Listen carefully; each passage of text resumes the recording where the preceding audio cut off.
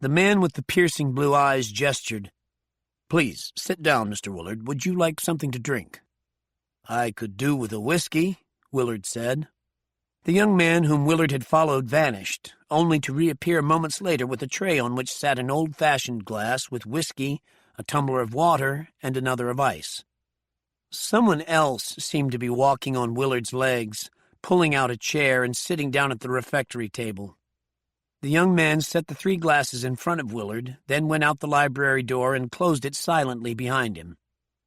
"I don't understand how you could be expecting me," Willard said. Then he remembered his 8 hours of scouring the internet in search of information on the Munition Club. "My computer's ISP number is protected." "Nothing is protected." The man took hold of the book and, turning it around, pushed it over to Willard. "Tell me what you make of this." Willard looked down at an illustration of a series of letters and odd symbols. He recognized the Latin letters, but the others were unknown to him. Then a little thrill rippled down his spine. Unless he was mistaken, this series was the same as the engraving in the photos Oliver Liss had showed him and Peter Marks. He looked up into those electric blue eyes and said, "I don't know what to make of it." "Tell me, Mr. Willard, are you a student of history?" "I like to think so." "Then you know about King Solomon." Willard shrugged. "More than most, I imagine." The man across from him sat back and laced his fingers over his lean stomach. Solomon's life and times are steeped in myth and legend. As in the Bible, it's often difficult, if not impossible, to discern truth from fiction. Why? Because his disciples had a vested interest in obscuring the truth. By far the most outrageous stories arose concerning the hoard of Solomon's gold, vast amounts that supposedly staggered the imagination. Historians and archaeologists now routinely ignore these stories as distorted or patently false. For one thing, where did all this gold come from? Solomon's legendary mines? Even if the king had harnessed 10,000 slaves, he could not have amassed such a legendary hoard in his brief lifetime. So now it's taken for gospel that there was no such thing as King Solomon's gold. He leaned forward and tapped the book illustration with his crooked forefinger. "This string of letters and symbols tells a different story. It is a clue. But oh, more than a clue, much more. It is a key, telling those who would listen that King Solomon's gold does indeed exist." Willard gave an involuntary chuckle. "Has something struck you as amusing?" "Forgive me, but I find this melodramatic gibberish hard to take seriously." "Well, you're free to leave whenever you want. Now, if you wish." As the man was turning the open book back toward himself, Willard reached out and stopped him. "I'd really rather not." Willard cleared his throat. "You were speaking of truth versus fiction." He paused only a moment. "Perhaps it would help if you told me your name." "Benjamin L. Arian. I'm one of the handful of resident scholars the Munition Club employs to deal with matters of ancient history and how it impacts the present. Again, you'll forgive me, but I don't for a moment believe that I was suddenly and out of the blue granted an interview with a simple scholar after trolling through the internet for 8 hours trying to find source material on the Munition Club. No, Mr. L. Arian, though you may well be a scholar, that can hardly be all you are." L. Arian contemplated him for some time. "It seems to me, Mr. Willard, that you're far too thoughtful and perceptive to find anything I say amusing." He took the book and turned the page. "And please let us not forget that it was you who came here, seeking knowledge, presumably?" His eyes lit up in what might have been an instant of merriment. "Or were you thinking of seeking employment in order to infiltrate us, as you did with the NSA? I'm surprised you're aware of that. It was hardly common knowledge." "Mr. Willard," L. Arian said, "there isn't anything about you we don't know, including your role in Treadstone." "Ah, at last we come to the crux of the matter," Willard thought. He waited, his expression perfectly neutral, but watching Benjamin L. Arian as if L. Arian were a spider sitting in the center of his web. "I know Treadstone is something of a hot-button issue with you," Elarian said, "so I'll tell you what I know. Please don't hesitate to correct me if I have any facts wrong. Treadstone was started by Alexander Conklin, inside Central Intelligence. His brainchild gave birth to only 2 graduates, Leonid Danilovich Arkadin and Jason Bourne. Now you have resurrected Treadstone under the aegis of Oliver Liss, but almost immediately Liss is dictating to you even more than CI did to your predecessor." He paused to give Willard time to correct him or make objections. When his guest remained silent, he nodded. "All this is prologue, however." He tapped the open book again. "Since Liss has given you orders to find the gold ring with this engraving, it might interest you to know that he is not operating as an independent entity." Willard tensed. "So, who am I actually working for?" Elarian's smile held a sardonic edge. "Well, like all things in the matter, it's complicated. The man who has been providing his funding and intel is Jalal Asai." "Never heard of him." "Nor should you have. Jalal Asai does not move in your circles. In fact, like me, Asai makes it his business to remain unknown to people like you. He's a member of the Munition Club, or rather, he was. You see, for some years this particular ring was presumed lost. It's the only one of its kind, for reasons that will become clear to you momentarily." Elarian rose and, crossing to a section of the bookcases, pressed a hidden stud. The section swung outward, revealing a tea service consisting of a chased brass pot, a plate with an array of tiny powdered cakes, and 6 glasses, each narrow as a shot glass, but perhaps 3 times its height. He loaded them onto a tray and brought them back to the table. In a ceremonial manner, he poured tea for them both, then gestured toward the plate of cakes for Willard to help himself. He settled himself, sipping and savoring his drink, which, Willard discovered, was sweet mint tea, a Moroccan staple. Back to the matter at hand. Elarian took a sweet and popped it in his mouth.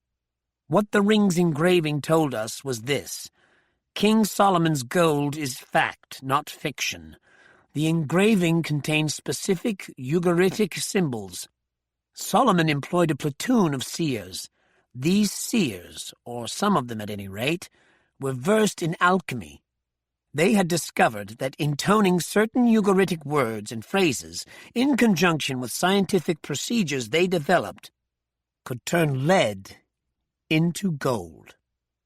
Willard sat stunned for a moment. He didn't know whether to laugh or cry. "Lead into gold?" he said finally. "Literally?" "Literally."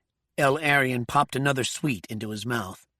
"This is the answer to the seemingly unsolvable mystery I proposed before, namely, how Solomon amassed such a hoard of gold in his short lifetime." Willard shifted in his seat.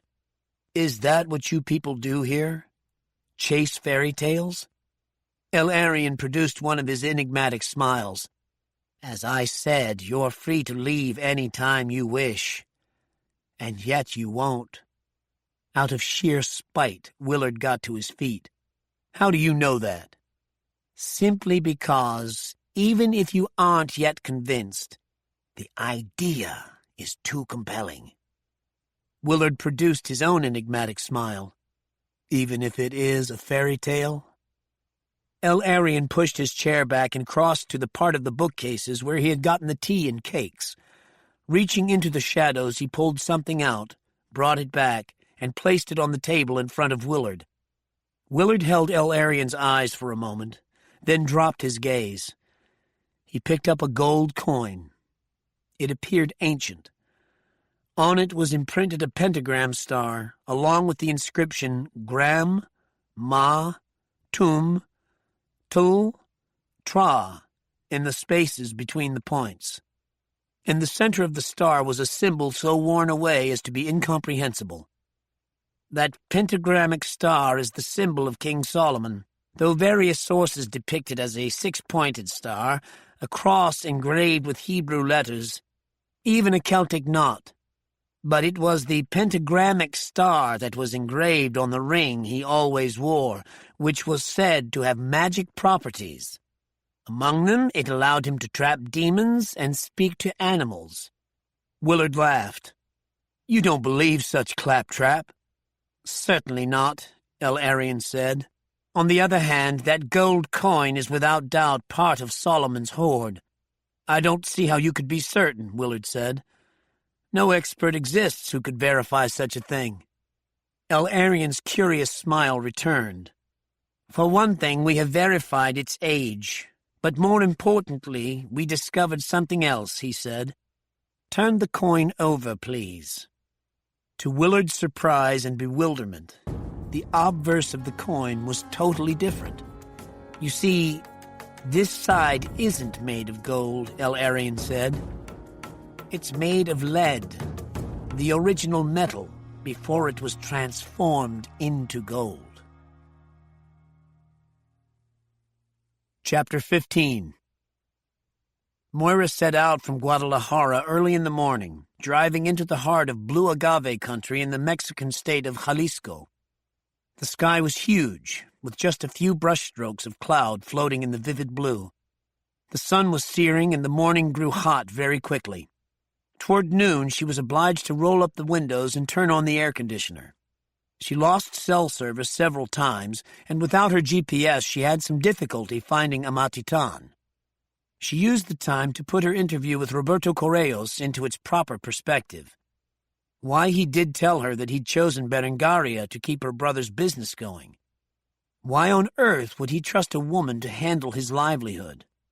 Moira had met many men like Correos, and none of them was enlightened when it came to females. Screwing, cooking, having babies, that was the extent of their expectations of women. She mulled these questions over for hours until at last she caught sight of Amatitan. Correos had a burning need for revenge. In a hot-tempered man of his blood, revenge was a matter of honor. Cuckolding his cousin wouldn't be enough for him. It made sense that Correos would want to ensnare Narciso in the kind of life his cousin had tried so desperately to put behind him. That was revenge. If Berengaria was, indeed, heir to the drug business, then it followed a man must be running the show behind the scenes. Who? Correos wasn't going to tell her, and there was nothing she had to barter with except her body, which she was not about to use. But Berengaria was another story. Piranha she might be, but Moira had had dealings with piranhas before. What had aroused her suspicions most was that Correos hadn't been concerned that whoever had stolen the laptop now had access to Gustavo's client list. The only reason for this was that Correos was already in business with him. The endless fields of blue agave passed by on either side. Workers toiled in the fields, sweating and grunting with their efforts. The Skydel Estancia was just ahead. If, as she now believed, Esai's laptop, the computer stolen from Gustavo Moreno, contained the drug lord's client list, then there must be something else on it of great importance to her employer, and she was willing to bet that it wasn't simply his family history, as he'd claimed. Then why had Esai lied to her? What was he hiding? "Oliver Liss has lied to you from the first day he met you," Benjamin Arian said. "I expect everyone to lie to me," Willard said. "It's a necessary evil of the life I lead." The two men were walking in the Moorish cloister outside the Munition Club library. Here they were sheltered from the wind. The sun, high in the sky, spilled its warmth onto their shoulders. "So you're at peace with it?" "Of course not." Willard inhaled deeply. There was something planted in the cloister, an herb or spice, whose scent he found pleasant and familiar. "My life is a war. I sift through the lies. I've trained myself to see past them. Then I act accordingly. You already know that Oliver Liss has no intention of allowing you to run Treadstone as you see fit." "Of course, but I needed someone to get Treadstone off flatline.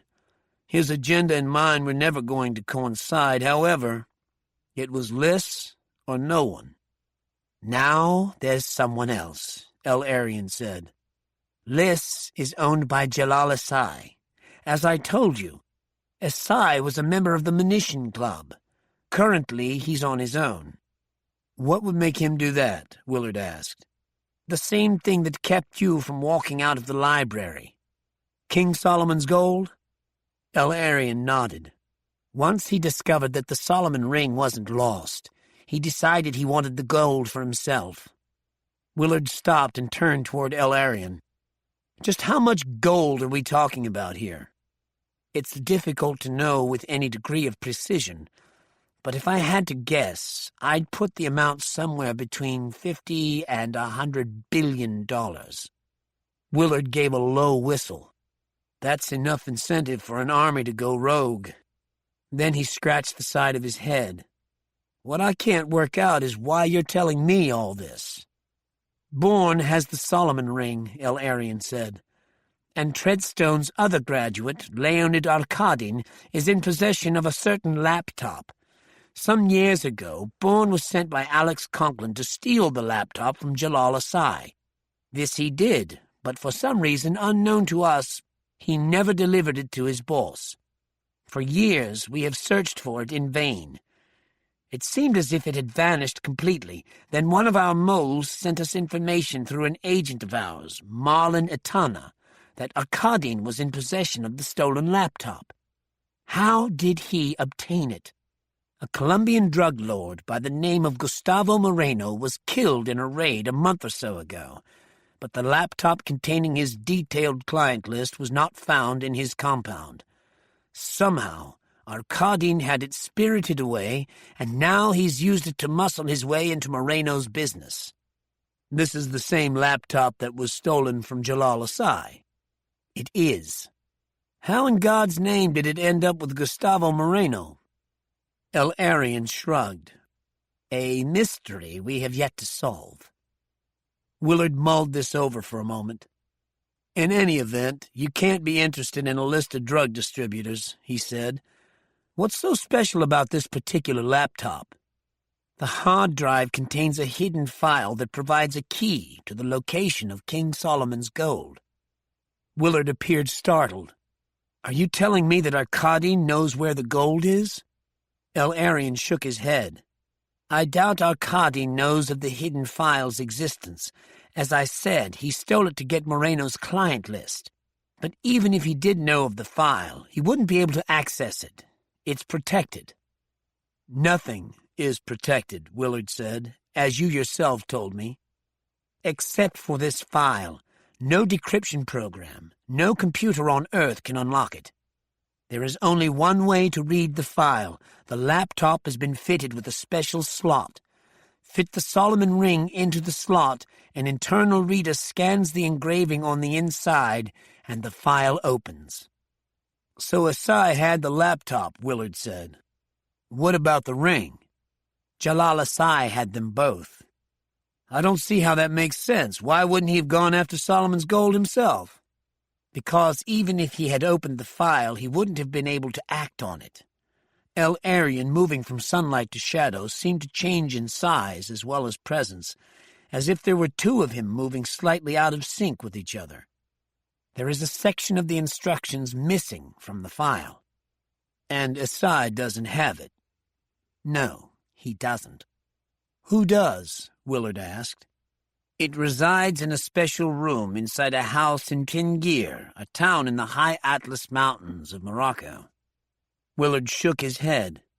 "I know it's easy to ask after the fact, but why was Asai entrusted with the ring and the laptop?" "His family is the oldest, the most religiously strict. It was felt that he was the best choice." There was a small silence as both men presumably contemplated the misjudgment that had been made.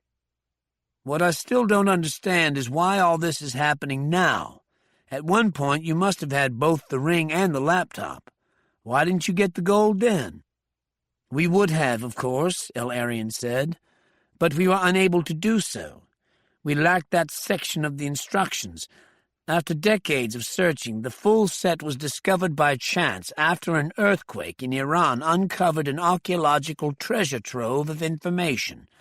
much of it spirited out of the great library at Alexandria before the first fire. One scroll contained information on King Solomon's court. And this came to light after the ring disappeared and the laptop was stolen.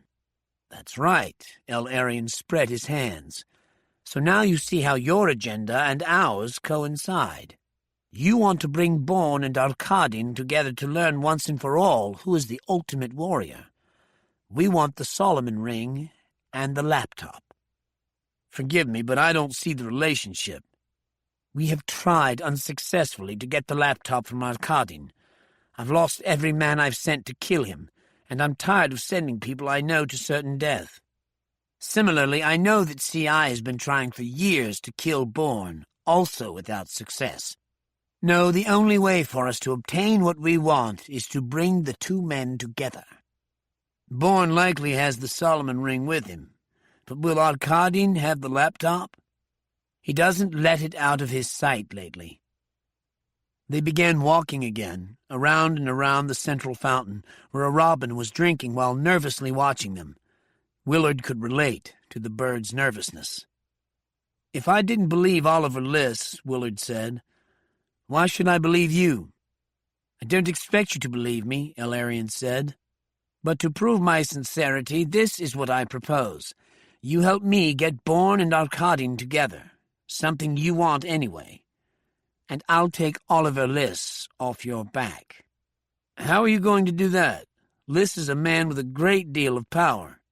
Believe me, Mr. Willard, Oliver Liss doesn't know the meaning of power.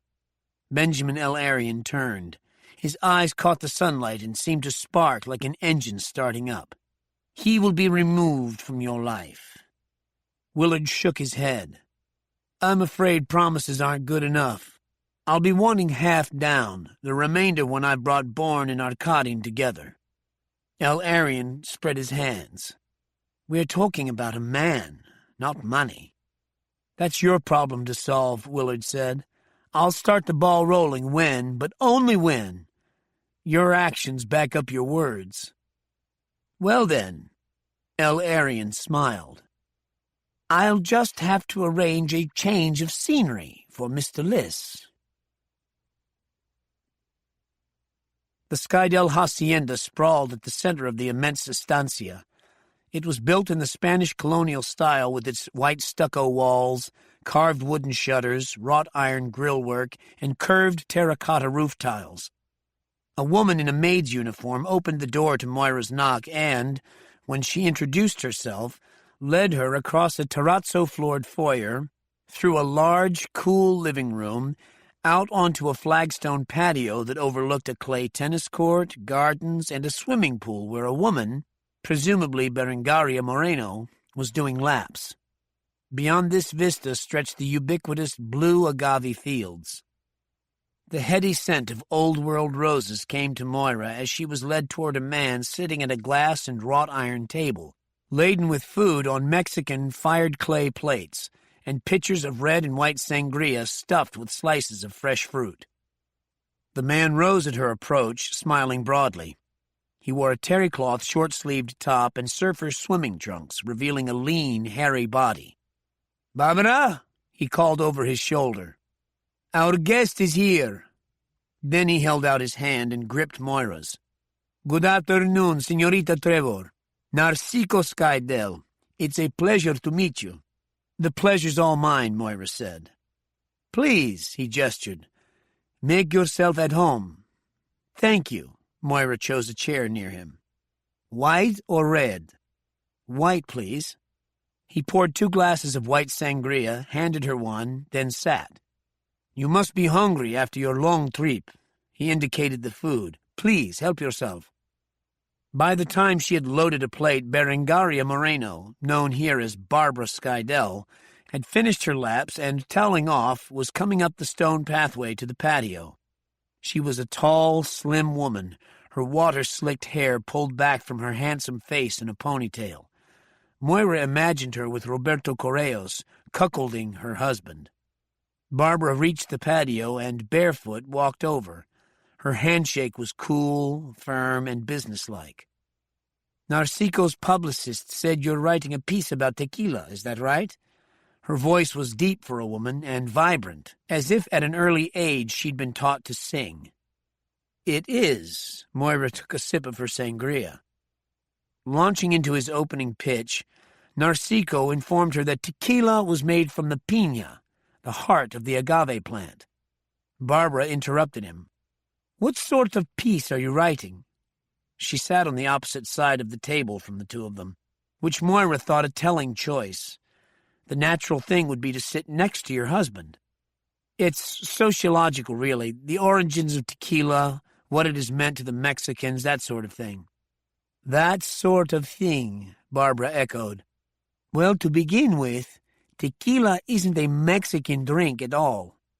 But the Mexicans had to know about the agave plant. Of course. Barbara Skydell took a plate and filled it with food from different serving platters. For centuries, the piña had been cooked and sold as candy. Then the Spaniards invaded. It was the Spanish Franciscans who settled in this fertile valley and founded the town of Santiago de Tequila in 1530. It was the Franciscans who conceived of fermenting the piña's sugars into a potent liquor. So, Moira said, the agave was yet another aspect of Mexican culture appropriated and changed by the conquistadors. Well, it's worse than that, really. Barbara licked her fingertips, reminding Moira of Roberto Correos. The conquistadors merely killed the Mexicans. It was the Franciscans who traveled with them, systematically dismantling the Mexican way of life and replacing it with the particularly cruel Spanish version of Catholicism. Ethnically speaking, it was the Spanish church that destroyed Mexican culture. She smiled with her teeth. The conquistadors were merely soldiers. They were after Mexican gold. The Franciscans were the soldiers of God. They wanted the Mexican soul. As Barbara poured herself a goblet of blood-red sangria, Narciso cleared his throat. As you can see, my wife has become a fierce advocate of the Mexican way of life. He seemed embarrassed by this discussion, as if his wife was guilty of bad manners. Moira wondered how long Barbara's convictions had been a bone of contention between them. Did he disagree with her, or did he think her outspokenness on this issue was bad PR for his company, which was, after all, wholly dependent on consumers? You didn't always hold that conviction, Senora Skydell. Growing up in Colombia, I knew only the struggle of my people against our dictator generals and fascist armies. Narciso sighed theatrically. Mexico has changed her. Moira did not miss the hint of bitterness in his voice. She studied Barbara as she ate, an elemental act that often revealed more about people than they realized. Barbara ate quickly and aggressively, as if there were a need to defend her food, and Moira wondered what her upbringing had been like. As the only female child, she would have been served last with her mother. Also, she was wholly concentrated on her food, and Moira imagined it was a sensual experience for her. Moira liked the way she ate. She found it endearing, and she thought again of Correo's description of her as a piranha. At that moment, Narciso's cell phone buzzed, and taking it up, he rose and excused himself. Moira noticed that Barbara ignored him as he walked back inside the hacienda. As you can already see, Barbara said, there are a number of ways to tell this story. She had a very direct way of speaking and of looking at you when she spoke. I like to influence the way you tell it. You already have. Barbara nodded. She was one of those fortunate women with excellent bone structure, lucid skin, and a tight athletic body, all of which naturally defied the passing of time. It was impossible to guess her precise age. Judging by her manner, Moira supposed she might have reached 40, though she looked a good 5 or 6 years younger. Where are you from? Actually, I just came from Bogota, Moira said. She knew she was taking a chance, but she didn't have the time to draw this out, and she felt the need to take advantage of Narciso's absence. I saw Roberto Correos, Narciso's cousin. She watched the other woman's face carefully. And, coincidentally or not, an old friend of yours. Something dark and cold passed across Berengaria Moreno's face. I don't know what you mean. Correos and I never saw eye to eye, she said coldly. How about mouth to mouth? For a long, uncomfortable moment, Barbara sat perfectly still. When she opened her mouth again, she no longer looked handsome or even appealing, and Moira knew precisely what Correios had meant. Here comes the piranha, she thought. In a low voice filled with menace, Barbara said, I could have you thrown out on your ass, beaten senseless, or even, she bit back her words. Or what? Moira said, egging her on. Have me killed? Well, we know your husband wouldn't have the balls to do it. Unexpectedly, Barbara Skydell exploded into laughter. Oh, Jesus mio, can you imagine? But almost immediately she sobered up. Roberto had no business telling you about what happened. You'll have to take that up with him. Moira noticed Barbara glance back at the house where Narciso, still on his cell, paced up and down behind one of the French doors. Barbara stood. Why don't we go for a walk? After hesitating for a moment, Moira drank off the last of her sangria and, rising, followed Barbara down past the tennis court toward the gardens. When they were far away from the hacienda, in among a dusty stand of dwarf pine trees, Barbara turned to her and said, You interest me. Who are you? Because you sure as hell aren't a reporter. Moira mentally braced herself for the worst. What makes you say that? Barbara leaned in toward her in the menacing manner of certain men. Roberto never would have told a reporter about us.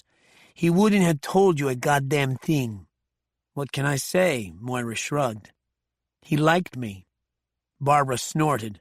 Roberto doesn't like anyone, and he only loves himself. She cocked her head, and abruptly her manner changed from menacing to seductive. Backing Moira against the trunk of a tree, she put her hand up, twining a wisp of Moira's hair around her forefinger. So then you fucked him, or at least gave him a blowjob. He didn't touch me. The back of Barbara's hand stroked Moira's cheek. Was Barbara jealous, trying to seduce her, or just screwing with her mind? Somehow you got to him. How did you do it? Moira smiled. I graduated top of my class in charm school. Barbara's long fingers were like feathers against her cheek and ear. What did Roberto see in you? He may be a brute and a swine, but one of his great strengths is sizing up people virtually from the moment he meets them. So I'm left wondering why you come here. She pressed her lips against Moira's cheek. It isn't to interview my husband. I think we've established that much. Moira felt she needed to shock Barbara in order to gain the upper hand. I've come to investigate the murder of the man found on your property several weeks ago. Barbara stepped back. Your police? The American police are interested in the murder? I'm not police, Moira said. I'm federal. All the breath seemed to go out of Barbara. Christ, she said. That's how you got to Roberto. Moira said, Berengaria, I want you to take me to the place where the body was found. I want you to take me there now. Bourne drove Otavio Moreno's gray Opel, following precisely the directions Coven had given him. Beside him, Otavio was readying all the purchases Bourne had made. There was silence between them, just the thrumming of the tires on the road, the hiss of oncoming traffic working its way through the closed windows. 20 minutes, Bourne said finally. We'll be ready, Otavio replied without lifting his head from his work. Don't worry. Bourne wasn't worried. It wasn't in his nature. Or if it had once been, his treadstone training had long since burned it out of him. He was thinking of Coven, the man with what was without a doubt a CI Field Ops code name. He well knew that CI trained and directed a cadre of field operatives who specialized in wet work. He needed to know everything he could about Coven before their encounter, and there was only one person who could help him. Taking out his cell, he punched in a number he hadn't used in some time. When the familiar voice answered, he said, Peter? It's Jason Bourne. Peter Marks was on his way to see Chief Inspector Lloyd Phillips, who was waiting for him at the Vesper Club, when the call came in. He fairly vibrated when he heard Bourne's voice. Where the hell are you? Marks, in the back of one of those huge London cabs, found himself shouting. "I need your help," Bourne said. "What do you know about Coven?" "The CI field op?" "You didn't say our field op. Have you left CI, Peter?" "Actually, I quit not so long ago." Marks had to will his heart rate back down to acceptable levels. He needed to find out where Bourne was and get to him. "Danziger has created a toxic atmosphere that I wouldn't tolerate. He's slowly getting rid of anyone loyal to the old man." He coughed as a sudden chill went through him, and he shivered briefly. "You know he canned Soraya." "I didn't. Jason, I want you to know, I'm damn glad you're alive." "Peter, about Coven." "Right, Coven. He's as dangerous and as successful as they get." Marks thought for a moment. "Hard, remorseless, a real shit. Would he harm a child?" "What?" "You heard me," Bourne said. "Jesus, I don't think so. He's a devoted family man, if you can believe it." Marks took a breath. "Jason, what the hell's going on?" "I don't have time now. Listen, I was sent to London to find out what the hell happened at the Vesper Club. Peter, the incident at the Vesper Club happened last night. If you really are in London." "I am. I'm on my way to the Vesper Club now." "You were already on the plane when I was at the club, so cut the bullshit, Peter. Who are you working for now?" "Willard." "You're Treadstone." "That's right. We're working for the same—" "I don't work for Treadstone. Or Willard. In fact," Bourne went on, "when I see Willard again, I'm going to wring his neck. He sold me out. Why did he do that, Peter?" "I don't know." "Goodbye, Peter. Wait, don't hang up. I need to see you." There was a brief pause. Marks found that his hand was sweating so badly the phone almost slipped from his grip. "Jason, please. This is important. Aren't you going to ask me why I was with the man who knifed Diego Herrera? You can tell me if you want, but frankly, I don't care. I know you must have had a good reason." "Good man. Willard is training you well." "You're right, of course. Willard's a perfect shit. He'll do anything to resurrect Treadstone." "Why?" Marks hesitated. He'd never liked hitching his star to Willard's dream, but at the time he felt he'd had no choice. And of course, Willard had played him perfectly, working on his desire to get revenge against Danziger and his puppet master, Bud Halliday. When Willard had promised him that he'd find a way to take Halliday down and Danziger with him, he was in. But Willard had made a mistake when he'd asked Marks to betray Bourne. Willard, having no loyalty except to the idea of Treadstone, couldn't conceive of the idea of personal loyalty, let alone have an inkling of its power. He took a deep breath and said, "Willard wants to get you and Arkadine together so he can determine once and for all which of Treadstone's training protocols is superior. If Arkadine kills you, then he'll go back to the original protocols, make some minor adjustments, and start training recruits." "And if I kill Arkadine?" "Then, Jason, he says he'll have to study you to find out how your amnesia has changed you, so he can alter the Treadstone training program accordingly. A monkey in a cage." "I'm afraid so, yes." "And you're meant to take me back to Washington." "No, it's not that simple. But if you'll meet me, I'll explain everything." "Maybe, Peter. If I think I can trust you." "Jason, you can. You absolutely can."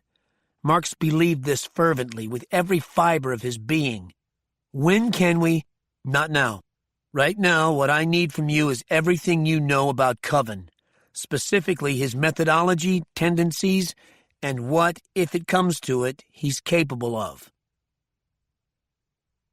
Bourne listened to Peter Marks, filing away everything he said. Then he told him he'd be in touch and disconnected. For a time, he concentrated on the traffic piling up, allowing his subconscious to work on the problem at hand. That is, how to neutralize Coven without jeopardizing Chrissy and Scarlett. Then he saw a sign for George Street and immediately recalled his afternoon in Oxford. And yet his thoughts were not of Chrissy and Professor Giles.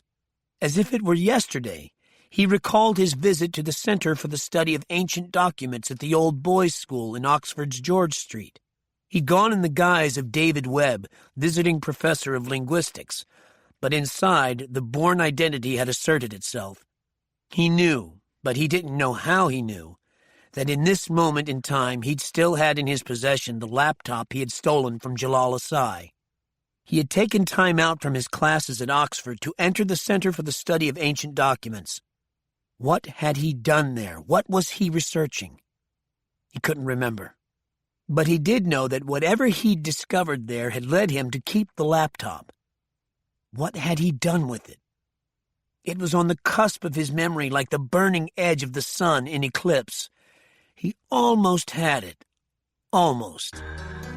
And then the turnoff Coven had described was coming up on the right, and he had to step away from the cusp, let it go, because it was time to confront Coven. Chapter 16. We'll have to walk from here. Barbara climbed out of the jeep.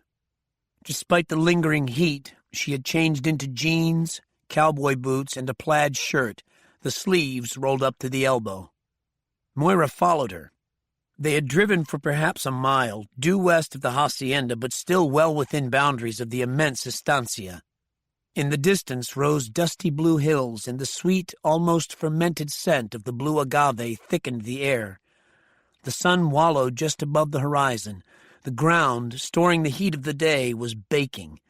To the west, the sky was white and glaring. Narciso said this would all blow over, but I knew different. Why is that? Moira said. That's the way things always happen. What things? Moira pressed. You'll get fucked by the smallest things. Murder is a small thing? Barbara lifted her chin in gesture of contempt. You think I give a rat's ass about someone I don't even know? What became of the police investigation? She asked as they walked through the arid scrubland. The usual. Barbara squinted into the sun. An inspector from Tequila asked me some questions, but there was no identification on the man and no one claimed the body. He spent several weeks interviewing us and everyone on our staff. He made a complete nuisance of himself. He kept saying that there was a reason the victim was found on our estancia. We became prime suspects, but he and his kind are so inept that finally he was forced to give up spewing innuendos and speculation. Then complete silence. So far as I knew, the case was closed. That's the Mexican perspective, Moira said. For us, the murder has taken on larger implications. The concern Moira had heard before crept back into Barbara's voice. Like what? For one thing, we know that the victim worked for your late brother in his compound outside Mexico City, so a link has been established between you and the victim. He worked for Gustavo? I had no idea. I had nothing to do with Gustavo's business dealings. Really. The fact that you've been sleeping with his supplier makes that difficult to believe. And for another? Moira deliberately kept silent. It appeared that they were approaching the crime scene, or at least the spot where the body had been dumped, because Barbara slowed and began to look around. This is it. Barbara pointed to a spot a few feet ahead of them. That's where the body was found. In this arid climate, footprints from several weeks ago were still visible, but they were inextricably overlaid with the boot prints of the police. Moira picked her way slowly around the periphery, scrutinizing the ground. The earth hasn't been dug up or even disturbed very much. Doesn't look like the crime scene was scoured. It wasn't. They dragged us out here while they were here, Barbara said. Moira began her investigation in earnest. Snapping on a pair of latex gloves, she pawed through the dirt, dust, and scrub. By whatever mysterious means, Jalal Asai had obtained copies of the forensic photos of the victim, which showed him lying on his left side. His wrists were tied behind his back and his legs were bent at an angle, his head bent forward. From this, it could be deduced that he had been kneeling at the moment of his demise.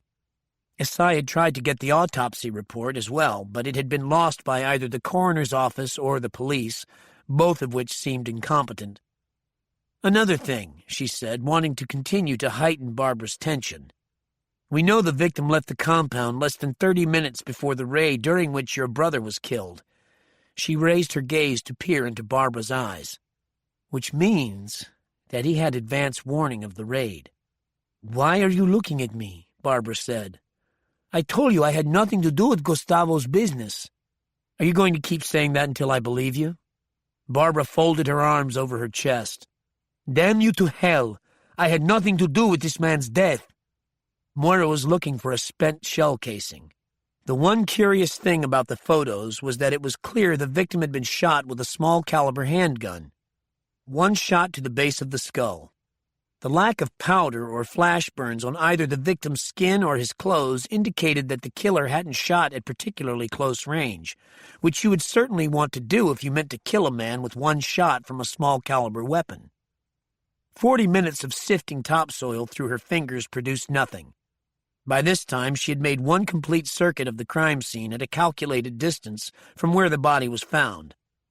Of course, it was possible that the victim had been killed elsewhere and dumped here, but she didn't think so. If, as she suspected, the killer's motivation was not only to silence the victim but also to implicate the Skydells, he would want the killing to occur on their property. At a wider radius from the kill spot, more scrub grew, and Moira, once again down on her knees, began to excavate around the base of these gray-green plants. The sun was lowering, passing through a stray band of striated cloud. The landscape turned blue-gray in the false twilight. Moira sat back on her hams, waiting for more light. When the sun began to emerge, the crime scene was pierced with brilliant shards of red gold, scattering across the ground at an acute angle.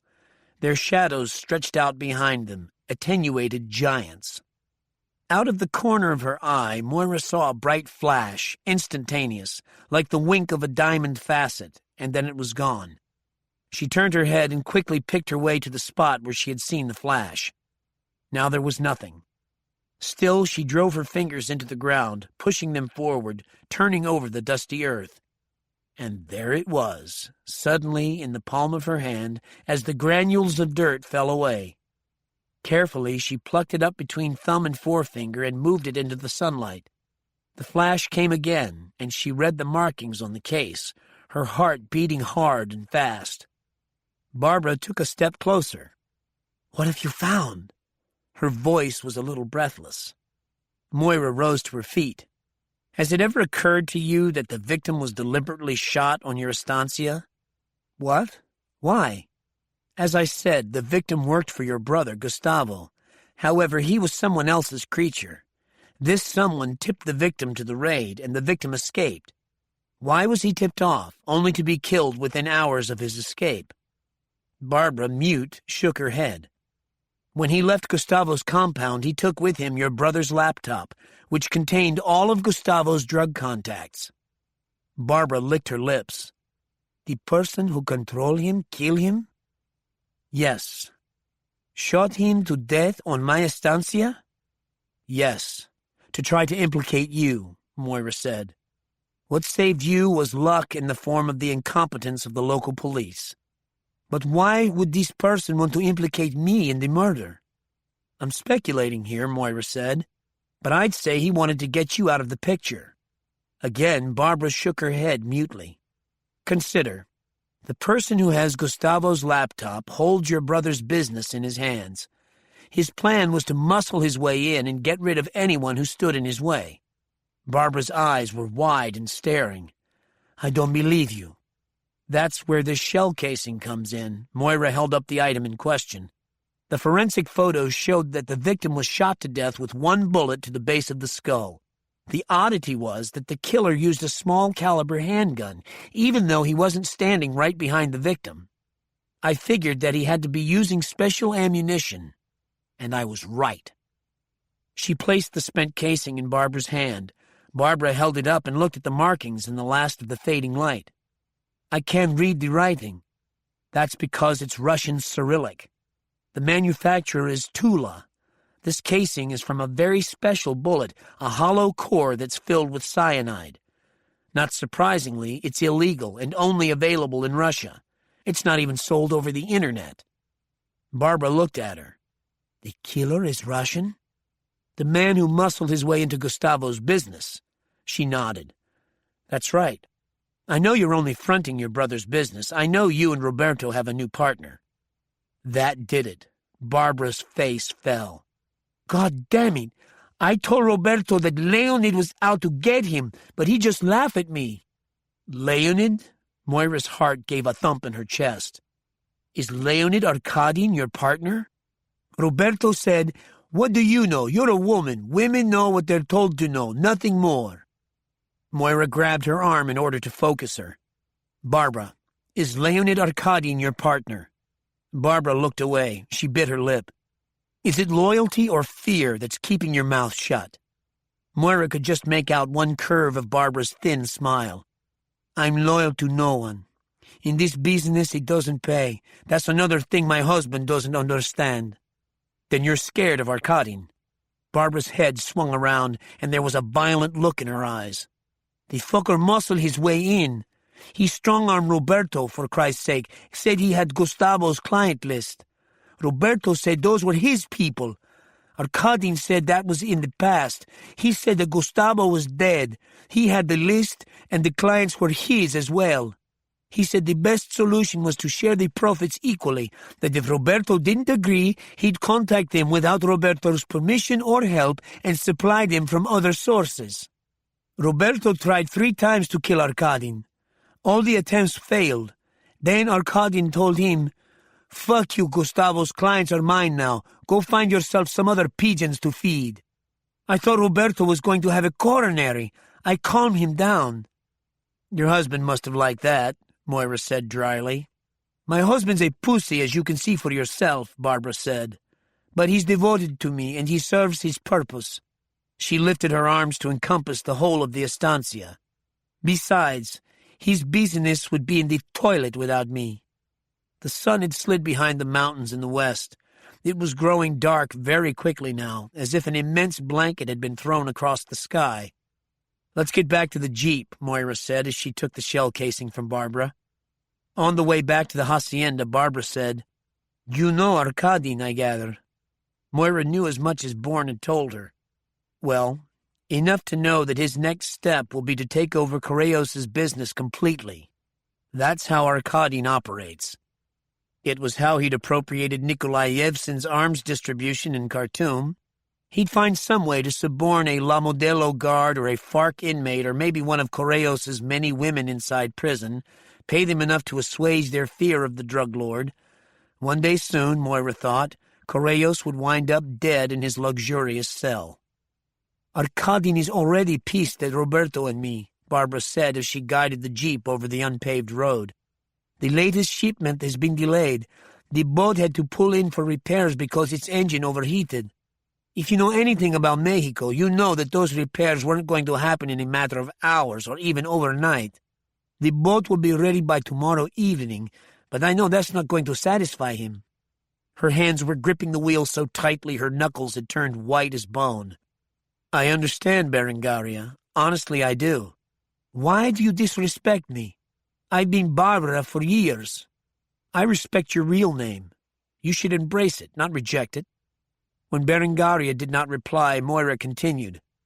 Arkadin has his rules, and they're inflexible. Both you and Roberto will forfeit something for the delay. Berengaria stared straight ahead. I know. And listen, Mommy, if this shipment should fail to reach its destination, someone else will be paying you a visit, someone not nearly as kind and understanding as I am. You can be sure that's how Arkadin wants it and how it's going to be. Berengaria thought for a long time. The sun had already slipped behind the purple mountains. The sky seemed scrubbed of clouds. In the east, darkness was gathering. They seemed to drive for a long time, as if Berengaria was driving in circles, as if she was reluctant to return to the hacienda. At length, she braked and put the jeep in neutral. Then she turned to Moira. What if, she said with a particular ferocity, that's not how I want it to be. Moira experienced the joy of the wheel turning, of Berengaria finally being in her sights. She returned her fierceness with a grin. There, I think I can help you. Berengaria stared at her with an intensity that to another woman might have been disturbing. But Moira understood what it was she wanted, what their quid pro quo would be. She admired this woman and pitied her as well. Difficult enough to be a strong woman in a man's world, but to maintain your strength in the Latino world was a task worthy of an Amazon. And yet, above and beyond her personal feelings was the knowledge that Berengaria was her target. What she needed from Berengaria she would get. Now she knew how to get it. Leaning over very slowly, she took Berengaria's head in her hands and pressed her lips to hers. Berengaria's eyes opened wide for just a split instant before they fluttered closed. Her lips softening, then opening, she gave herself over to the kiss. Moira felt the moment of her capitulation with both a sense of triumph and compassion. Then she felt Berengaria's hand on the nape of her neck, the pressure of passion unleashed, and she sighed into Berengaria's sweet mouth. My name is Lloyd Phillips, Chief Inspector Lloyd Phillips. Peter Marks introduced himself and shook the proffered hand, which was pale, limp, and nicotine-stained. Lloyd Phillips, in a cheap suit, frayed at the cuffs, sported a gingery mustache and thinning hair that might once have been the same color but now seemed dusted with ash. The chief inspector tried to smile but couldn't quite make it. Maybe those muscles had atrophied, Marks thought wryly. He showed Lloyd Phillips his bogus credentials, which claimed he worked for a private firm under the auspices of the DOD and, therefore, had the power of the Pentagon behind him. They were standing in the deserted lobby of the Vesper Club, which had been cordoned off by the police as a crime scene. Marks said, "One of the alleged perpetrators might be a person of interest to my superiors. That being the case, I'd appreciate a look-see at the relevant CCTV tape from last night." Lloyd Phillips shrugged his thin shoulders. "Why not? We're already printing up flyers with the photos of the two men's faces to distribute to the Metropolitan Police and personnel at all train stations, airports, and shipping terminals." The chief inspector led him through the casino proper, down a corridor, and into the back rooms, one of which was hot and smelled of electronics. A technician sat in front of a complex board filled with dials, sliders, and a computer keyboard. Just above were two lines of monitors, each showing a different part of the casino. From what Marks could see, no nook or cranny had been ignored, even the lavatories. Lloyd Phillips bent over the technician, murmured something, to which the man nodded and started punching keys. The chief inspector reminded Marks of a character out of any one of 100 British spy novels.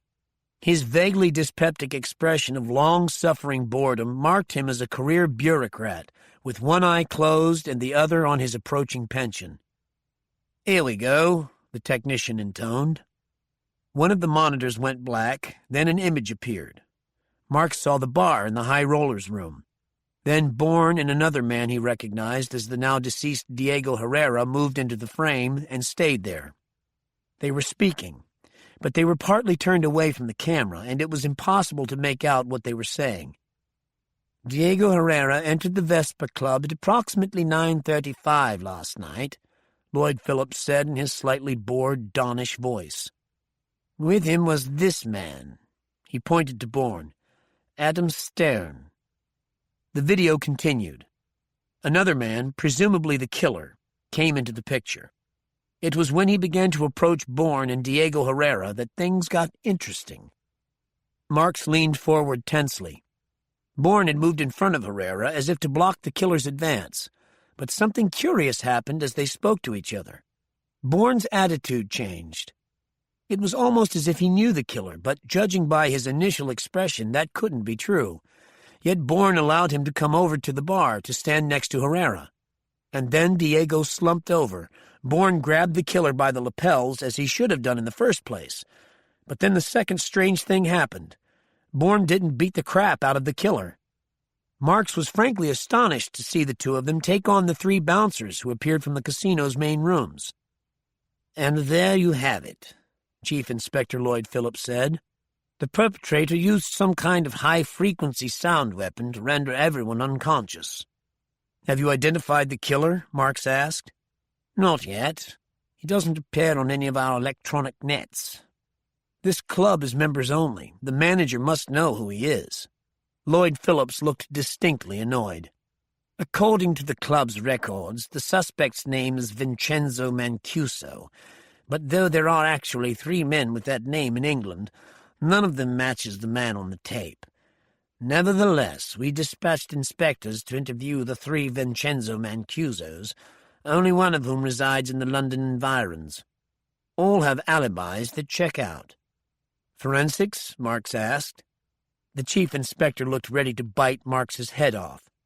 No suspicious fingerprints were found, and there was no sign of the murder weapon. On my orders, the men fanned out within a mile radius of the club, pawing through dustbins, peering down storm drains, and the like. They even dredged the river, though no one had a hope of finding the knife. All searches have so far proved fruitless. And what of the other man, Adam Stone?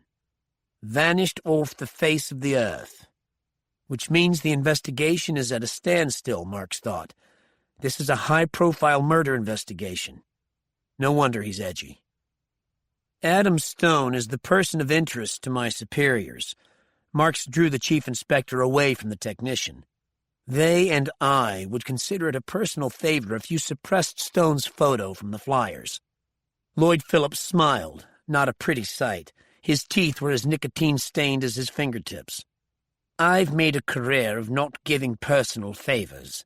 That's how I keep my nose clean and my pension intact.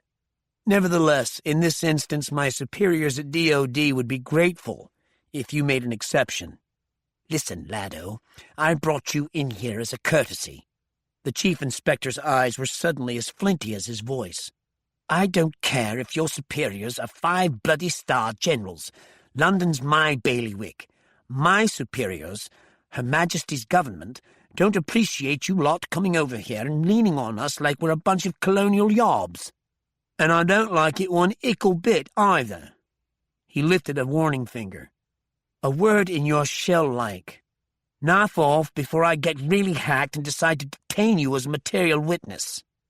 Thanks for your hospitality, Chief Inspector, Marks said dryly. Before I go, I'd like a copy of the photos of Stone and the un-ID'd man. Anything to get you out of my bloody hair. Lloyd Phillips tapped the tech on the shoulder. The tech asked for the number of Marks's cell, then pressed a button. A moment later, a digital still from the security tape of the 2 men side by side appeared on Marks's phone. All right, then. The chief inspector turned to Marks. Don't make me regret what I've done. Stay well away from me and my case, and you'll get on well. Back out on the street, the sun was struggling to be seen through masses of streaming cloud. The city roared all around Marks. He checked the photo on his PDA. Then he punched in Willard's private line and got right to his voicemail. Willard's phone was off, which, calculating the hour back in Washington, Marks thought odd. He left a detailed message, asking Willard to run the photo of the man who had knifed Diego Herrera through the Treadstone databanks, which had been amassed from those of the usual alphabet soup of CI, NSA, FBI, DOD, plus some others to which Willard had gained access.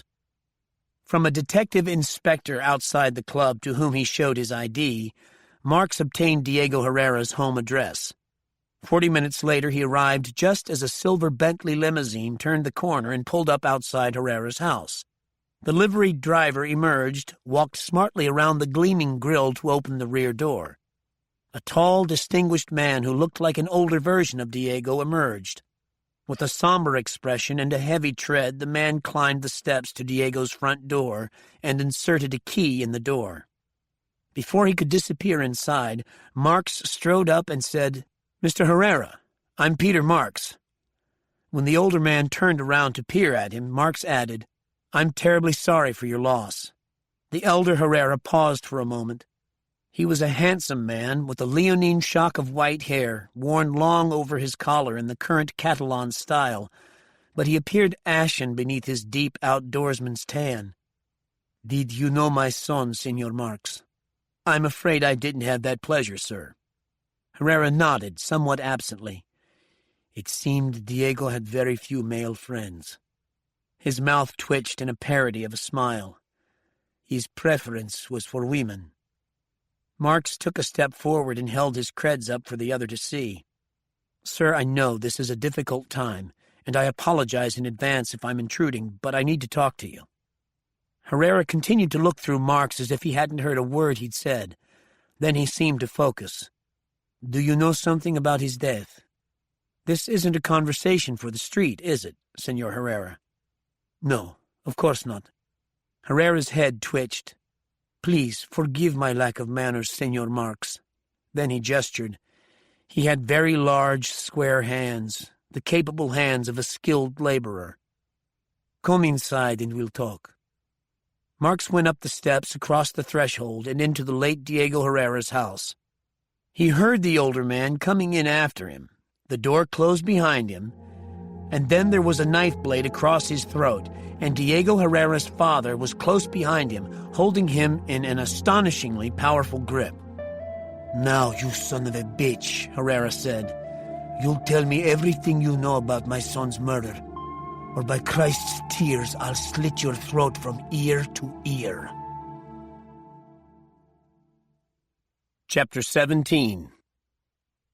Bud Halliday sat in a semicircular banquette at the White Knight's Lounge, a bar in an out-of-the-way area of suburban Maryland where he often came to unwind.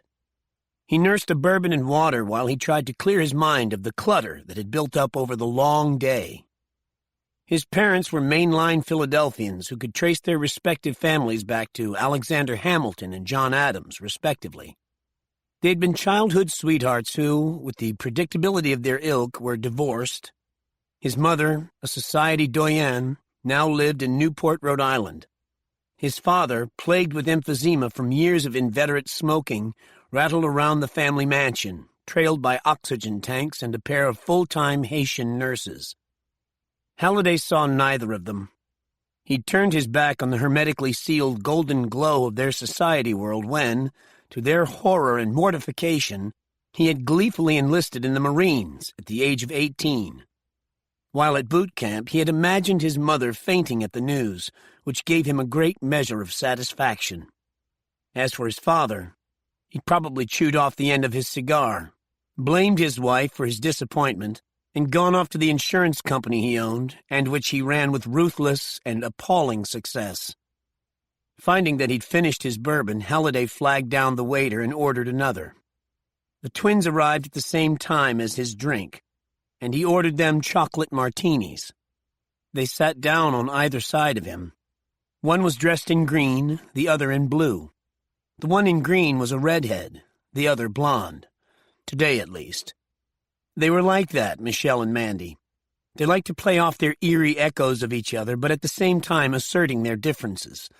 They were tall, almost 6 feet, with figures as lush and luscious as their lips. They could have been models, or possibly even actresses, given the expert way they played roles, but were neither vain nor empty-headed. Michelle was a theoretical mathematician, and Mandy was a microbiologist at the CDC. Michelle, who could have had her pick of chairs at any of the top universities in the country, instead worked for DARPA, the Defense Advanced Research Projects Agency, cooking up new cryptographic algorithms that could foil even the fastest computer, even used in tandem. Her latest used heuristic techniques, meaning it learned from every attempt to break it, as if it were a self-educating entity, changing on the fly. It required a physical key to unlock it. Never had two more fertile minds been wrapped in such delectable and erotic packages, Halliday thought, as the waiter set their chocolate martinis in front of them. They all raised their glasses in a silent toast to another night together. When they were off duty, the girls loved sex, chocolate, and sex in that order. But they weren't off duty yet. "What's your assessment of the ring?" Halliday asked Michelle. "It would help," she said, "if you had given me the real thing instead of a set of photos. Given that I didn't, what's your best guess?" Michelle took a sip of her drink as if needing time to set her thoughts in order or to figure out how to express them to Halliday, a mental midget compared with her and her twin. "It seems likely to me that the ring is a physical key." Halliday got interested in a hurry. He was keeping a sharp lookout. "Meaning?" "Just what I said. It may be the algorithm I'm working on, but the odd inscription on the inside of the ring appears to me to be like the ridges of a key." Responding to Halliday's quizzical look, she changed tack. Taking out a felt-tip pen, she drew on Halliday's napkin. Here we have a common key to a lock. It has ridges cut into it that are unique to it. Most common locks have 12 pins inside the lock cylinder, 6 upper and 6 lower. When the key is inserted in the cylinder, the ridges raise the upper pins above the shear line, allowing the shaft inside the cylinder to turn and the lock to open. So now, consider each ideogram of the engraving inside the ring as a notch. Slip the ring into the right lock and presto! Open sesame. "Is this possible?" he asked. "Anything's possible, Bud. You know that." Halliday stared at her drawing, suddenly galvanized. Her theory took a big leap of faith to believe, but the woman was a stone-cold genius. He couldn't afford to dismiss any theory she put forward, no matter how loopy it might sound on first blush. "What's in store for us tonight?" Mandy asked, clearly bored with this topic. "I'm hungry." Michelle pocketed her pen. "I haven't eaten a thing all day except for a Snickers I found in my drawer, and that was so stale the chocolate had turned white." "Finish your drink," Halliday said. She feigned a pout. "You know how I get when I drink on an empty stomach." Halliday chuckled. "So I've been told." "Well, it's true, and then some," Mandy said. And in another voice entirely, deeper, with plenty of vibrato, a singer's voice. "That little girl, she get freaky." "Whereas this one," Michelle said in precisely the same voice, "she already got her freak on." Both of them threw their heads back and laughed for precisely the same amount of time. Halliday, watching them, turning his head from side to side, felt a throbbing in his forehead as if he were observing a tennis match from too close. "Ah, there you are," Mandy said as their foursome was about to be completed. "We thought you might not be coming," Michelle said. Halliday palmed his diagram-covered napkin and hid it in his lap. Both the girls noticed, but said nothing, simply smiling into the face of the newcomer. "There is no power on earth." Jalala's sigh slid into the banquette and kissed Mandy in the place on her neck she liked best. "That could possibly have kept me away."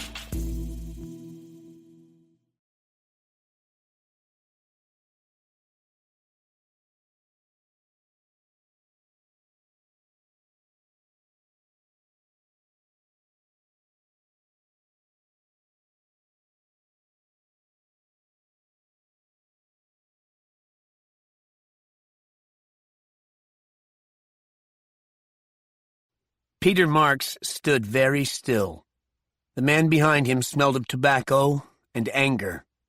The knife he held to Marks's throat was razor-sharp, and Marks, who certainly had enough experience in these matters, had no doubt that Herrera would slit his throat. "Senor Herrera, there's no need for these melodramatics," he said. "I'll gladly share with you everything I know. Let's just keep calm and not lose our heads here." "I'm perfectly calm," Herrera said grimly. "All right." Marks tried to swallow. His throat had dried up. "I'll admit up front that what I know isn't very much. It's got to be more than that bastard Lloyd shithead was willing to share. He told me to concentrate on making arrangements to bring my son back to Spain, which he said wouldn't be possible until the medical examiner was through with him." Now Marks understood why Herrera was in a fury. "I agree. The chief inspector is something of a dick." He swallowed. "But he's of no consequence now. I want to know why Diego was murdered almost as much as you do. Believe me, I'm determined to find out." This was true. Marks would never find Bourne without discovering what had happened last night in the Vesper Club, and why Bourne would leave with the murderer as if they were friends. Something wasn't adding up. He felt Herrera breathing behind him. It was deep and even, which to Marks was very frightening indeed, because it meant that despite his grief, this man was in full possession of all his faculties. This spoke of a powerful personality. It would be suicidal to fuck with him. "In fact," Marks continued, "I can show you a photo of the man who murdered your son." The knife blade trembled a moment in Herrera's huge fist. Then it was withdrawn, and Marks stepped away. He turned to face the older man. "Please, Senor Herrera, I understand the depth of your sorrow. Do you have a son, Senor Marx? I don't, sir. I'm not married. Then you can't know. I lost a sister when I was 12. She was only 10. I was so angry I wanted to destroy everything in sight. Herrera contemplated him for a moment, then said, So you know. He took Marx into the living room. Marx sat down on a sofa, but Herrera remained standing, looking at the photos of his son and presumably his many girlfriends that lined the mantel.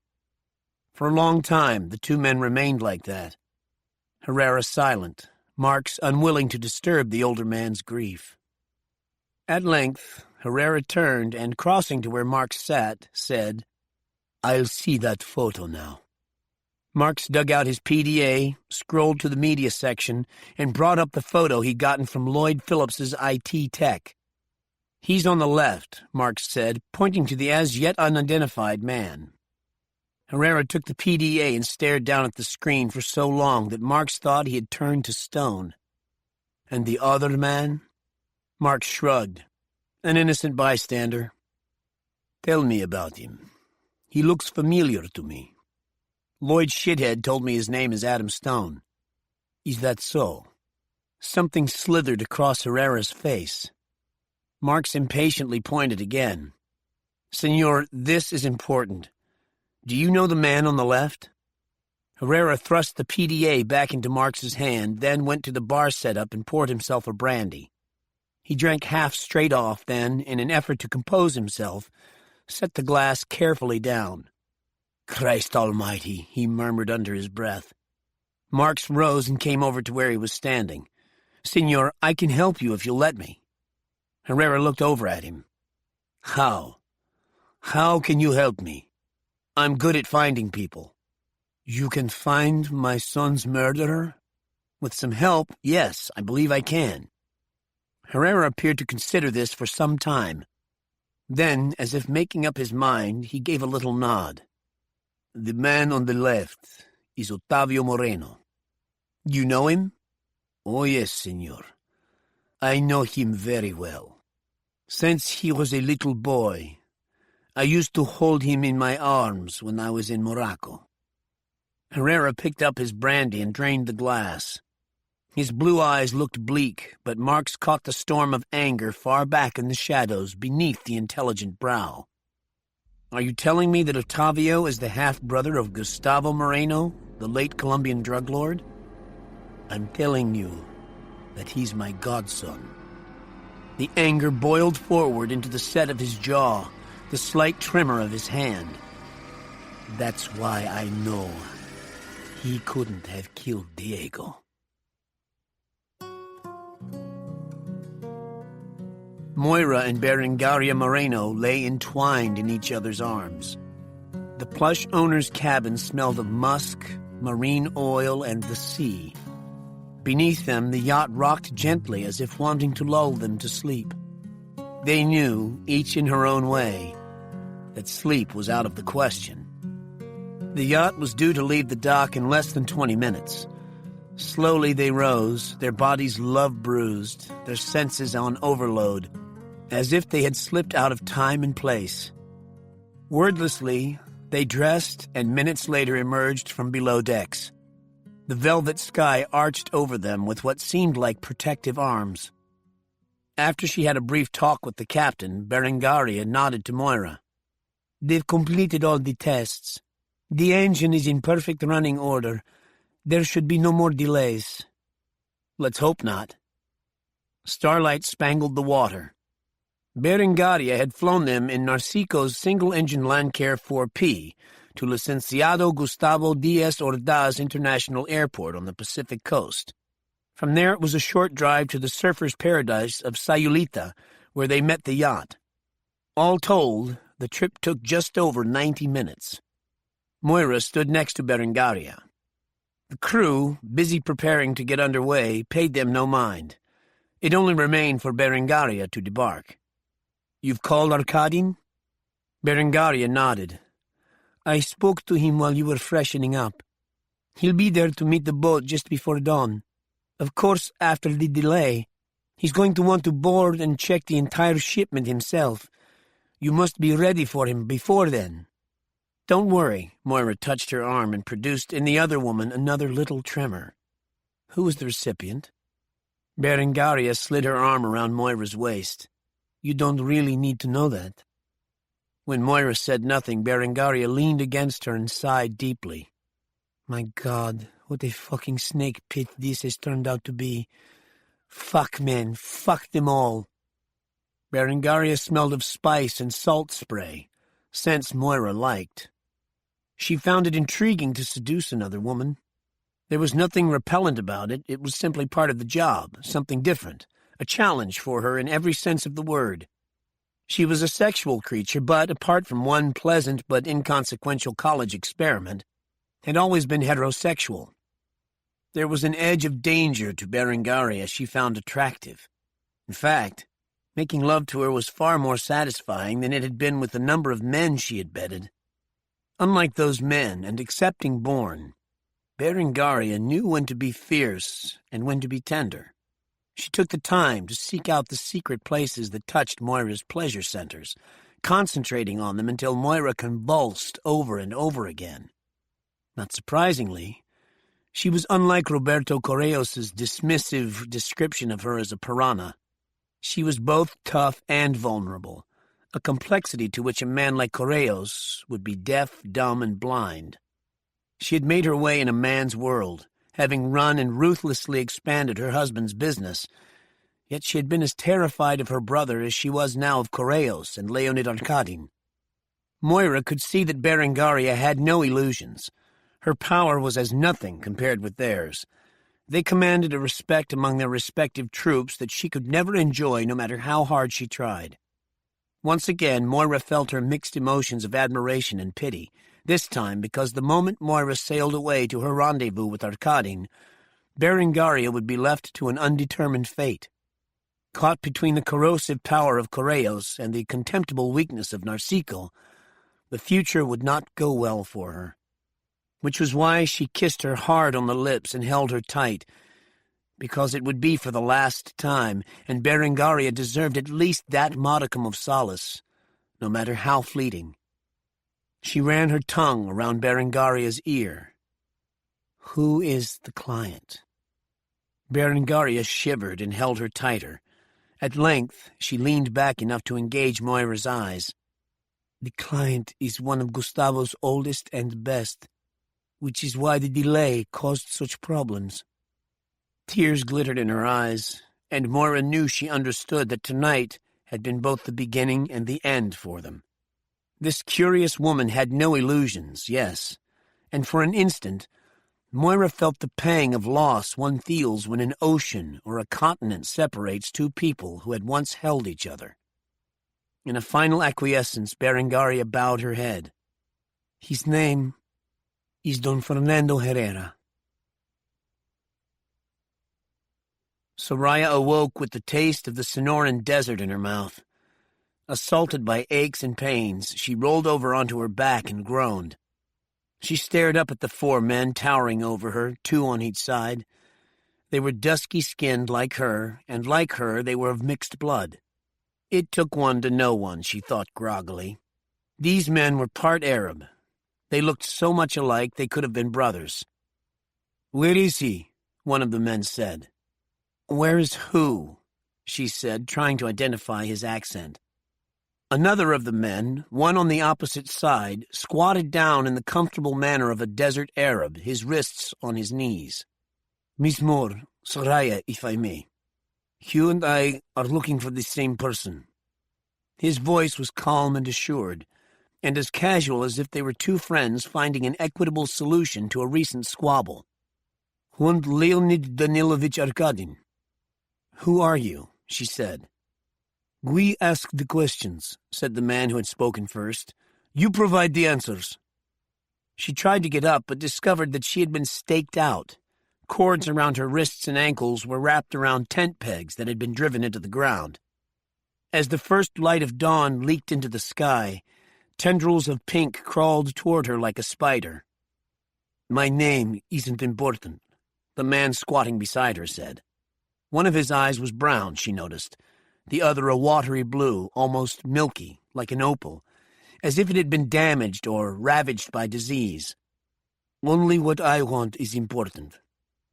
Those two sentences seemed so absurd she felt the urge to laugh. People were known by their names. Without a name, there was no personal history, no profile possible, just a blank slate, which was apparently how he wanted it. She wondered how she could change that. "If you won't talk to me voluntarily," he said, "we'll have to try another way." He snapped his fingers, and one of the other men handed him a small bamboo cage. No Name took it gingerly by the handle and, swinging it past Soraya's face, set it down between her breasts. Inside was a very large scorpion. "Even if it stings me," Soraya said, "it won't kill me." "Oh, I don't want it to kill you." No Name unlatched the door and with a pen started to prod the scorpion out. "But if you don't tell us where Arkadin is hiding, you'll begin to have seizures, your heart rate and blood pressure will rise, your vision will become blurred. Need I go on?" The scorpion was hard and shiny black, its tail arched high over its carapace. When sunlight touched it, it seemed to glow as if with an inner power. Soraya tried not to watch it, tried to damp down the fright rising inside her. But there was an instinctual response that was difficult to control. She heard her heartbeat pounding in her ears, felt a pain beneath her sternum as the fright built. She bit her lip. "And if you should receive multiple stings without treatment, well, who knows how badly you'll suffer." As delicately as a ballet dancer, the creature ventured forth on its 8 legs until it stood in the valley between Soraya's breasts. She fought back the urge to scream. Oliver Liss sat on a narrow bench in the weight room of his health club. His chest and arms were shiny with sweat. A towel was draped around his neck. He was on his 3rd set of 15 biceps reps when the redhead walked in. She was tall, with square shoulders, an upright bearing, and an epic rack. He'd seen her here a number of times before. $100 to the manager, and now he knew her name was Abby Sumner. She was 34, divorced, and childless. She was one of the endless fleet of lawyers toiling for the Justice Department. He'd already speculated that her long hours had resulted in her divorce, but it was this same extended work schedule that attracted him. Less time for her to get in his way once the affair started. He had no doubt that it would start, no doubt at all. It was simply a matter of when. Liss finished his reps, put the dumbbells back in their slots, then toweled off while he made his recon assessment. Abby had gone straight for the bench press and, having selected weights, slid under the bar. That was Liss's cue. He rose and, strolling over to the bench press, looked down at her with his actor's megawatt smile and said, "Do you need a spotter?" Abby Sumner looked up at him with large blue eyes. Then she returned his smile. "Thank you, I could use one. I've just gone up in weights. It's a little unusual to see a woman bench pressing unless she's in training." Abby Sumner's smile remained in place. "I do a lot of heavy lifting at work." Liss laughed softly.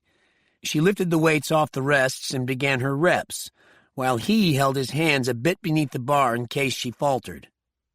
"It sounds like I wouldn't want to get in your way." "No," she said, "you wouldn't." She appeared to be having little or no difficulty with the higher weight. Liss's difficulty lay in keeping his eyes off her breasts. "Don't arch your back," he said. She pulled her spine back down to the bench. "I always do that when I increase weight, thanks." She finished her first set of 8 reps, and he helped her guide the bar back onto the rests. While she took a short breather, he said, "My name's Oliver, and I'd love to take you to dinner sometime." "That would be interesting." Abby looked up at him. "Unfortunately, I don't mix business with pleasure." Responding to his quizzical expression, she slid out from under the bar and stood up. She really was an impressive woman, Liss thought. She glanced over to the juice bar where a clean-cut man was drinking one of those phosphorescent green glasses of wheatgrass juice. The man drained his glass, set it down, and began to saunter toward them. Abby brought her gym bag up onto the bench and, reaching into it, brought out several folded sheets of paper, which she handed to Liss.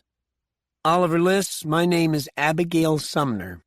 This judicial order from the Attorney General of the United States authorizes me and Jeffrey Klein," here she indicated the wheatgrass drinker who was now standing beside her, "to take you into custody pending an investigation into allegations made against you while you were president of Black River."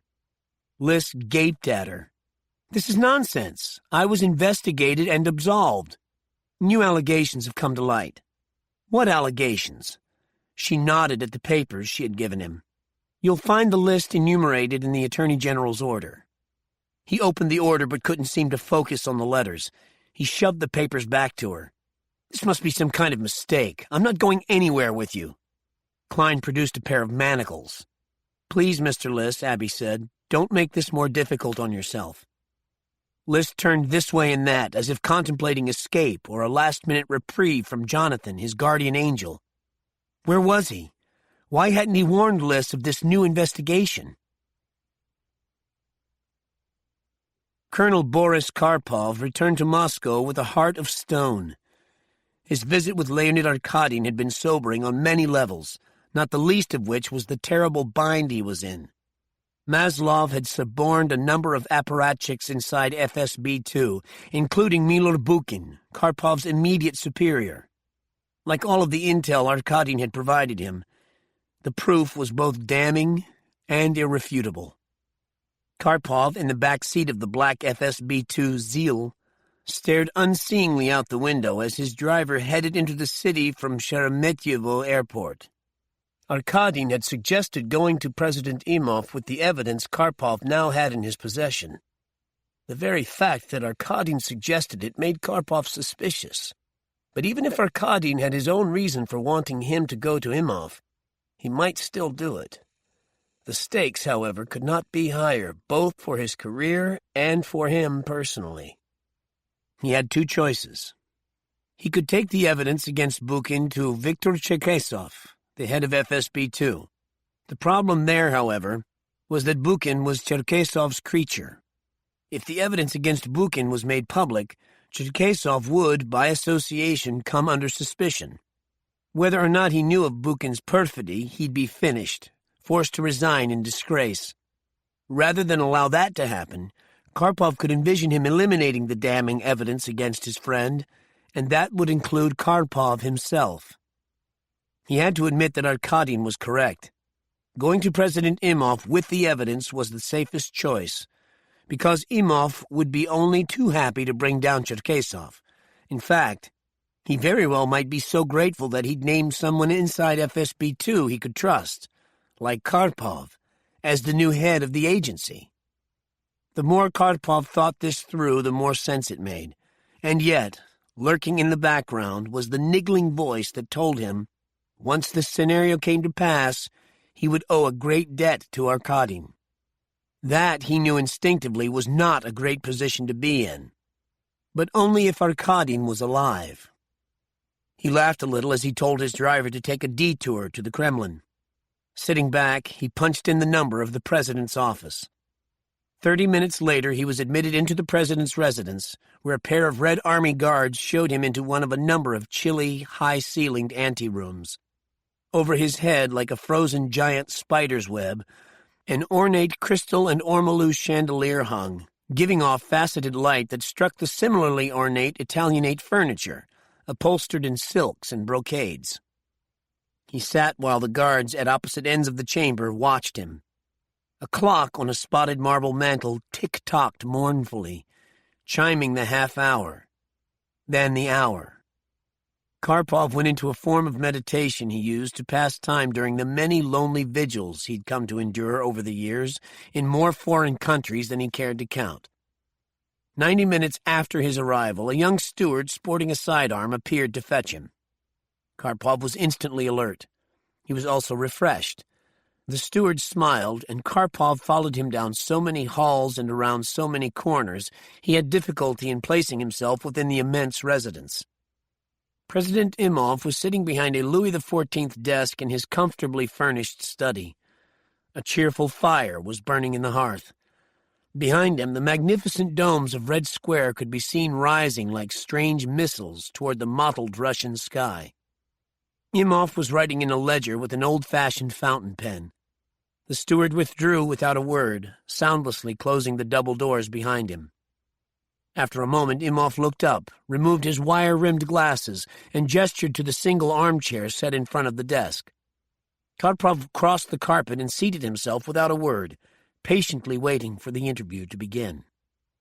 For a time, Imhoff regarded him with his slate-gray eyes, which were narrow, slightly elongated. Perhaps he had some Mongol blood in him. In any case, he was a warrior, having fought to elevate himself to the presidency, then fought even harder to stay there against several fierce opponents. Imhoff was not a large man, but he was impressive just the same. His personality could fill a ballroom when it suited him. Otherwise, he was content to let the stature of his office suffice. "Colonel Karpov, it strikes me as odd that you have come to see me." Imhoff held his fountain pen as if it were a dagger. "You belong to Viktor Cherkesov, a Silovik who has openly defied Nikolai Patrushev, his opposite number at FSB, and by extension, me." He twirled the pen deftly. "Tell me then, is there a reason why I should listen to what you have to say, since your boss has sent you here instead of coming himself?" "I did not come at the behest of Viktor Cherkesov. In fact, he has no idea I'm here, and I'd rather it stayed that way." Karpov placed the cell phone with the incriminating evidence against Bukin on the desk between them and withdrew his hand. "Also, I belong to no man, Cherkesov included." Imhoff's gaze remained on Karpov's face. "Indeed. Since Cherkesov stole you away from Nikolai, I must say that's welcome news." He tapped the end of the pen against the desktop. "And yet I can't help but take that statement with a grain of salt." Karpov nodded. "Perfectly understandable." When his eyes moved to the cell phone, Imhoff's followed. "And what have we here, Boris Ilyich?" "Part of FSB-2 is rotten," Karpov said slowly and distinctly. "It has to be cleansed. The sooner the better." For a moment, Imhoff did nothing. Then he set down the fountain pen, reached out for the cell phone, and turned it on. For a long while after that, there was no sound whatsoever in the study, not even, Karpov noted, the hushed footfalls of the secretarial and support staffs that must infest the place. Possibly the study was soundproof as well as electronic bug-proof. When Imhoff was finished, he held the cell phone precisely as he had held the fountain pen, as if it were a weapon. "And who, Boris Ilyich, do you envision purging the FSB-2 of its rot?" "Whomever you choose." At this response, President Imhoff threw his head back and laughed.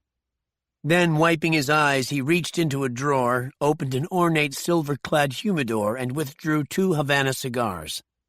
Handing one to Karpov, he bit the end off his and lit it with a gold lighter that had been a gift from the president of Iran. When Karpov produced a book of matches, Imhoff laughed again and pushed the gold lighter across the desk. Colonel Boris Karpov found the lighter extraordinarily heavy. He flicked on the flame and luxuriously drew the cigar smoke into his mouth. "We should begin, Mr. President." Imhoff regarded Karpov through a veil of smoke. "No time like the present, Boris Ilyich." He swung around, contemplating the onion domes of Red Square. "Clean the fucking place out. Permanently." It was ironic, when you thought about it, Soraya thought. Despite having multiple eyes, she could not for the life of her remember how many.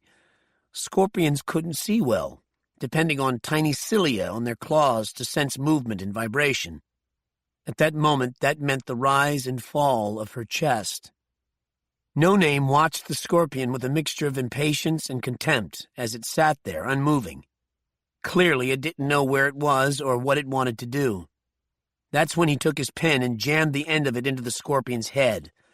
The sudden attack startled and infuriated it. The tail twitched and struck, and Soraya gave a little gasp. No Name used the pen to prod the creature back into its cage. He swung the door closed and latched it. "Now," No Name said, "either we wait for the venom to take effect, or you tell us where to find Arkadin." "Even if I knew," Soraya said, "I wouldn't tell you." He frowned. "You're not going to change your mind?" "Go screw yourself." He nodded, as if having anticipated her stubbornness. "It will be instructive to see how long you last after the scorpion stings you 8 or 9 times. With a languid pass of his hand, he signaled the scorpion handler, who unlatched the cage's door and was about to open it when, with a deafening report, he was blown backward in a welter of blood and bone. Soraya turned her head and saw him sprawled on the ground, his entire forehead gone. More shots were fired, and when she turned back, the other men lay on the ground. No Name was clutching his ruined right shoulder, biting his lip in pain. A pair of legs, ending in dusty boots, came into her field of vision. "Who?" Soraya looked up, but between the first symptoms of the scorpion venom and the sun in her eyes, she couldn't see. Her heart seemed about to pump out of her chest, and her entire body was throbbing as if with a very high fever. "Who?" The male figure squatted down. With the back of his sunburned hand, he swatted the cage off her chest. A moment later, she felt the ropes that bound her being loosened, and she shook them off. As she squinted up, a cowboy hat was placed over her head, the wide brim shading her from the glaring sunlight. "Contreras," she said, seeing his creased face. "My name is Antonio." He put one arm beneath her shoulders and helped lift her up. "Call me Antonio." Soraya began to weep. Antonio offered her his gun, an interesting piece of custom work, a Taurus Tracker 44 Magnum, a hunter's handgun, with a wooden rifle stock affixed to it. She took the Taurus, and he stood her up. She was staring down at No Name, who stared back, teeth bared. She felt shaky. Her brain was on fire. She watched him watching her. Her forefinger curled around the trigger. She aimed the tracker and pulled the trigger. As if jerked by invisible strings, No Name arched up once, then lay still, his blind eyes reflecting the rising sun. She stopped crying. Chapter 18. Coven went about his work with a frightening calm. He had spent the hours after trussing up Chrissy and Scarlett familiarizing himself with the house. As for Chrissy's father, he'd bound and gagged him and stuffed him in a closet. He left him for 40 minutes for a trip to a hardware store where he bought the largest portable generator he could carry by himself. Returning to the house, he checked on his captives. Chrissy and her daughter were still securely tied to the twin beds upstairs. The father was either asleep or unconscious. Coven didn't care which. Then he had lugged the generator into the basement and with little difficulty hooked it up to the electrical system as a backup if the lights went out. He ran a test. The thing ticked like a geriatric grandfather clock. It was severely undersized for its task. Even cutting back on the circuits he connected, he determined that he'd have a maximum of 10 minutes of light before the generator conked out. Well, it would have to do. Then he went back upstairs and stared at Chrissy and Scarlett while he smoked a cigarette. The daughter, though only a preteen, was prettier than the mother. If he were another sort of person, he would avail himself of that very young, tender body. But he despised that degenerate trait in men. He was a fastidious person, a man of moral rectitude. It was how he dealt with his job, how he managed to stay sane in what he considered an insane world. His personal life was pure vanilla, as dull as a bus driver's gray existence. He had a wife, his high school sweetheart, 2 children, and a dog named Ralph. He had mortgage payments, a dotty mother to support, and a brother he visited fortnightly in a loony bin, though these days they didn't call it that. When he came home from a long, hard, often bloody assignment, he kissed his wife hard on the lips, then went to his children, and whether they were playing, sitting in front of the TV, or asleep in bed, bent over them and inhaled their milky, sweet scent. Then he ate a meal his wife had prepared, took her upstairs, and fucked her silly. He lit another cigarette from the end of the butt and stared down at mother and daughter spread-eagled side by side on the twin beds. The girl was a child, inviolate. The thought of harming her was thoroughly repellent to him. As for the mother, she didn't appeal to him, too skinny and wan-looking. He'd leave her to someone else, unless Bourne forced him to kill her. Back downstairs, he rummaged through the larder, opened up a can of Heinz baked beans, and ate the contents cold from the backs of his 2 fingers. All the while, he listened to the tiny sounds around him, breathed in and mentally catalogued the scents in each room. In short, he moved around the house until he'd familiarized himself with every idiosyncrasy, every nook and cranny. Now it was his territory, his high ground, his eventual place of victory. Then he returned to the living room and switched on all the lamps. That's when he heard the gunshot. Rising, he drew his Glock from its leather holster and, pulling back the drapes, peered out the front window. He tensed as he saw Jason Bourne zigzagging at top speed toward the front door. With a squeal of rubber and a spray of gravel, a gray Opel slewed around broadside to the front of the house. The driver's door opened, and the driver fired a shot at Bourne. He missed. Then Bourne was on the front steps, and Coven went to the door, his Glock at the ready. He heard 2 more shots and, crouching down, swung the door open. Bourne was sprawled face down on the steps, a stain of blood spreading over his jacket. Coven ducked back as another shot was fired. He darted out even as he squeezed off one shot after another. The gunman ducked back inside the Opel. Coven grabbed Bourne's jacket with his free hand and hauled him over the sill. He fired off one more shot, heard the gunman put the Opel into gear and speed off. He kicked the door shut behind him. He checked Bourne's pulse, then went to the window.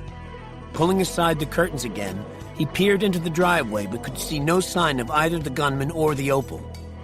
Turning back into the living room, he bent over to Bourne's prone form and pressed the muzzle of the Glock to the side of Bourne's head. He was turning him over when the lights flickered, dimmed, then came on again. From the basement, he heard the grandfather clock ticking of the backup generator. He had scarcely enough time to register that the power to the house had been cut when Bourne knocked the Glock away and struck him a powerful blow on his sternum. "The man you're looking for is in Puerto Peñasco, no doubt." Antonio handed Soraya back her cell phone. "Mi compadre, the Marina's harbor master, knows the gringo. He's taken up residence in the old Santa Teresa convent, which has been abandoned for years. He has a cigarette boat he takes out each evening just after sunset." They were seated in a sunny cantina on Calle de Ana Gabriela Guevara in Nogales. Antonio had spent some time helping Soraya clean up, getting her ice to use in the compress she placed against the spot between her breasts where the scorpion had stung her. The reddish patch did not swell, and whatever symptoms she had felt in the desert were now mostly gone. She also had Antonio buy her 6 bottles of water, which she started drinking right away to fight her dehydration and more quickly move the venom out of her system. After an hour or so, she felt better. Then she bought new clothes in a store in Plaza Kennedy, and they went to get something to eat. "I'll drive you to Puerto Peñasco," Antonio said. Soraya popped the last bite of her chilaquiles into her mouth. "I think you have better things to do. You're no longer making money off me." Antonio made a face. On the ride back into Nogales, he had told her his real name was Antonio Jardines. He'd taken Contreras as his business name. "Now you offend me. Is this how you treat the man who saved your life?" "I owe you a debt of thanks." Soraya sat back, contemplating him. "What I can't understand is why you're taking such a personal interest in me." "How to explain?" Antonio sipped his café de olla. "My life is defined by the space between Nogales, Arizona, and here in Nogales, Sonora. A fucking boring strip of desert that's been known to drive men like me to drink.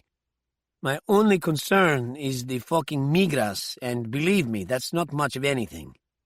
He spread his hands. "There's something else, too. Life here is full of neglect. In fact, you could say that life here is defined by neglect, the kind that rots the soul and infests all of Latin America. No one gives a shit about anyone or anything except money. He finished off his café de olla. Then you come along. Soraya considered this. She took her time because she didn't want to make a mistake, although she could hardly be certain of anything here. I don't want to drive into Puerto Peñasco, she said finally. She'd been thinking about this all through the meal. Antonio, finding out that Arkadin had a cigarette, sealed the deal. I want to arrive there by boat. Antonio's eyes glittered. Then his forefinger made a bobbing motion. This is what I'm talking about. You don't think like a woman. You think like a man. This is what I would do. Can your compadre at the marina arrange it? He chuckled. You see, you do need my help. Bourne struck a second blow. He had been shot with blanks by Otavio Moreno and was covered in pig's blood from a plastic bag he'd punctured. Coven, who didn't react one way or another to the blows, drove the butt of the Glock down onto Bourne's forehead. Bourne grabbed his wrist and twisted hard. Then he caught one of Coven's fingers and broke it. The Glock went flying across the living room floor, fetching up beside the cold grate. Bourne pushed Coven off and rose on one knee, but Coven kicked his leg out from under him and Bourne toppled backward. Coven was on him in an instant, driving his fist into Bourne's face, landing blow after blow. Bourne lay still. Coven rose and aimed a kick at Bourne's ribs. Without seeming to move at all, Bourne caught his foot before it could land and wrenched the ankle to the left. Coven grunted as the ankle bone snapped. He landed hard, immediately rolled over, and scrambled on elbows and knees toward where the Glock lay beside the grate. Bourne took up a brass sculpture from a chairside table and threw it. The sculpture slammed into the back of Coven's head, driving his chin and nose into the floor. His jaws snapped shut and blood gushed from his nose. Undeterred, he grabbed the Glock and in one fluid motion, swung it around and squeezed off a shot. The bullet struck the table beside Bourne's head, toppling it and the lamp on it onto Bourne. He tried to fire again, but Bourne leapt on him, wrestling him onto his back. He grabbed a fire poker and swung it down hard. Bourne rolled away and the poker bounced against the floor. Coven stabbed out with it, catching Bourne's jacket, piercing it and pinning him to the floor.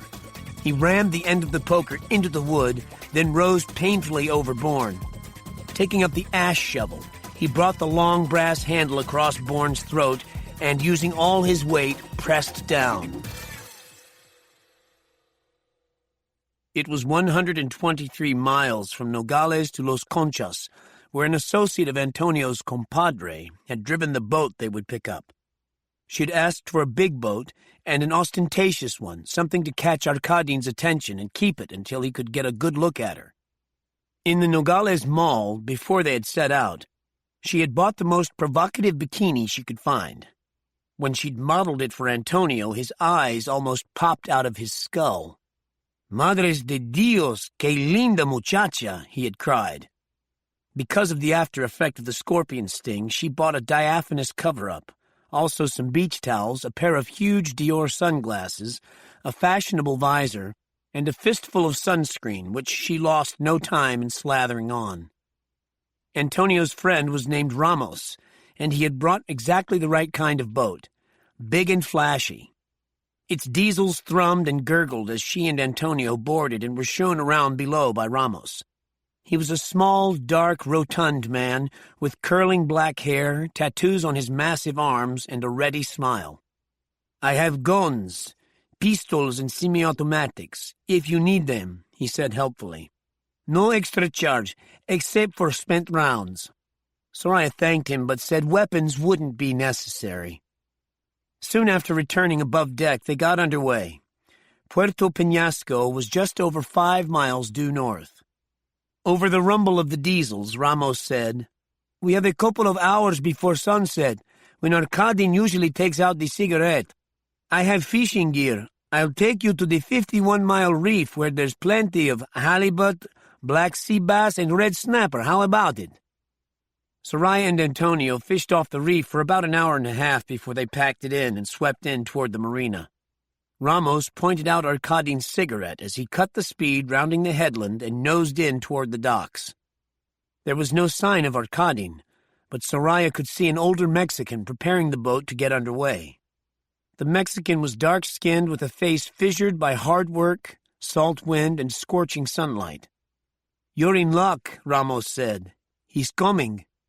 Soraya looked in the direction Ramos indicated and saw a powerful-looking man striding down the dock. He wore a baseball cap, black and green surfers' bathing trunks, a torn Dos Equis t-shirt, and a pair of rubber sandals. She slipped off her cover-up. Her dark, oiled skin gleamed sleekly. The dock was long, jutting out into the marina, and she had time to study him. He had dark hair, cut very short, a rugged face that gave away nothing, very square shoulders like a swimmer, but his arms and legs were more like a wrestler's, long and muscular.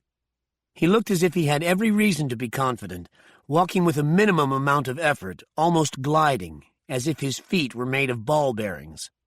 There was a source of energy about him, like a ring of fire that she could not comprehend, but it made her uneasy. She thought there was something familiar about him, which made her unease almost painful. And then, with an electric jolt that frightened her to her core, she knew what it was. He moved just like Jason. "Here we go." Ramos steered the boat in front of the cigarette and put it in idle so that they drifted in toward the slip. Arkadin was saying something to the Mexican and laughing when Ramos's boat caught the periphery of his vision. He looked up, squinting against the oblique sunlight, and at once saw Soraya.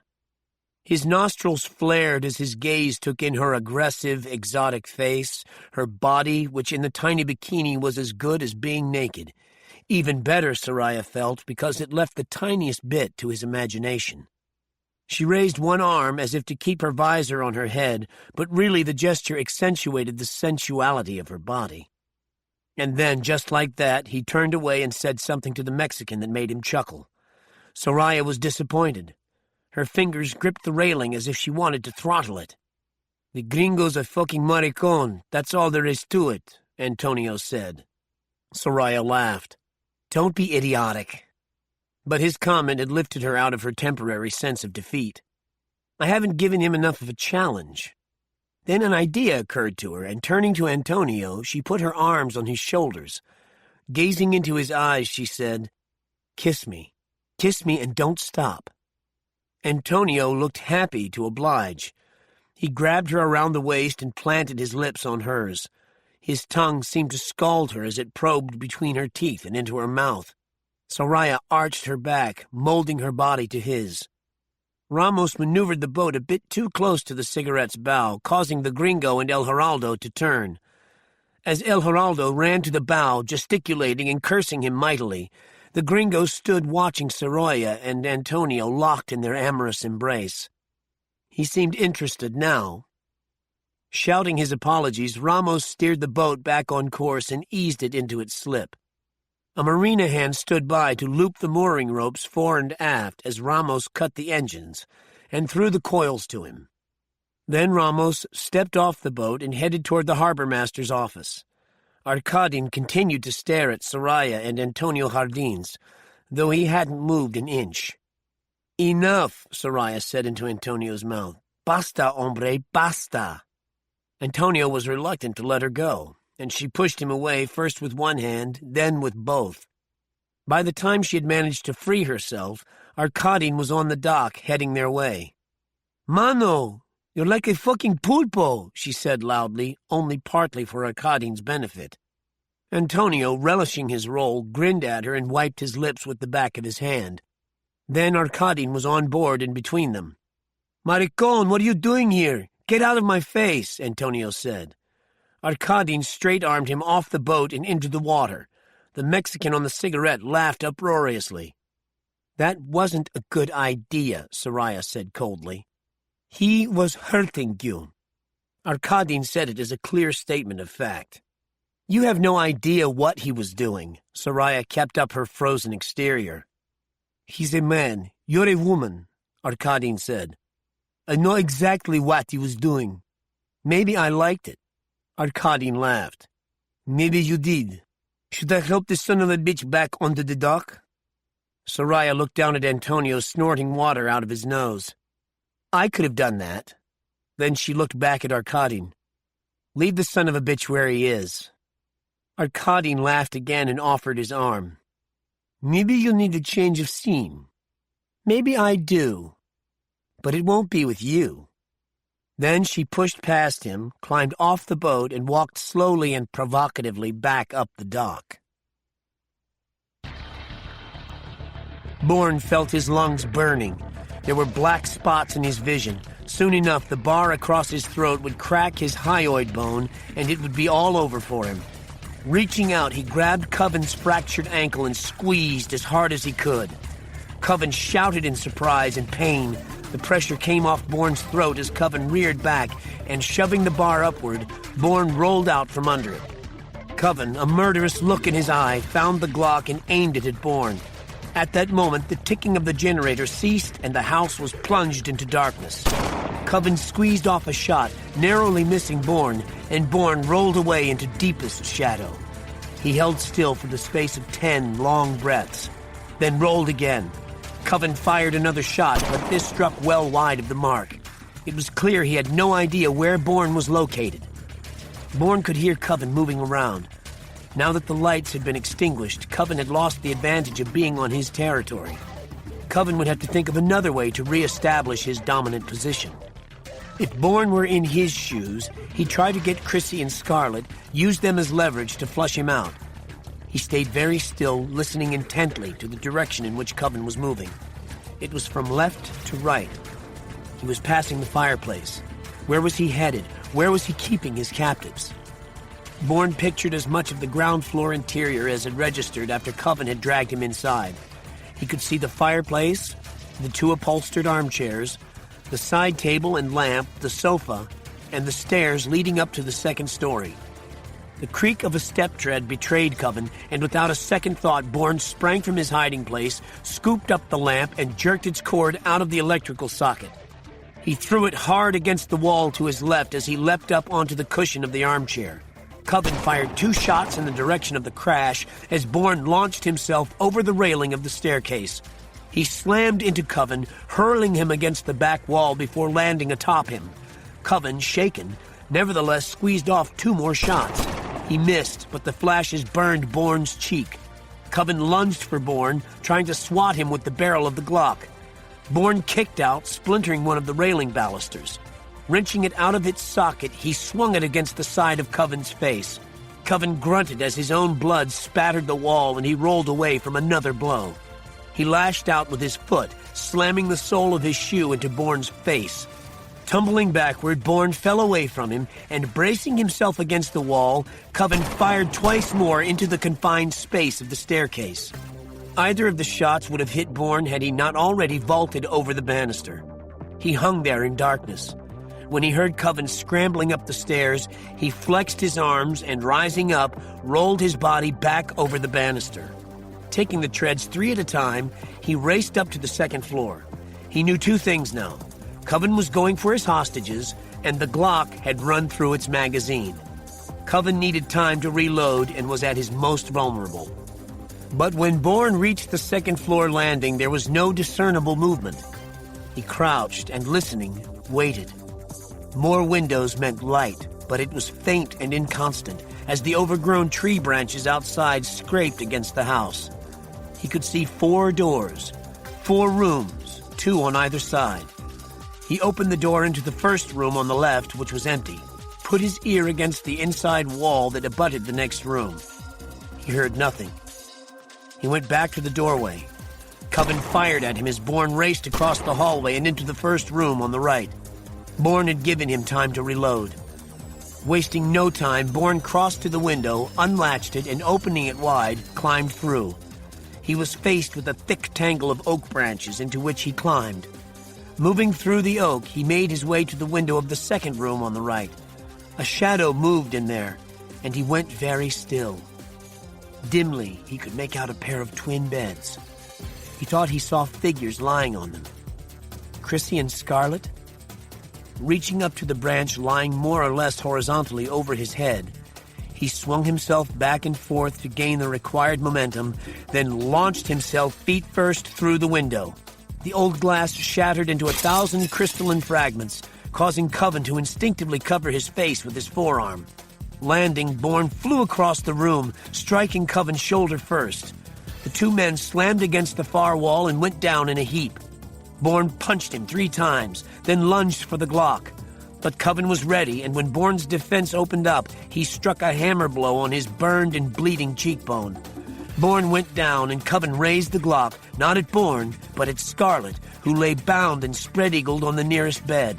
His angle was such that he had no clear shot at Chrissy, who lay on the bed nearer the window. Coven was breathing heavily, but still managed to say, "All right, get up. You have 5 seconds to put your hands behind your head. Then I shoot the girl." "Please, Jason, please do what he says." Chrissy's voice was high, tight with a mortal terror that bordered on hysteria. "Don't let him hurt Scarlet." Bourne looked at Chrissy, then delivered a scissors kick that jerked Coven's extended gun arm down and away from Scarlet. Coven cursed under his breath as he struggled to regain control of the Glock. That was his mistake. Keeping the scissors grip on Coven's arm, Bourne jackknifed his body. He headbutted Coven in his already broken and bloody nose. Coven howled in pain but still tried extricating his arm. Bourne smashed the sole of his shoe into Coven's kneecap, shattering it. Coven collapsed and Bourne stepped on the knee. Coven's eyes watered and his jowls shook so hard shivers went down his body. Wrenching the Glock away from him, Bourne pressed its muzzle into Coven's right eye. When Coven tried to make a countermove, Bourne said, "If you do that, you'll never walk out of the room. Who will take care of your wife and children then?" Coven, his visible eye bloodshot and staring, subsided. But as Bourne removed the muzzle, he exploded upward using his shoulder and hip. Bourne bore the attack with equanimity, allowed Coven to drive him backward to expand whatever reserve of energy he had left, then brought the butt of the Glock down on Coven's skull, shattering the orbital bone. Coven tried to scream, but no sound emerged from his mouth.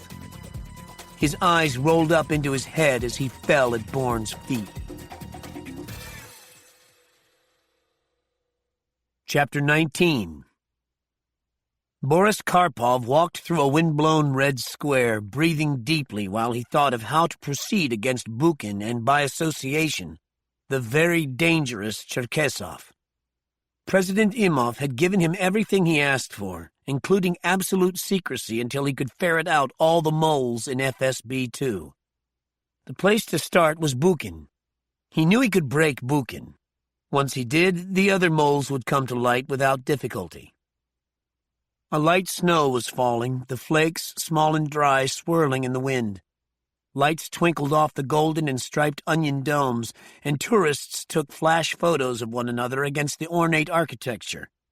He took a moment to drink in the peaceful scene, all too rare in Moscow these days. Retracing his steps, he plodded back to his limo.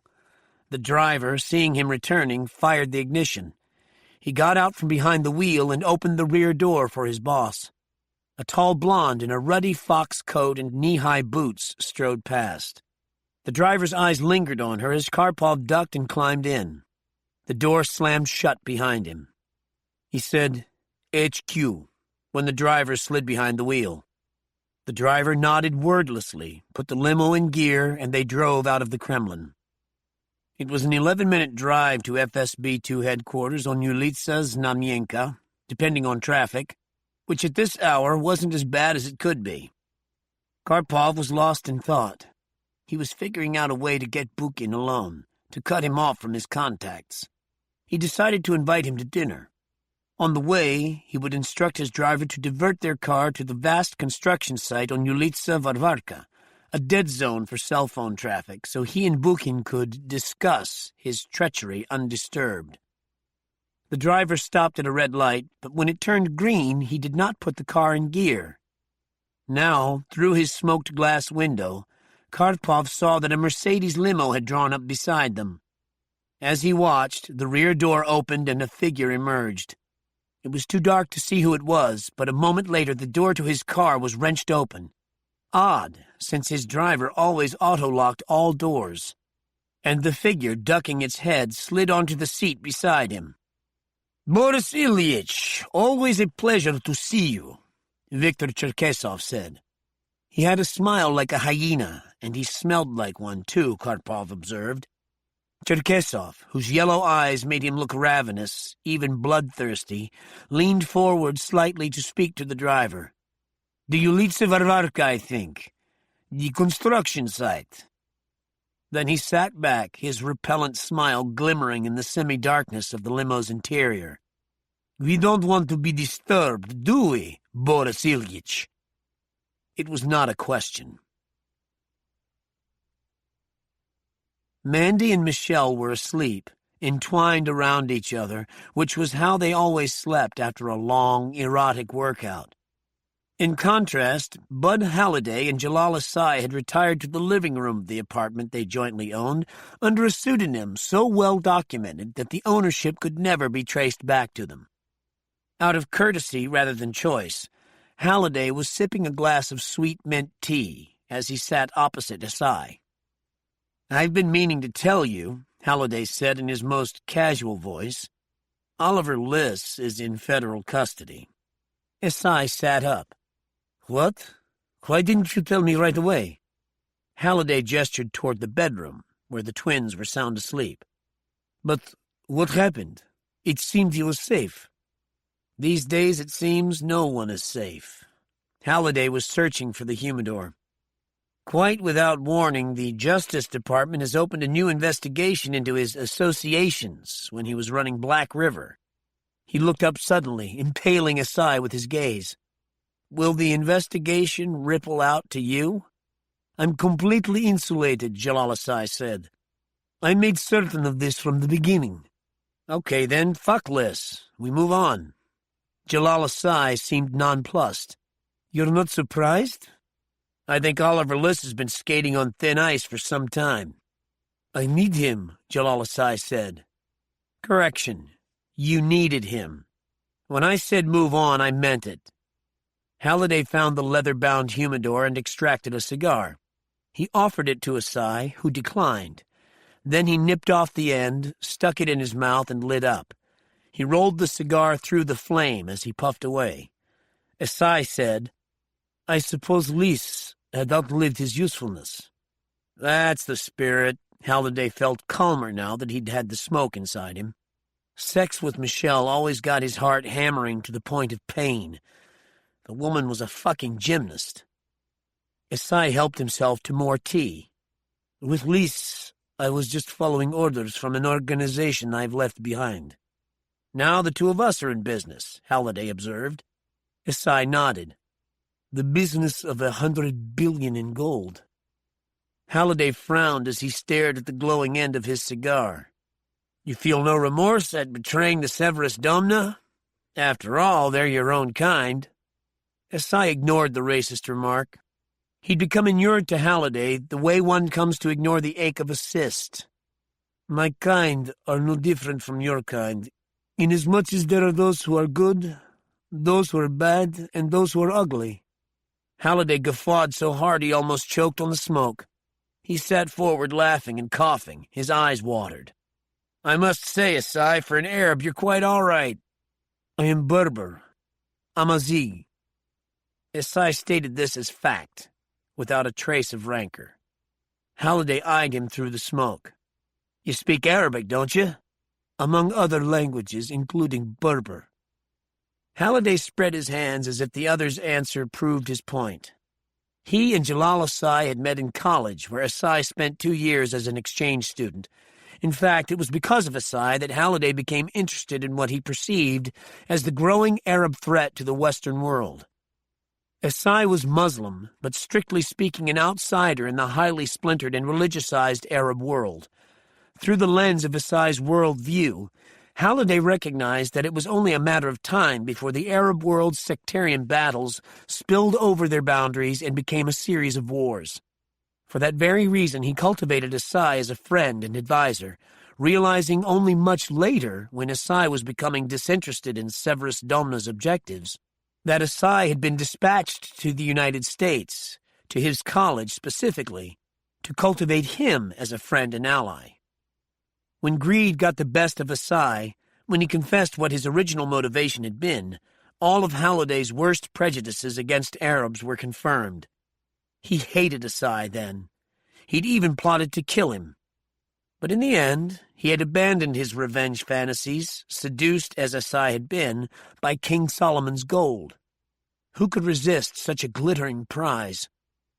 He and Asai, as Halliday came to realize in a repellent moment of understanding, had more in common than seemed possible, given their disparate backgrounds. Then again, they were both soldiers of the night, inhabiting the world of shadows that existed on the edges of civilized society, protecting it from destructive elements both without and within.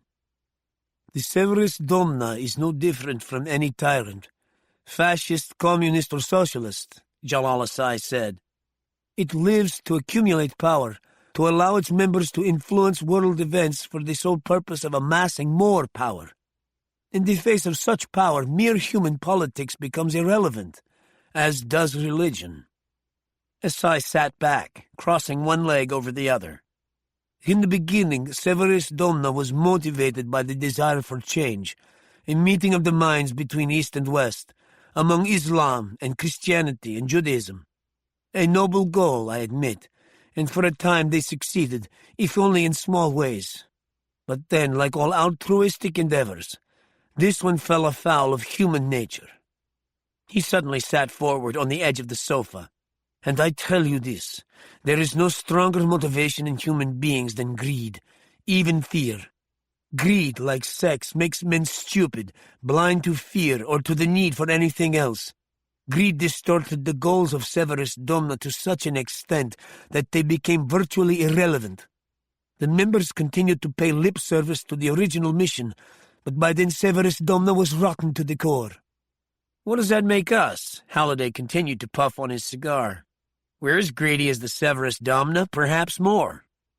But we're aware of what drives us, Jalal Asai said with a glint in his eyes. We're both clear-eyed and clear-headed. Scarlet stared up at Bourne while he untied her. Her cheeks were tear-streaked. She wasn't crying now, but she was trembling uncontrollably and her teeth were chattering. Is Mum okay? She's fine. Who are you? Tears were coming more fitfully this time. Who's that man? My name is Adam, and I'm a friend of your Mum's, Bourne said. I asked her to help me, and she took me to Oxford to see Professor Giles. You remember him? Scarlet nodded, sniffling. I like Professor Giles. He likes you too. Very much. His voice was soothing, and she seemed to be calming down. You flew into the room like Batman. I'm not Batman. I know that, she said somewhat indignantly. But you've got blood all over you and you're not hurt. He plucked at his damp shirt. It's not real blood. I needed to fool the man who kidnapped you and your mother. She regarded him appraisingly. Are you a secret agent like Aunt Tracy? Bourne laughed. Aunt Tracy wasn't a secret agent. Yes, she was. That indignant note in her voice warned Bourne not to treat her like a child. What makes you think that? Scarlet shrugged. You couldn't talk to her without her holding something back. I think secrets were all she had, and she was always sad. Are secret agents sad? Scarlet nodded. That's why they become secret agents. There was something pure and profound in that statement, but for the moment Bourne was content to let it go. Professor Giles and your mum helped me with a problem. Unfortunately, this man wanted something of mine. He must have wanted it badly. Yes, he did. Bourne smiled. I'm very sorry I led you and your mother into danger, Scarlet. I want to see her. Bourne lifted her into his arms. She seemed cold as ice. He carried her over to the bed by the window. Chrissy was covered in shards of glass. She was unconscious.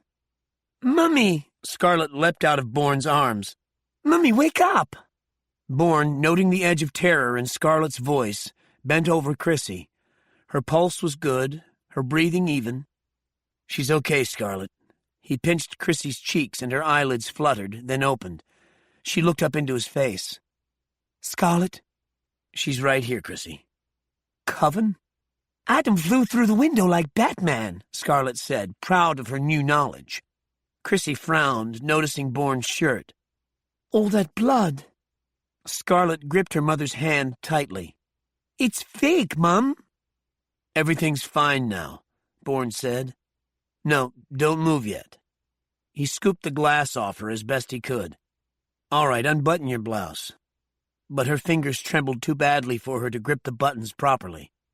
"My arms are killing me," she said softly. She turned her head and smiled into her daughter's face. "Thank God you're safe, Sugar Plum." Scarlet burst into fresh tears. Chrissy looked up at Bourne as he undid her buttons, shrugged her out of the blouse so that the last of the glass shards fell harmlessly on either side of her. Then he lifted her up. When he'd swung her away from the bed, he put her down.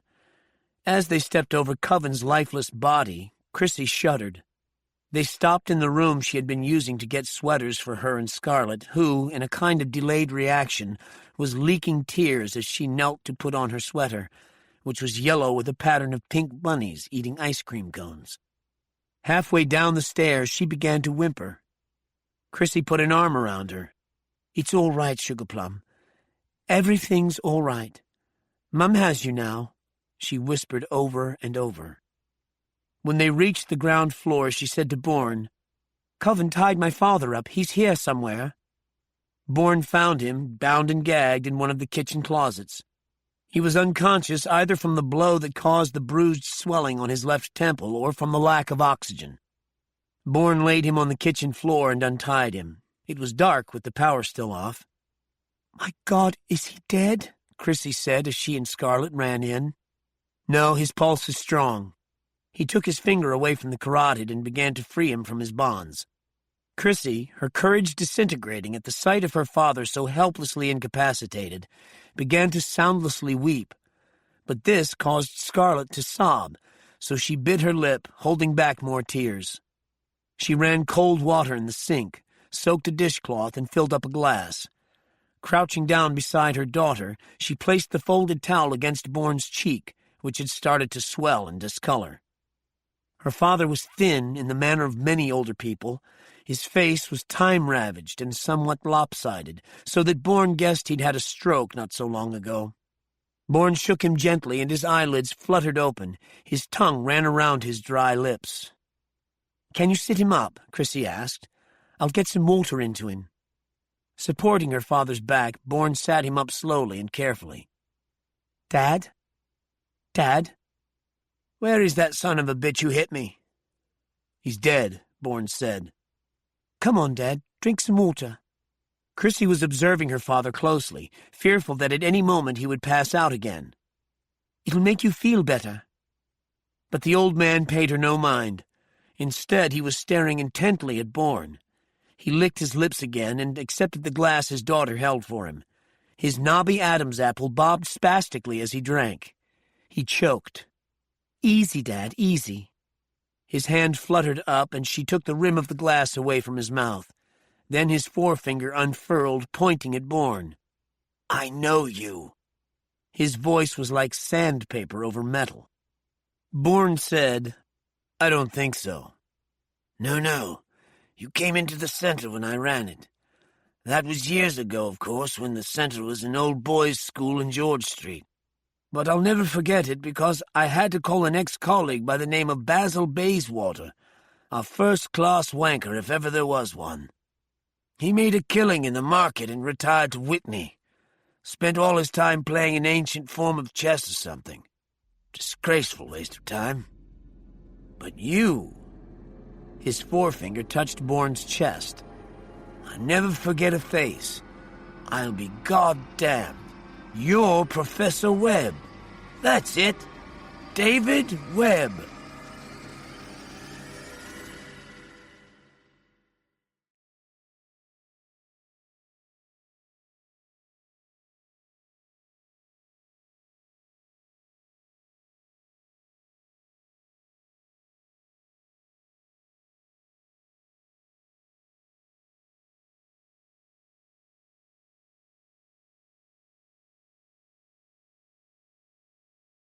Chapter 20. Peter Marks received the call from Bourne, brief and succinct, and with mixed feelings agreed to come to the address Bourne gave him. In a way, he was surprised that Bourne had called him back. On the other hand, Bourne didn't sound like himself, which caused Marks to wonder what sort of situation he was heading into. His relationship with Bourne was all one way, through Soraya. He knew something of her history with Bourne, and he'd always wondered whether she had allowed her personal feelings to color her opinion of him. The official CI line was, and had been for some time, that Bourne's amnesia had made him unpredictable, and therefore dangerous. He was a rogue agent, loyal to no one and nothing, least of all CI. Though CI had been forced to use him in the past, it was always through deception or coercion, because there seemed no other way to control him. And not even those methods had proved to be a sure thing. Though Marks was personally aware of Bourne's recent work bringing down Black River and stopping an incipient war with Iran, he knew next to nothing about the man. He was a complete enigma. It was futile to predict his responses in any given situation, and then there was the fact that many people who had tried to get close to him had died sudden and violent deaths. Happily, Soraya wasn't one of them, but Marks worried that it might be just a matter of time. "Bad news?" Don Fernando Herrera said. "Just more of the same," Marks said. "I have a meeting to go to." They were seated in the living room of Diego Herrera's home, surrounded by photos of him. Marks wondered whether being here was painful or comforting for the father. "Senor Herrera, before I go, is there anything more you can tell me about your godson? Do you know why he was at the Vesper Club last night, or why he might have stabbed Diego? What sort of relationship did they have?" "None, to answer your last question first." Herrera took out a cigarette and lit up, but didn't seem interested in smoking it. His eyes roved the room, as if afraid to alight on any one thing for long. Marks suspected that he was nervous. About what? Herrera contemplated Marks for some moments. The ash from his unsmoked cigarette toppled soundlessly to the carpet, where it lay between his feet. "Diego did not know of Otavio's existence, at least so far as his relationship to me was concerned." "Then why would Otavio kill Diego?" "He wouldn't. Therefore, I refuse to believe that he did." Herrera told his driver to take Marks to the nearest rental car office. He insisted that he and Marks exchange phone numbers. Those words of disbelief resounded in Marks's head as he punched the address Bourne had given him into the GPS program on his PDA. "I want to stay abreast of your investigation," Herrera said. "You promised me that you would find my son's killer. You should know that I take all promises made to me extremely seriously." Marks saw no reason to doubt him. 15 minutes after he drove out of the rental car lot, his PDA buzzed and he read a text message from Soraya. Within minutes, Willard called him. "Progress?" "I've made contact," Marks said, meaning Bourne. "You know where he is?" A slight quickening of Willard's voice. "Not yet," Marks lied. "But I will soon." "Good. I'm in time." "Time for what?" Marks asked. "The mission has changed somewhat. I need you to facilitate a meeting between Bourne and Arkadin." Marks searched for hidden meaning in Willard's voice. Something back home had changed. He hated being out of the loop and felt at an immediate disadvantage. "What about the ring?" "Are you listening to me?" Willard snapped. "Just do as you're ordered." Now Marks was certain that he was being denied access to a major development. He felt the old anger against the machinations of his superiors rising up in his throat like bile. "Has Soraya Moore made contact?" Willard continued. "Yes, I just received the rearranged text message from her." "Contact her," Willard said. "Coordinate your efforts. You need to get the two men to the following place." He gave Marks an address. "How you do it is up to you, but I do have some information Arkadin should find interesting." He told Marks what El Arian had told him about the missing piece of information, without which the file on the laptop's hard drive was useless. "You have 72 hours. 72? But he was talking to dead air. The conversation was over. At the next intersection, Marks checked the GPS map on his PDA to make sure that he hadn't missed a turn while talking with Willard. The morning had started out sunny, but clouds had rolled in, turning everything to shades of gray. Now a light drizzle blurred the edges of even the sharpest angles on buildings and signs. The light turned green, and as he left the intersection behind, he noticed a white Ford moving into his lane right behind him. He knew a tail when he saw one. He'd seen the white Ford before, several vehicles behind him, though now and again he'd lost sight of it behind a large produce truck.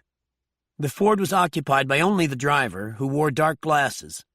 Stepping on the accelerator, he sent his rental car lurching forward as he ground the gear shift up from first to third more quickly than the transmission could easily handle. There was a moment between second and third when the car hesitated, and he was afraid he'd stripped the gears. Then it leapt forward so fast he almost slammed into the rear end of the truck in front of him. He swerved to the right-hand lane, accelerating further as the white Ford slid in behind him. He was in a section of London dense with traffic, boutiques, and larger stores. A sign for an underground garage came up so fast he had to swerve into its entrance at the last possible instant.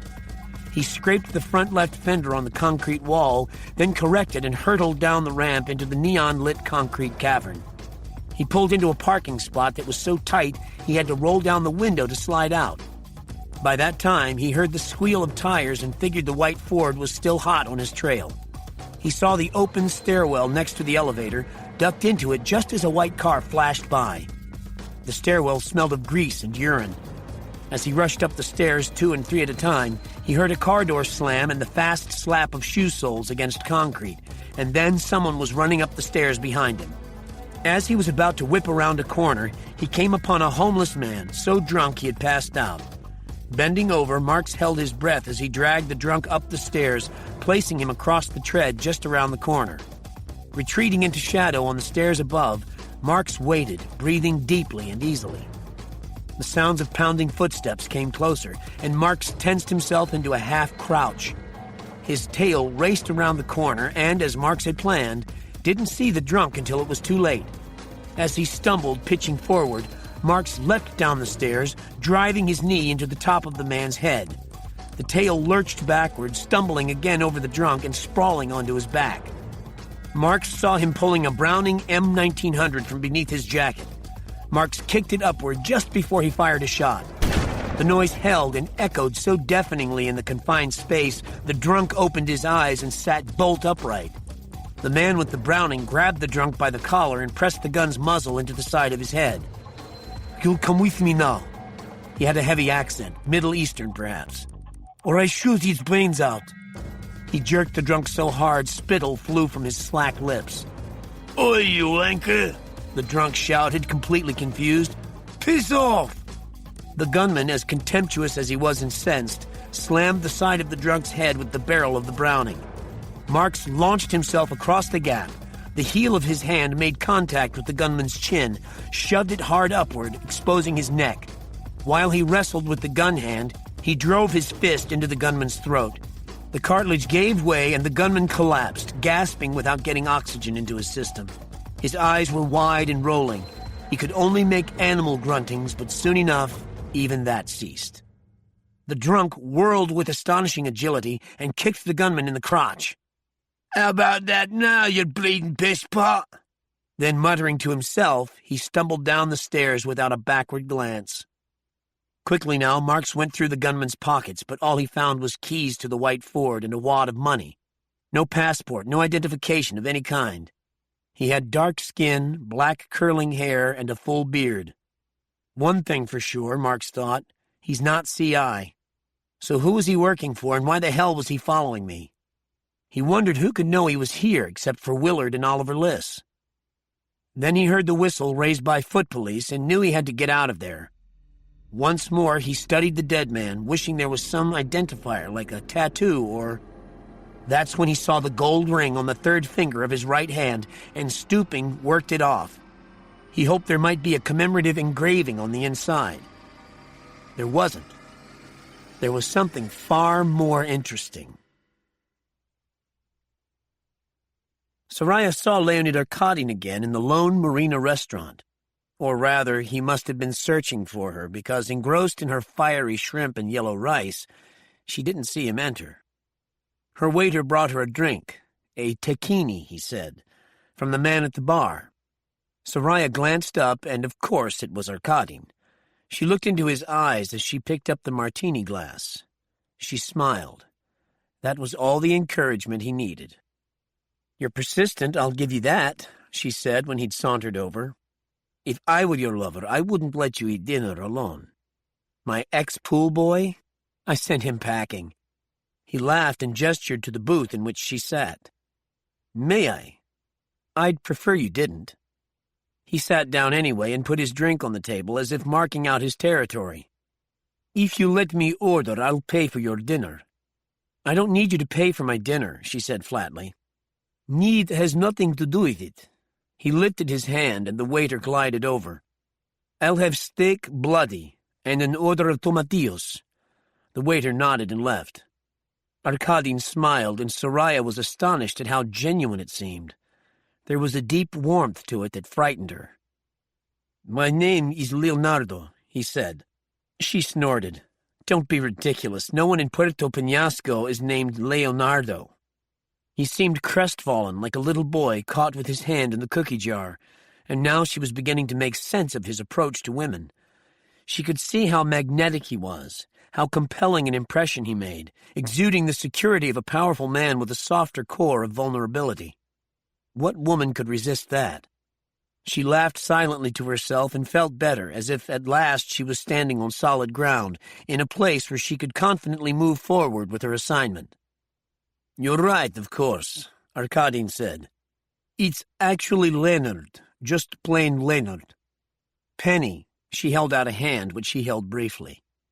"What are you doing in Puerto Peñasco, Leonard?" "Fishing, sport racing." "In your cigarette?" "Yes." Soraya finished up her shrimp just as his steak and tomatillos arrived. The steak, bloody as ordered, was smothered in chilies. Arkadin dug in. He must have a cast-iron stomach, she thought. "And you?" he said around bites. "I came for the weather." She pushed the tahini away from her. "You don't like it?" "I don't drink alcohol." "Alcoholic?" She laughed. "Muslim. I'm Egyptian. I apologize for sending you an inappropriate gift." "No need," she waved away his words. "You couldn't have known." Then she smiled. "But you're sweet." "Ha! Sweet is one thing I am not." "No," she cocked her head. "What are you then?" He wiped the blood off his lips and sat back for a moment. "Well, to tell you the truth, I'm something of a hard-ass. My partners thought so, especially when I bought them out. So did my wife, for that matter." "She's also in the past?" He nodded as he dug into his food again. "Nearly a year now." "Children?" "Are you kidding?" Arkadin certainly had a gift for spinning yarns, she thought appreciatively. "I'm not much of a nurturer either," she said, somewhat truthfully. "I'm entirely focused on my business." He asked her what that might be without looking up from his steak. "Import-export," she said, "to and from North Africa." His head came up slowly but very deliberately. She felt her heart beating against her ribcage. It was, she thought, like coaxing a shark onto the hook. She didn't want to make the slightest mistake now, and felt a little thrill pass through her. She was very close to the precipice, to the moment when her fictional self would fuse with her real self. This moment was why she chose to do what she did. It was why she hadn't walked away from Peter when he'd recruited her for the assignment, why she had set aside the demeaning aspect of what she was expected to do. None of that mattered. What mattered was standing a hairbreadth from the precipice. This precise moment was what she lived for, and Peter had known this long before she did. Arkadin wiped his mouth again. "North Africa. Interesting. My former partners did a fair amount of business in North Africa. I didn't like their methods, or to be honest, the people they were dealing with. That was one of the reasons I decided to buy them out." He was quick on his feet, Soraya thought, improvising like crazy. She was liking this conversation more and more. "What line are you in?" she asked. "Computers, peripherals, computer services, that sort of thing." "Right," she thought, amused. She put a thoughtful expression on her face. Well, I could connect you with some reliable people if you like. Maybe you and I could do business. Bite, she thought with some elation. Time to reel in the shark, but very slowly and very carefully. I don't know. I'm already near capacity. Then you need to expand. Sure. With what capital? I have capital. She eyed him warily. I don't think so. We know nothing about each other. He set his knife and fork down and smiled. Then let's make getting to know each other our first order of business. He lifted a finger. In fact, I have something to show you that just might entice you into doing business with me. And what might that be? It's a surprise. Calling the waiter over, he ordered 2 espressos without asking her if she wanted one. As it happened, she did. She wanted her senses to be on full alert because she had no doubt that at some point tonight she would have to fend off his amorous advances in a way that would lead him on, not turn him off. They chatted amiably while drinking the espressos, finding their way toward feeling comfortable with each other. Soraya, seeing how relaxed he was, allowed herself to relax as well, at least as far as she was able. Beneath, however, she felt the tension of steel cables singing through her body. This was a man of enormous charm as well as charisma. She could see how so many women were magnetically drawn into his orbit. But at the same time, the part of her that had pulled back, observing at an objective distance, recognized the show he was putting on, and that she was not seeing the real Arkadin. After a time, she wondered whether anyone had. He had so successfully walled himself off from other human beings that she suspected he was no longer accessible even to himself. And at that moment, he seemed to her a lost little boy, long exiled, who could no longer find his way home. Well, he said as he set down his empty cup. Shall we move on? He threw some bills onto the table and, without waiting for a reply, slid out of the booth. He held out his hand, and after a moment's deliberate hesitation, she took it, allowing him to swing her out of her seat. The night was mild, without a breath of breeze, heavy as velvet drapes. The sky was moonless, but the stars blazed in the blackness. They strolled away from the water and then north, paralleling the beach. To their right, the light smear of Puerto Peñasco seemed part of a painting, a world apart. Streetlights gave way to starlit darkness, and then, abruptly, the lights of a large stone structure that looked vaguely religious in nature. She saw the cross set into the stone above the wood and iron door.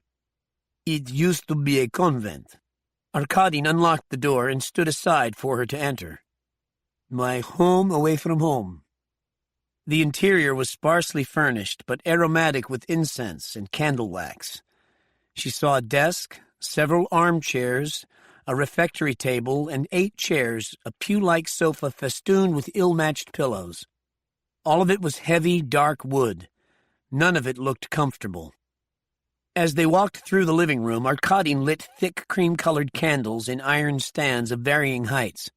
The effect in the convent's immense stone interior was increasingly medieval, and she smiled to herself, suspecting that he was setting the scene for romance, or, in this case, seduction.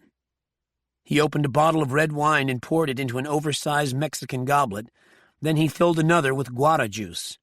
Handing her the juice, he said, Come. This way. He led her farther into the gloom, pausing to light candles along the way. The far wall was almost all brick fireplace, as enormous as any in an English baronial hall. She could smell the old ash and creosote coating the fire brick after decades of use and, judging by what she saw, years of neglect. Now Arkadin lit a particularly large candle and, holding it high as one would a torch, walked toward the shadows of the fireplace. The impenetrable darkness began to give grudging way to the inconstant illumination of the flame. As the shadows retreated, a shape took form in the fireplace. A chair. And on the chair sat a figure. The figure was bound to the chair by its ankles. Its arms, presumably bound at the wrists, were behind it. As Arkadin brought the candle still closer, The light from the flame rose up from the figure's ankles to legs, torso, finally revealing its face, bloody and swollen so badly that one eye had closed. "How do you like your surprise?" Arkadin said. The goblet of juice shattered on the floor tiles as it slipped from Soraya's grip. The man bound to the chair was Antonio. It was like a chess match, Bourne staring at the old man, trying to place him as the director of the Center for the Study of Ancient Documents when he had been in Oxford as David Webb, the old man staring at him more certain with every passing second of Bourne's identity. Chrissy was staring at them both, as if trying to figure out which would checkmate the other. "Adam? Is my father right? Is your name really David Webb?" Bourne saw a way out, the only way, but he didn't like it. "Yes," he said, "and no." "Either way, your name isn't Adam Stone." Chrissy's voice held a metallic edge. "Which means you lied to Trace. She knew you as Adam Stone, and that's how I know you." Bourne turned to look at her. "Adam Stone is as much my name as David Webb used to be. I've been known by different names at different times, but they're only names." "Damn you!" Chrissy got up, turned her back, and stalked into the kitchen. "She's pretty angry," Scarlett said, watching him with her 11-year-old face, beautiful yet not fully formed. "Are you angry?" Bourne asked. "You're not a professor?" "In fact, I am," Bourne said. "A professor of linguistics." "Then I think it's cool. Do you have a whole bunch of secret identities?" Bourne laughed. He liked this child. "When the need arises." "Bat signal!" She cocked her head and in the straightforward manner of children said, "Why did you lie to Mum and Aunt Tracy?"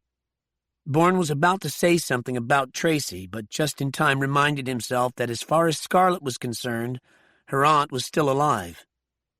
"I was in one of my secret identities when I met your aunt. Then Tracy told your mum about me.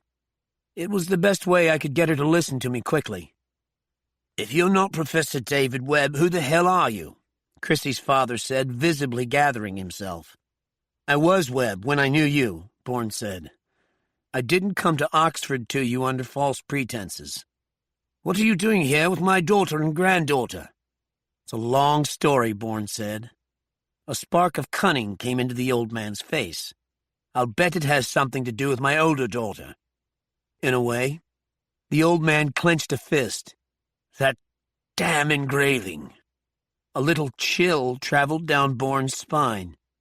"What engraving?" The old man peered at him curiously. "Do you not remember? I'm Dr. Bishop Atherton. You brought me a drawing of a phrase you said was an engraving." And then Bourne remembered. He remembered everything.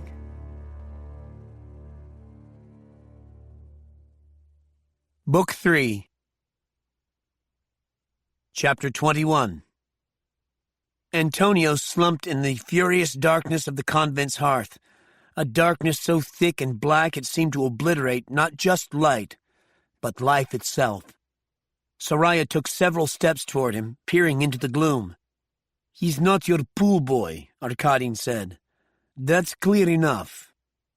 She said nothing, knowing that he had begun to bait her in order to gain information. This in itself was a hopeful sign, indicating that Antonio hadn't talked, despite the beating he'd received.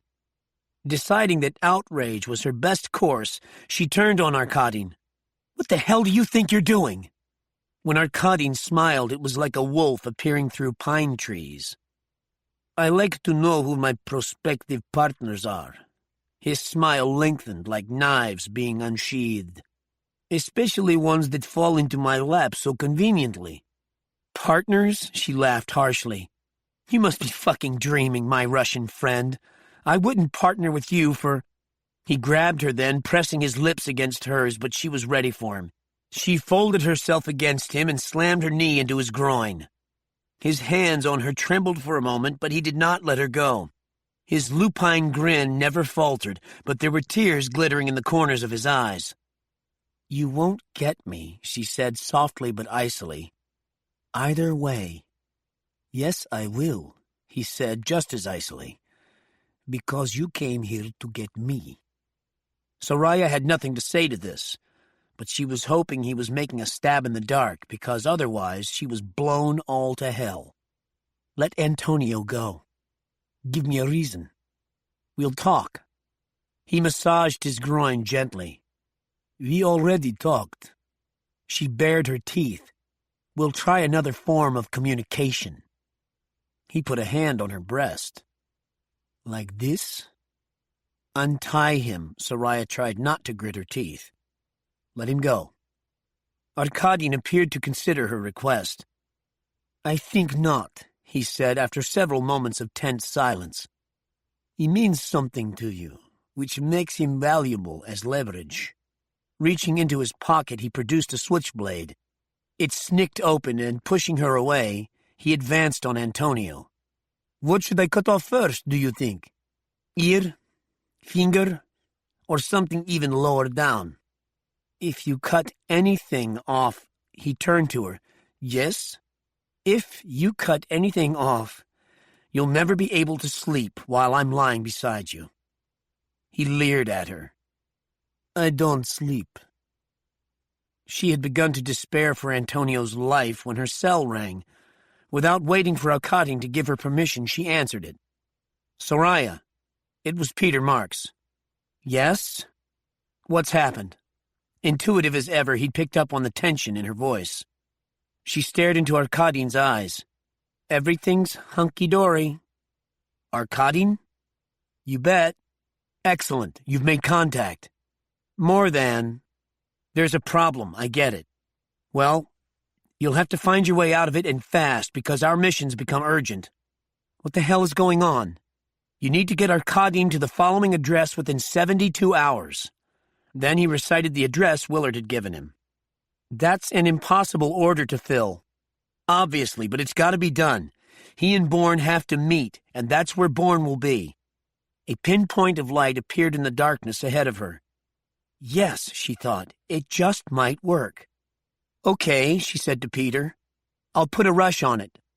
And make sure he takes his laptop with him." Soraya let out a breath. "How do you propose I do that?"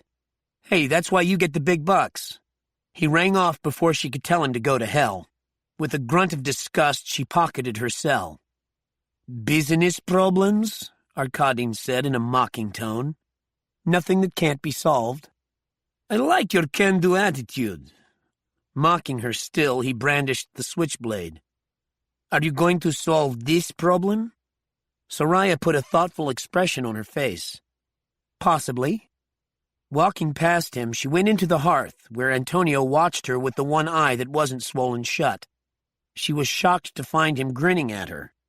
"Don't mind me," he said in a hoarse voice. "I'm having fun." Without Arkadin being able to see, she put her forefinger to her lips, then pressed it to his. It came away bloody. She turned back to Arkadin. "It all depends on you." "I don't think so. The ball's in your court." "Here's how this will work." She emerged back into the flickering candlelight. "You let Antonio go, and I'll tell you how to find Jason Bourne." He burst out laughing. "You're bluffing." "When it comes to someone's life," she said, "I never bluff." "Still, what does an importer-exporter know about Jason Bourne?" "Simple enough."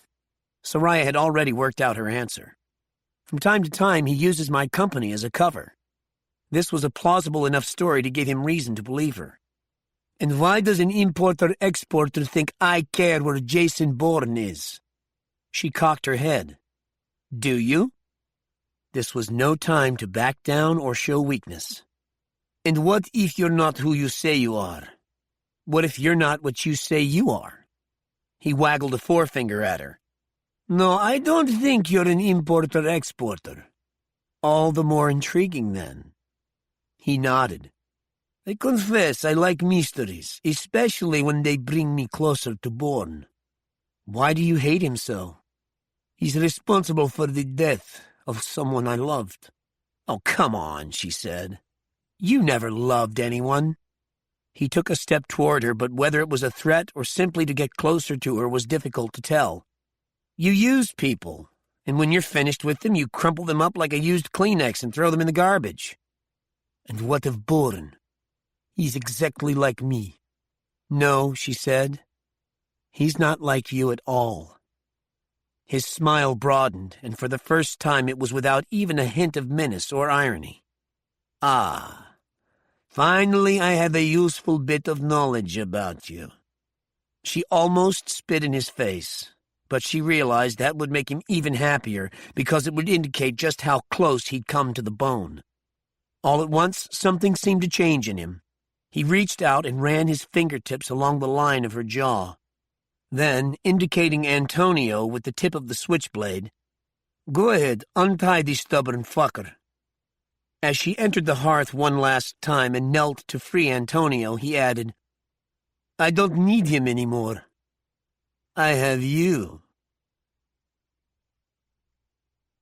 This is how it happened. Chrissy was standing in the kitchen, facing the window over the sink. There was nothing to see except the grayness of dawn creeping through the treetops like gauze. She had said nothing when Bourne walked into the room, but she started when she felt him beside her. "How what happened?" Bourne said into the silence. "How I came to lie to you." Chrissy turned on the hot water and, placing her hands in the stream, began to wash them as if she were Lady Macbeth. "One day," she said, "a year or so after Scarlett was born, I looked in the mirror and said to myself, 'You have a body that's been abandoned.' Perhaps a man can't understand.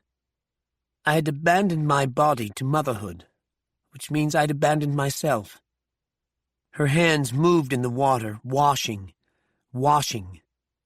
From that moment I began to hate myself, and then, by extension, my life, which included Scarlett. Of course, that was something I couldn't tolerate. I fought against it and immediately fell into a dreadful depression. My work began to suffer, so obviously that the department chair suggested, and then gently but firmly insisted, I take a sabbatical. Finally I agreed. I mean, I hadn't a choice, had I? But when I locked my office door behind me, when I drove out of Oxford drowsing like Avalon in the mist, I knew something drastic had to be done. I knew it was no coincidence that I'd locked myself away in a place that never changed. Like my father, I was safe in Oxford, where everything is pre-planned, preordained even, where there's no possibility of even the slightest deviation. That's why he reacted to Trace's life choices the way he did. They terrified him, so he lashed out at her.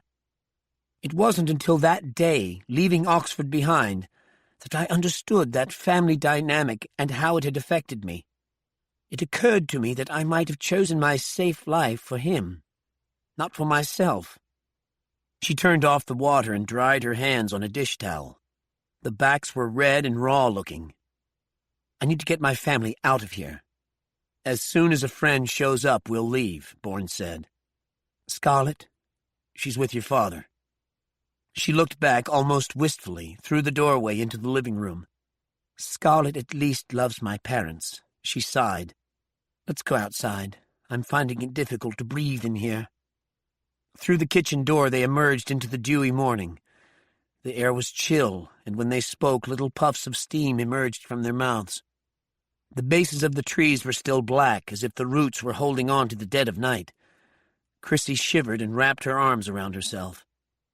"What happened?" Bourne said. "Nothing that made sense. It was simply blind luck that I met Holly." Bourne was startled. "Holly Marie Moreau?" She nodded. "She was looking for Trace and found me instead." Everything in this puzzle seems to return to Holly, he thought. "And you became friends?" "More than friends, and less," she said. "I know that doesn't make much sense." She shrugged. "I went to work for her." Bourne frowned. He felt like a miner inching along a tunnel without lights, but nevertheless knowing by instinct which way to turn. "What was she doing?" Chrissy gave a little embarrassed laugh. "She was what she euphemistically called a stalker." Now and again she traveled to Mexico for 2 or 3 weeks at a time. At a client's request, she'd stock a narco rancho. Narco ranchos are shell estates owned by the Mexican drug lords out in the desert somewhere, usually in the north, in Sonora, but sometimes in a more southerly state like Sinaloa. Apart from a caretaker and maybe a guard or two, no one lives in them full time. Anyway, she took me to Mexico City, to the after-hours clubs, the brothels, where she chose from a list she kept updated weekly, like a calendar or a day planner. We took the girls to whichever narco rancho was owned by the current client. There were only a handful of Mexicans there when we arrived, some peons, and heavily armed soldiers who sneered at us even while they drooled over the girls. My job was to spruce up the interior and settle the girls in their various bedrooms. The peons did the heavy lifting.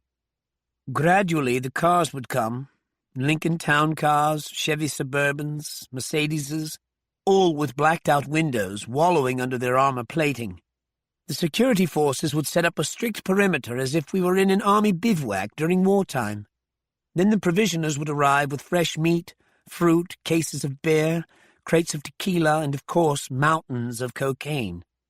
The barbecuing of beef and the spit-roasting of whole pigs and lambs would begin. Salsa and disco music blared louder and louder. The roasters stank of sweat and beer so you couldn't let them near you. Then the bosses arrived with their bodyguards, and it was like the Day of the Dead, a festival beyond all festivals. Bourne's mind was racing at a pace that dizzied even him. One of Holly's clients was Gustavo Moreno, wasn't it? Gustavo Moreno was her best client, Chrissy said. Yes, Bourne thought. It had to be. Another missing piece of the puzzle. He spent more than any of the others. He loved to party all night long. The later it got, the louder and wilder the partying. You were a long way from Oxford, Professor. She nodded. A long way from civilization, too. But then so was Holly. She lived a double life. She said she'd had plenty of practice growing up in Morocco because her family was very strict, very religious, devout even. A woman had few rights, a girl even fewer. Apparently her father broke away from the rest of the family, which was led by his brother, Holly's uncle. According to Holly, they had a terrible falling out. He took her and her mother away to Bali, a place that was the opposite of their village in the high Atlas Mountains. She told no one else about her secret life in Mexico. Untrue, he thought. She told me, or I found out somehow. Which must be how the laptop ended up in Gustavo Moreno's hands. I must have given it to him, but why? In this puzzle, he thought, there's always another blank to fill in, another question to answer. Chrissy turned to him. I take it you knew Holly. When he didn't reply, she said, You must be shocked by what I've just told you. I'm sorry you lied to me. We lied to each other. Chrissy couldn't keep an edge of bitterness out of her voice. I have too much experience in lying. He had a feeling that he'd asked Holly to take him to Mexico on one of her trips, or had he coerced her into it? Why did you quit? He said. You could say that I had an epiphany in the Sonoran desert. It's not surprising we hooked up. She and I were both running away from our former lives, from who we were. Or rather, we had lost our way in our lives. We no longer knew who we were or who we wanted to be. We were intent on rejecting who we were expected to be. She stared down at her reddened hands as if she didn't recognize them. I had thought that the life I'd left, the cloistered sanctuary of Oxford, wasn't real. But after a time I realized that it was Holly's life that wasn't real. The sky had lightened further, birds called from the treetops, and a slight wind brought the smell of damp earth, of living things. One night, very late, I wandered into a spare room, or that's what I thought, and there was Holly on top of Gustavo Moreno, grinding away. I watched for a moment as if they were two strangers acting in a porno. Then I thought, fuck, that's Holly. You could say that I woke up. She shook her head. But I don't think Holly ever did. Bourne didn't think so either. Sad but true.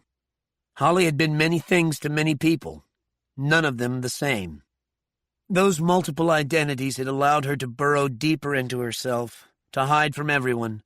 When it was her uncle, he was certain she feared most. At that moment, Scarlett poked her head out and said, "Hey, you two, we have visitors." Inside, both Ottavio Moreno and Peter Marks stood in the living room, eyeing each other warily. "What the hell is this?" Bourne said. "Here is Ottavio Moreno, the man who knifed Diego Herrera," Marks said to Bourne. "And you're protecting him?" "It's a long story, Peter," Bourne said. "I'll explain it in the car on the way to—" Marks turned to Moreno. "You're the brother of Gustavo Moreno, the Colombian drug lord." "I am," Ottavio Moreno said. "And the godson of Don Fernando Herrera, the father of the man you knifed to death." When Moreno said nothing, Marks continued. "I've just come from Don Fernando. He's heartsick, as you can imagine. Or maybe you can't. In any event, he doesn't think you murdered his son. The police, on the other hand, are certain you did." Without waiting for a reply, he whirled on Bourne. "How the hell could you let this happen?" Then Ottavio Moreno made a tactical mistake. "I think you'd better calm down," he said. He should have kept his mouth shut, but possibly he'd been stung by Marks's words as well as his tone. "Don't tell me what to do," Marks said heatedly. Bourne had half a mind to let the two men come to blows, if only to relieve the built-up tension of the last couple of hours. But there was Chrissy and her family to think of, so he stepped in between the two. Gripping Marks at the elbow, he steered him out the front door where they could talk without being overheard. Before he could say a word, though, Moreno came storming out. He headed straight for Marks, but before he was halfway there, a shot from the trees stopped him in his tracks. Even as he staggered backward, even as the second shot took part of his skull off, Bourne had flung himself behind Moreno's Opel. As Marks followed him, another shot cracked through the stillness of early morning. Marks stumbled and fell. Boris Karpov accompanied Viktor Cherkesov into the construction site on Ulica Varvarka. They passed through a gap in the chain-link fence and descended via a ramp into the dead zone. Cherkesov kept them going until they were deep in the heart of the morass of rusting steel girders and cracked concrete blocks. Evil-looking weeds sprouted everywhere like tufts of hair on a giant's back. Cherkesov stopped them as they approached the bashed-in side of a derelict truck, which had been stripped of tires, electronics, and engine. It was canted over to one side like a ship on its way to the bottom of the sea. The truck was green, but someone had artistically covered it with obscene graffiti and silver spray paint. Cherkesov's mouth twitched in an imitation of a smile as he turned away from contemplating the graffiti. "Now, Boris Ilyich, please be kind enough to tell me the gist of your impromptu meeting with President Imov." Karpov, seeing no other recourse, obliged him. Cherkesov did not interrupt him once, but listened thoughtfully as Karpov outlined what he had learned about Bukin and those moles under his command. When he was finished, Cherkesov nodded. He produced a Tokarev TT pistol, but didn't aim it at Karpov. At least, not exactly. "Now, Boris Ilyich, the question for me is what to do next. First, what shall I do with you? Shall I shoot you and leave you to rot here?" He seemed to spend some time contemplating this option. "Well, to be honest, that would do me no good. By going directly to Imov, you have made yourself invulnerable. If you are killed or disappear, Imov will initiate a full-scale investigation, which will sooner rather than later wind up at my doorstep. As you can imagine, this would inconvenience me greatly."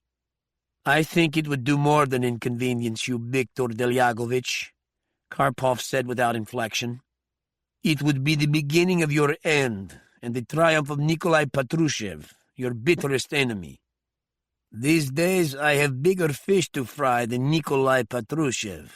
Cherkesov said this softly, contemplatively, as if he had forgotten that Karpov was there at all. Then, all at once, he snapped out of it, his eyes refocusing on the colonel. "So killing you is out, which is fortunate, Boris Ilyich, because I like you. More to the point, I admire your tenacity as well as your intelligence, which is why I won't even bother to bribe you."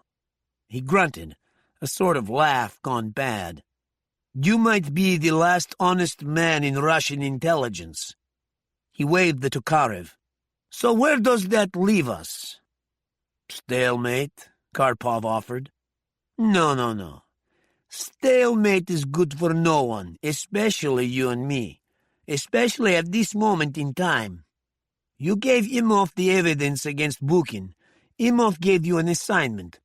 We both have no choice but for you to carry it out. That would be suicide for you, Karpov pointed out. Only if I stay on as head of FSB-2, Cherkesov said. Karpov shook his head. I don't understand. Cherkesov had a miniature two-way radio to his ear. Calm down now, he said to whoever was on the other end of the line. There was a smirk on his face that Karpov had never seen before. He took a step toward the colonel and in a moment gestured. Look who's coming, Boris Ilyich. Karpov turned and saw Milor Bukin picking his way through the rubble. Now, Cherkesov said, slapping the Tokarev into Karpov's hand, do your duty. Karpov held the Tokarev behind his back as Milor Bukin approached them. He wondered what Cherkesov had told him, because Bukin was totally relaxed and unsuspecting. His eyes opened wide when Karpov brought out the Tokarev and aimed it at him. Viktor Delyagovich, what is the meaning of this? He said. Karpov shot him in the right knee, and he went down like a smokestack being demolished. What are you doing? He cried as he clutched his ruined knee. Are you mad? Karpov advanced on him. I know about your treachery, and so does President Imhoff. Who are the other moles inside FSB-2? Bukin stared up at him wide-eyed. What? What moles? I don't know what you're talking about. Karpov calmly and deliberately blew his left kneecap to smithereens. Bukin screamed and writhed on the ground like a worm. Answer me, Karpov commanded. Bukin's eyes were bloodshot. He was pale and trembling in shock and agony. Boris Ilyich, doesn't our history mean anything? I'm your mentor. I was instrumental in bringing you into FSB-2. Karpov loomed over him. All the more reason that I be the one to clean your dirty house. But, Bukin sputtered. I was just following orders. He pointed at Cherkesov. His orders. How easily he lies, Cherkesov said. No, Boris Ilyich, it's the truth, I swear. Karpov squatted by Bukin's side. I know how we can solve this problem. I need a fucking hospital, Bukin moaned. I'm bleeding to death.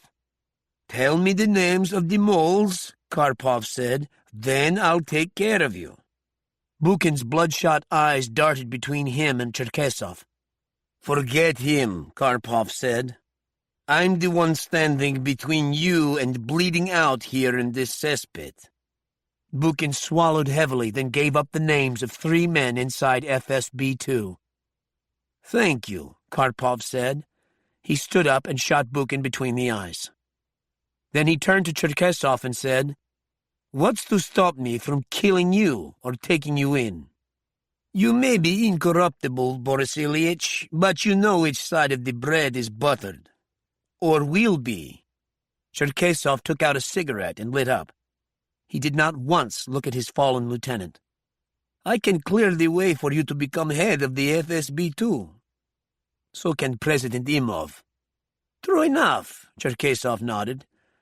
But Imhoff can't guarantee that one of the other commanders won't drop polonium into your tea or slip a stiletto between your ribs one night.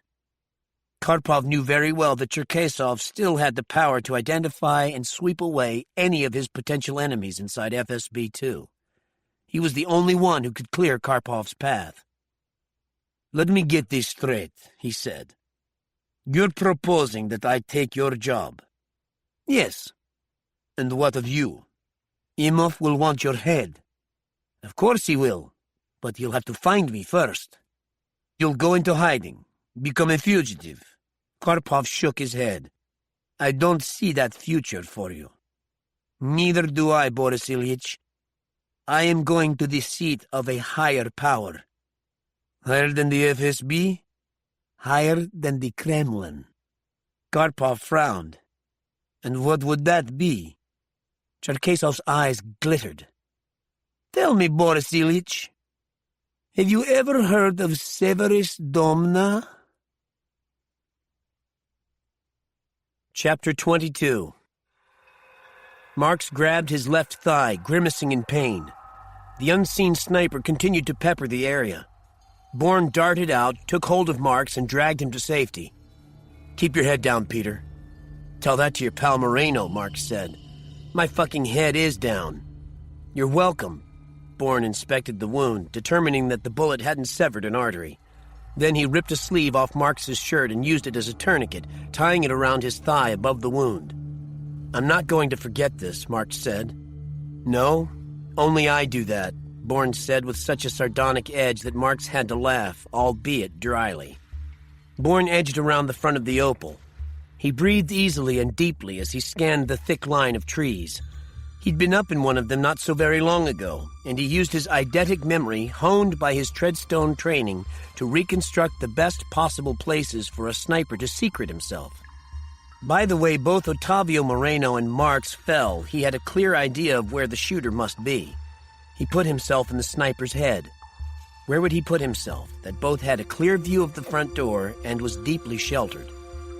He heard Chrissy calling, and from the level of anxiety in her voice realized that she must have been shouting to him for some time. Crawling back to the other end of the Opal, he called, I'm okay. Stay inside until I come get you. Scuttling back to the taillights, he sprinted out of cover, hurling himself into the tree line. A volley of shots smacked into the Opal's front end. From the beginning of the attack, he'd counted the shots. After the last flurry, he calculated that the sniper needed time to reload. A couple of seconds was all he needed to reach the protection of the trees. Now he went hunting. In among the pines and oaks, perpetual shadows clung to the thick jigsaw of branches. Here and there, light filtered through in tiny diamonds, winking and glittering as the wind stirred the woods. Bourne, in a semi-crouch, picked his way through the underbrush, taking care not to crunch down on twigs or pine cones. He made no sound. Every 5 or 6 paces he stopped, watching and listening as a fox or a stoat will, alert for both prey and enemies. He caught sight of a small flash of black and brown, blurred, winking out almost before it had a chance to register. He headed toward it. Briefly he considered taking to the trees, but was concerned that dislodged debris would give away his position. At some point he changed direction, veering away, circling to come upon the sniper from the side. As he continued, he repeatedly checked behind and above him for any sign of the sniper. The glint of metal up ahead pushed him onward at a more rapid pace. Peering out from behind the bole of an oak, he could see the right shoulder and hip of the sniper. He knelt behind a dense patch of underbrush, then scuttled around behind him.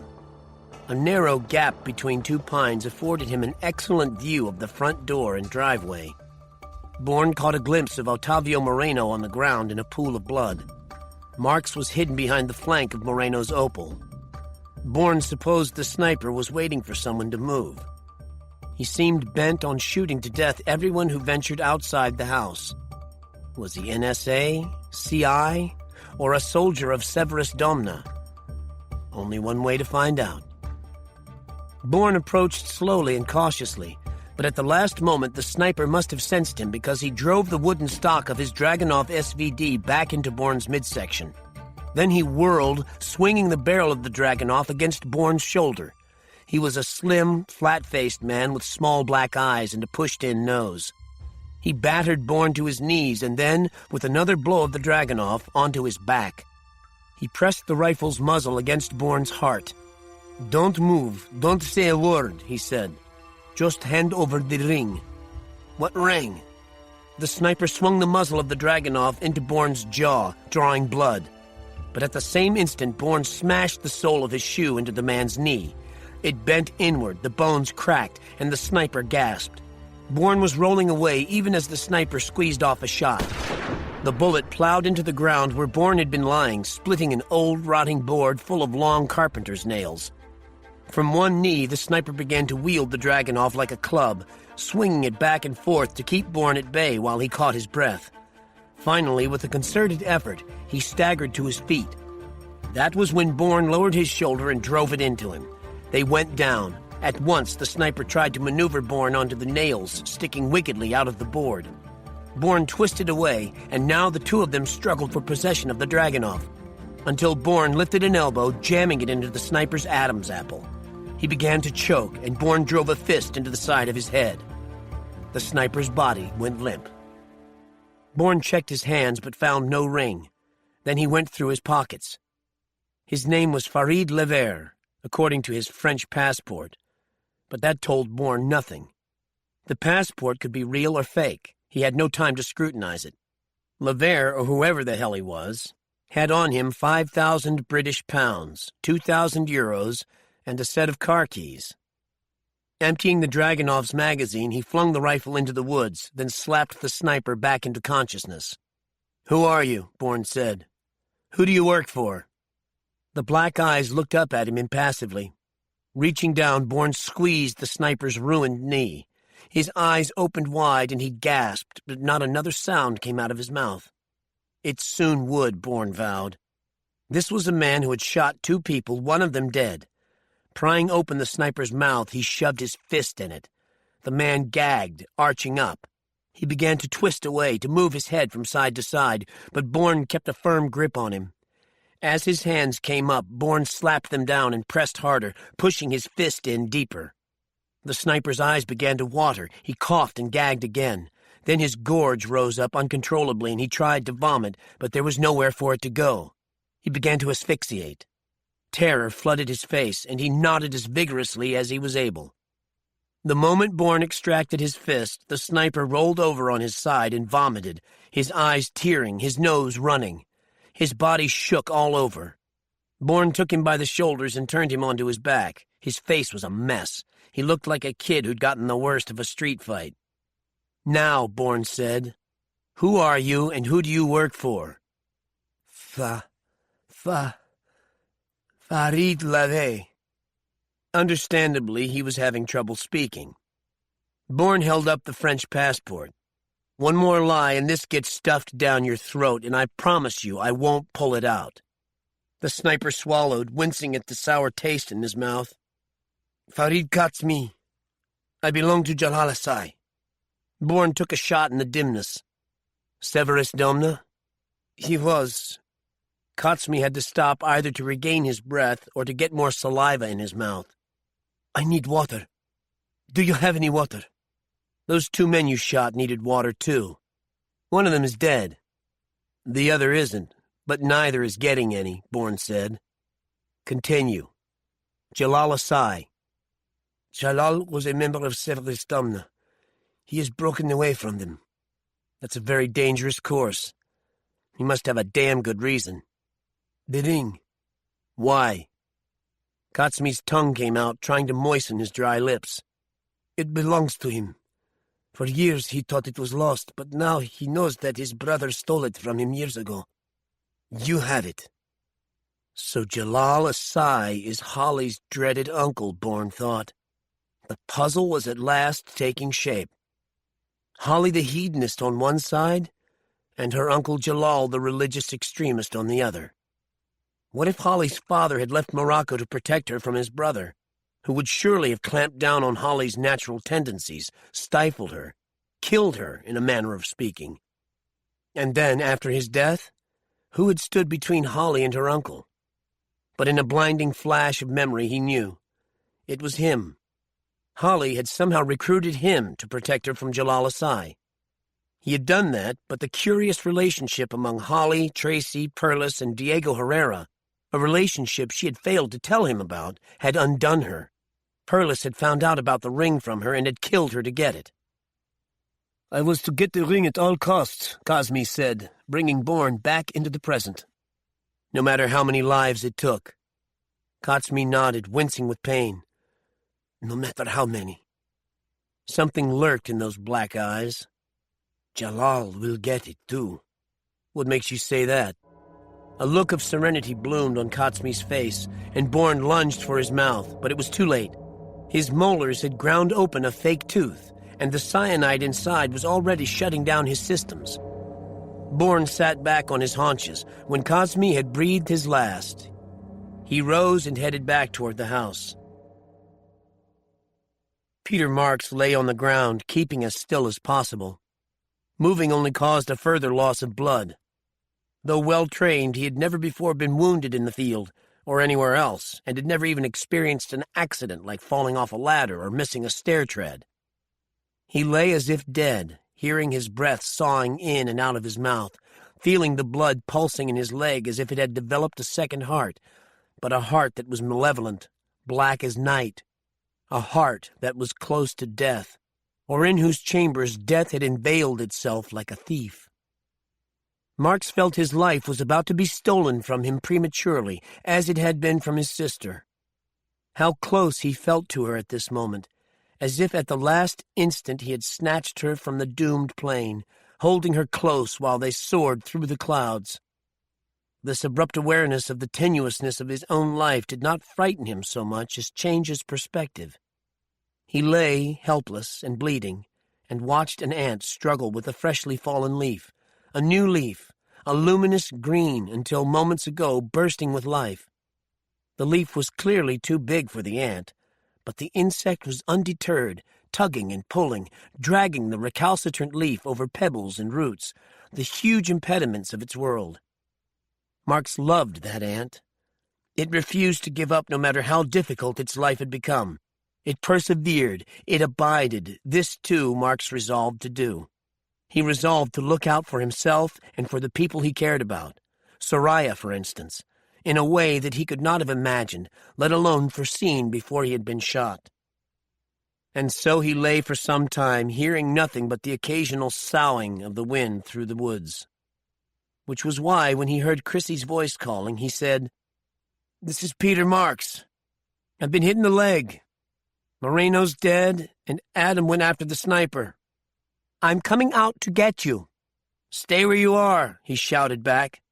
Dragging himself forward, he struggled to sit with his back against the opal. "The area isn't secure."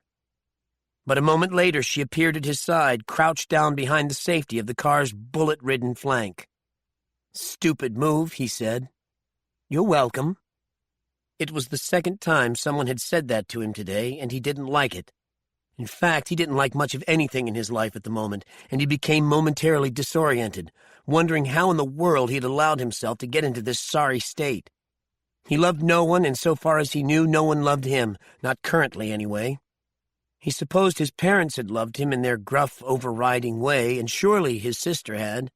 But who else? His latest girlfriend had lasted 6 months, just about par for the course, before she got fed up with his long hours and inattention and walked out. Friends? A few. But like Soraya, he used them, or they used him. He felt suddenly sick to his stomach and shuddered. "You're going into shock," Chrissy said, understanding him better than he could imagine. "We'd better get you into the house and warmed up." She helped him to stand, balanced on his good leg. He put his arm around her, and she helped him toward the house. He moved shakily, and, stumbling over a rock or a root, almost sent them both tumbling over. Christ on a crutch, he thought wildly, I'm full of self-pity today, and was even more thoroughly disgusted with himself than he had been a moment ago. Her father, who had emerged from the house, rushed to Marks's other side and helped her with her burden. The old man kicked the door shut when they were inside. Bourne came upon the woman almost without warning. She was half buried in crisp, dead leaves. Her face was turned away from him, eyes closed. Her long hair was streaked with blood, but from the way she lay, it was impossible to tell whether she was dead or alive. A neighbor out walking. It had been her bad luck to stumble upon Gatsby. Beneath the fall of leaves, he could make out bits and pieces of her red and black checked flannel shirt, jeans, and hiking boots. Leaves appeared to have been kicked over her with considerable haste.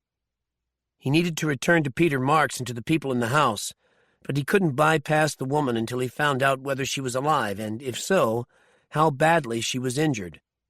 Creeping closer, he put a hand out to find the pulse in her carotid artery. Her eyes snapped open, her hand rose up, clutching a hunting knife by its handle. The point stabbed out toward his chest, and as he moved, sliced through his shirt and across the skin covering his breastbone. She sat up, coming after him. Leaves fell away from her like freshly turned earth from an animated corpse. Bourne grasped her wrist, redirecting the knife away from him, but she had a second knife in her other hand. Struggling with her, he saw it very late and took the point in the bone of his shoulder. She was well-trained and surprisingly strong. She scissored her legs, catching his right ankle, taking him off balance. He fell backward and she was on him. He had control of one wrist, but the knife blade scythed in to slit his throat. Using the carpenter's nail like a push dagger, he slammed his hand against the side of her neck, puncturing her carotid artery. A fountain of blood arced out, pulsing with each slackening beat of her heart. The woman toppled over into the leaves that had covered her. She looked up at him with Katsmi's enigmatic smile, that smile that made him believe that Jalal Asai wasn't finished with him, that had put him on alert, that had caused him to keep the carpenter's nail hidden in his left hand. Were Katsmi and the woman working together? Had she been his backup? It seemed so to him, a diabolical scheme that made of Jalal Asai a formidable enemy with whom he had a difficult and shadowed past. A man who doubtless nursed a blood grudge against him. As Chrissy and her father sat Marks down in a chair, they heard rifle shots. Chrissy gave a little gasp and ran to the door, pulling it open against her father's shouted warning. Still in the shadows of the doorway, she peered out past the driveway and the opal to the woods beyond, but she could see nothing, even though she strained with every ounce of her strength to penetrate the foliage, to spot a sign that Bourne was still alive. What if he was wounded and needed help? She had already made up her mind to go after him, as she imagined Tracy would have done in the same circumstances, when she saw him emerging through the branches. Before she could take a step, someone flashed past her down the steps. "Scarlet!" Scarlet raced down the driveway, skirted the dead man, passing around the trunk of the car, and flung herself into Bourne's arms. "This is real blood, your blood," she said, a bit out of breath. "But I can help you." Bourne was about to brush her gently away, but her obvious concern changed his mind. She genuinely wanted to help, and he couldn't take that away from her.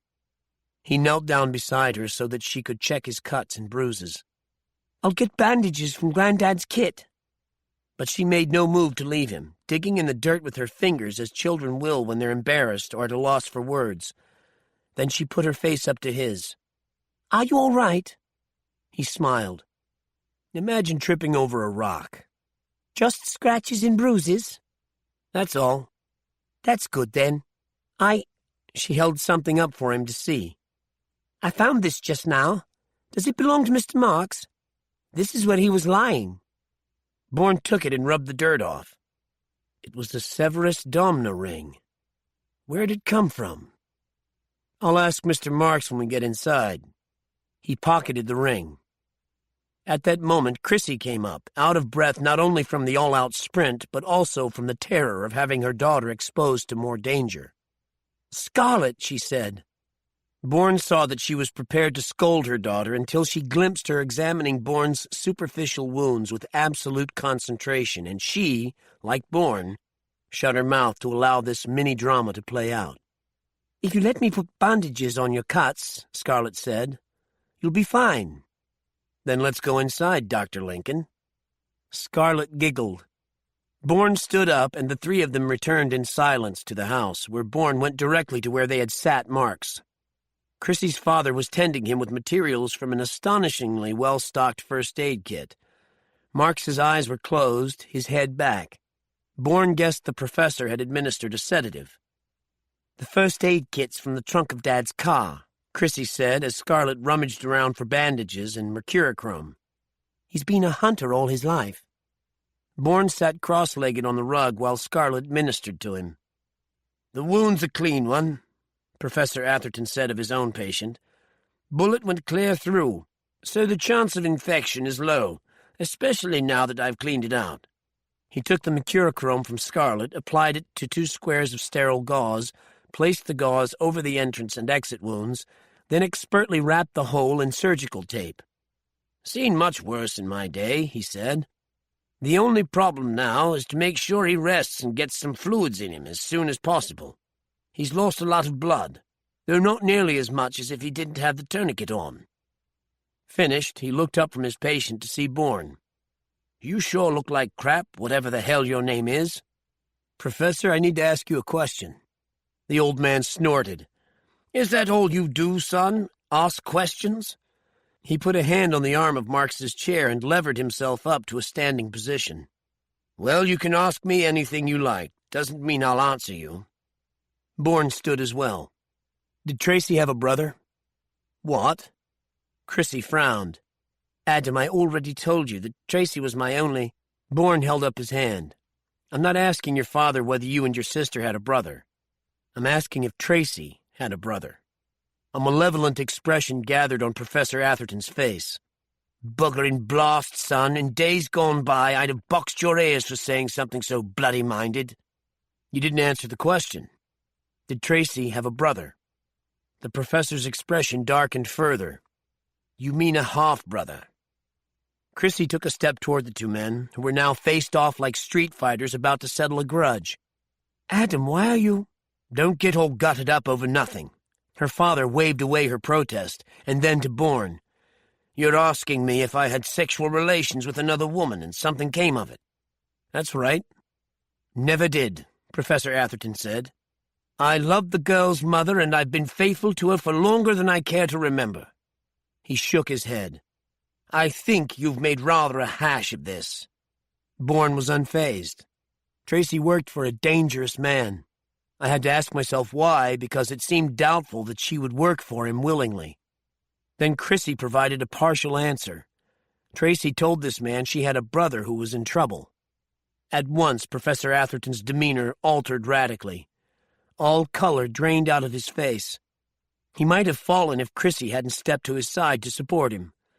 With some difficulty, she got him to sit down in the chair opposite Marx. Dad? She knelt beside him, his clammy hand in hers. What is this? Is there a brother I don't know about? The old man kept shaking his head. I had no idea she knew, he mumbled as if to himself. How the bloody hell did she find out? So it's true. Chrissy shot Bourne a glance, then redirected her attention to her father. Why didn't you and Mum tell us? Professor Atherton sighed deeply, then passed a hand across his sweating brow. He looked at his daughter blankly, as if he didn't recognize her, or he was expecting to see someone else. I don't want to talk about it. But you must. She seemed to rise up, as if stiffening her spine, and she leaned in toward him as if to lend her words more weight. You have no choice now, Dad. You have to tell me about him. Her father remained silent, impassive now, as if free of a fever that had gripped him. What's his name? She implored. Can't you tell me that much? Her father's eyes would not meet hers. He had no name. Chrissy sat back as if he had slapped her across the face. I don't understand. And why would you? Professor Atherton said. Your brother was born dead.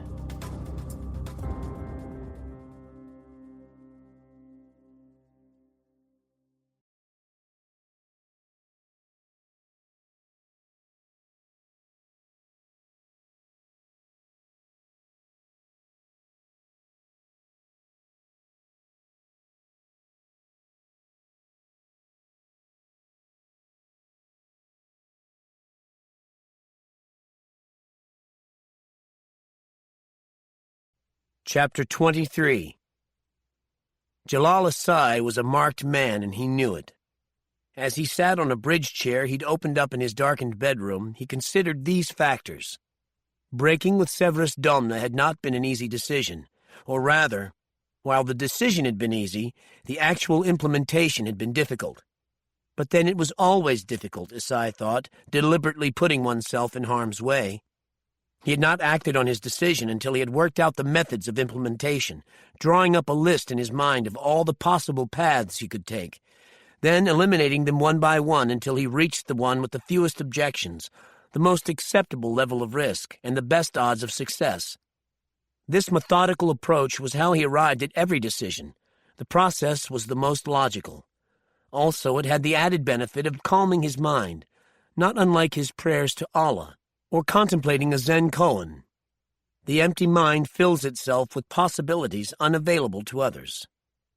So he sat, absolutely still, within the darkness of his apartment, the blackness of his bedroom where all the blinds were drawn against the nighttime street lights and the passing headlights of the occasional car or truck. Night, and the threat of night. Night was to him what a cup of espresso was to others, a calm and satisfying state of reflection. He could navigate his way through darkness, even nightmares, because Allah had blessed with the light of the true believer.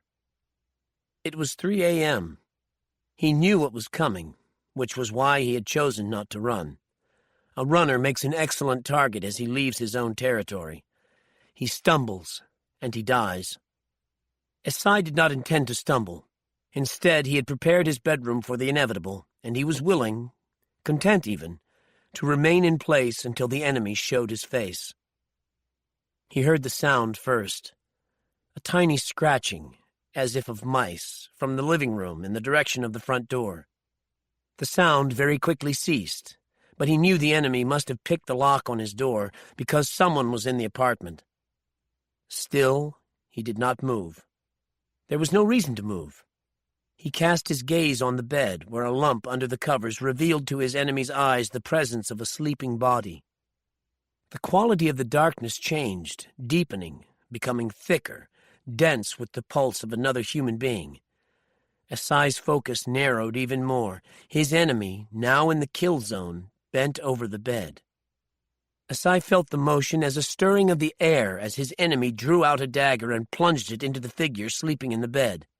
At once, the plastic skin punctured, spraying the would-be killer with a geyser of battery acid with which Esai had filled the inflatable sex toy.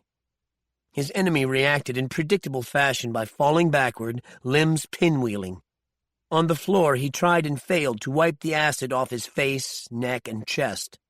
This action only served to smear the acid over more of his face, neck, and chest. He gasped, but because the acid was eating his lips and tongue, he could not get out any words or even a scream. A nightmare scenario for him, Esai thought, as he rose from the chair at last. Kneeling over the enemy, the man Severus Domna had sent to kill him for his disloyalty, he smiled the smile of the just, the righteous, in Allah's beneficent eyes, and putting a forefinger against his lips, he whispered, "Shh," so low that only he and his enemy could hear. Then he took up the assassin's dagger and picked his way to the doorway into the hall. Pressing himself against the wall, he waited, emptying his mind of expectation. Into this divine emptiness came the most probable route the second man would take. He knew there was a second man, just as he knew his assassin would not use a pistol to kill him, because these were the two major methods of operation Severus Domna employed: stealth and backup. Methods he himself had used in going after Jason Bourne in the ring. A diagonal shadow falling across the width of the hall bore out his thesis. Now he knew where the second assassin was, or rather had been, because he was on the move. His compatriot had had enough time to effect the kill, and now he was closing the gap between them to determine if anything was amiss. Something certainly was amiss, a fact confirmed to him as the dagger, thrown with great accuracy by Esai, penetrated his chest between two ribs and pierced his heart. He fell heavily, like a wildebeest taken down by a lion. Esai approached him, knelt, and determined there was no pulse, no life left. Then he returned to his bedroom, where the first assassin was writhing on the floor with ever more uncoordinated movements. Snapping on a lamp, he studied the man's face. He did not recognize him, but then he didn't expect to. Severus Domna would not have sent anyone he could identify on sight. Squatting down beside the man, he said, "My friend, I pity you. I pity you because I have chosen not to end your life, and therefore your suffering. Instead, I will leave you as you are." Pulling out a cell phone burner, he dialed a local number. "Yes," Benjamin L. Arian said. "Delivery for you to pick up," Esai said. "You must be mistaken. I didn't order anything." Esai put the cell to the assassin's mouth, and he made sounds like a cow in distress. "Who is this?" Something had changed in El Arian's voice, a febrile element that Esai, the cell to his ear again, was able to catch. "I estimate you have 30 minutes before your assassin dies. His life is in your hands." SI closed the cell and, standing, ground it to bits beneath his heel. Then he addressed the assassin for the last time. You will tell Benjamin L. Arian what happened here, and then he will deal with you as he sees fit. Tell him that the same fate awaits anyone he sends for me. That's all you need to know now. His time, and yours, is over. Moira, standing on the starboard side of the yacht, watched the exchange of infrared signals through the night glasses the captain had handed her moments before. She could see the cigarette boat lying to as the yacht came up on it. Moving her field of vision slightly, she saw two figures in the cigarette besides the signaler, a man and a woman. The man was almost certainly Arkadin, but who was the woman, and why would he have someone else on board? Berengaria had told her Arkadin came out to meet her boats with just a mate, an old Mexican named El Geraldo. The captain continued to keep the yacht's engines idling as it slid through the black waves on its own momentum. Now Moira could make out Arkadin's face, and beside him was Soraya Moore. She almost dropped the night glasses overboard. What the hell, she thought? For every plan there was a wrench that could jam up the works. Here was hers. The quiet lapping of the water was all she heard as the cigarette came up alongside the yacht. A crewman tossed down a rope ladder, another manned the winch. Meanwhile, two other crewmen were busy hauling up the cargo from below decks. Berengaria had explained the routine in detail. A crate was loaded into the net to be wenched down to the cigarette so Arkadin could inspect the contents. As this was happening, Moira leaned over the rail, peering down at the people in the cigarette. Soraya saw her first, her mouth forming an O of silent surprise. "What the hell?" she mouthed up to Moira, who had to laugh. They'd both had the same reaction on seeing each other. Then Arkadin caught sight of her. Frowning, he climbed the ladder. The moment he swung aboard the yacht, he drew out a Glock 9mm and aimed it at her midsection. "Who the hell are you?" he said. "And what are you doing on board my boat?" "It's not your boat. It belongs to Berengaria," Moira said in Spanish. Arkadin's eyes narrowed. "And do you belong to Berengaria also?" "I belong to no one," Moira said. "But I am looking out for Berengaria's interests." She had thought about the possible answers to his questions during the entire trip up the coast of Mexico. What it boiled down to was this. Arkadin was a man first, a homicidal criminal second. "Just like a woman to send a woman," Arkadin said, as disdainful as Roberto Correos. "Berengaria is convinced you no longer trust her. This is true. Perhaps she no longer trusts you." Arkadin gave her a dark look but said nothing. "This is a poor state of affairs," Moira acknowledged, "and no way to run a business." "And how does the woman who does not own you suggest we proceed?" "For a start, you might lower the Glock," Moira observed. By this time, Soraya had made her way up the ladder and now appeared, swinging her legs over the yacht's brass railing. She seemed to size up the situation immediately, looking from Moira to Arkadin and back again. "Fuck you," Arkadin said, "and fuck Berengaria for sending you. If she had sent a man, the chances are good the two of you would have killed each other." "I would have killed him, certainly," Arkadin said. "So sending a man would not have been the smart thing to do." Arkadin snorted. "Fuck, we're not in the kitchen." He shook his head in disbelief. "You're not even armed." "Therefore you won't shoot me," Moira said. "Therefore you will be willing to listen when I talk, when I negotiate, when I propose a way to go forward without suspicion on either side." Arkadin watched her as a hawk watches a sparrow. Perhaps he no longer considered her a threat, or possibly what she said had gotten through to him. In any event, he lowered the Glock and tucked it away at the small of his back. Moira looked pointedly at Soraya. "But I won't talk or negotiate or propose anything with someone unfamiliar. Berengaria told me about you and your boatman, El Geraldo. But now I see this woman here. I don't like surprises." "That makes two of us." Arkadin jerked his head in Soraya's direction. "A new partner on probation. She doesn't work out, I put a hole in the back of her head." Just like that. Arkadin walked to where Soraya stood and, cocking his thumb and forefinger as if they were a gun, he pressed its muzzle to the base of her skull. Boom!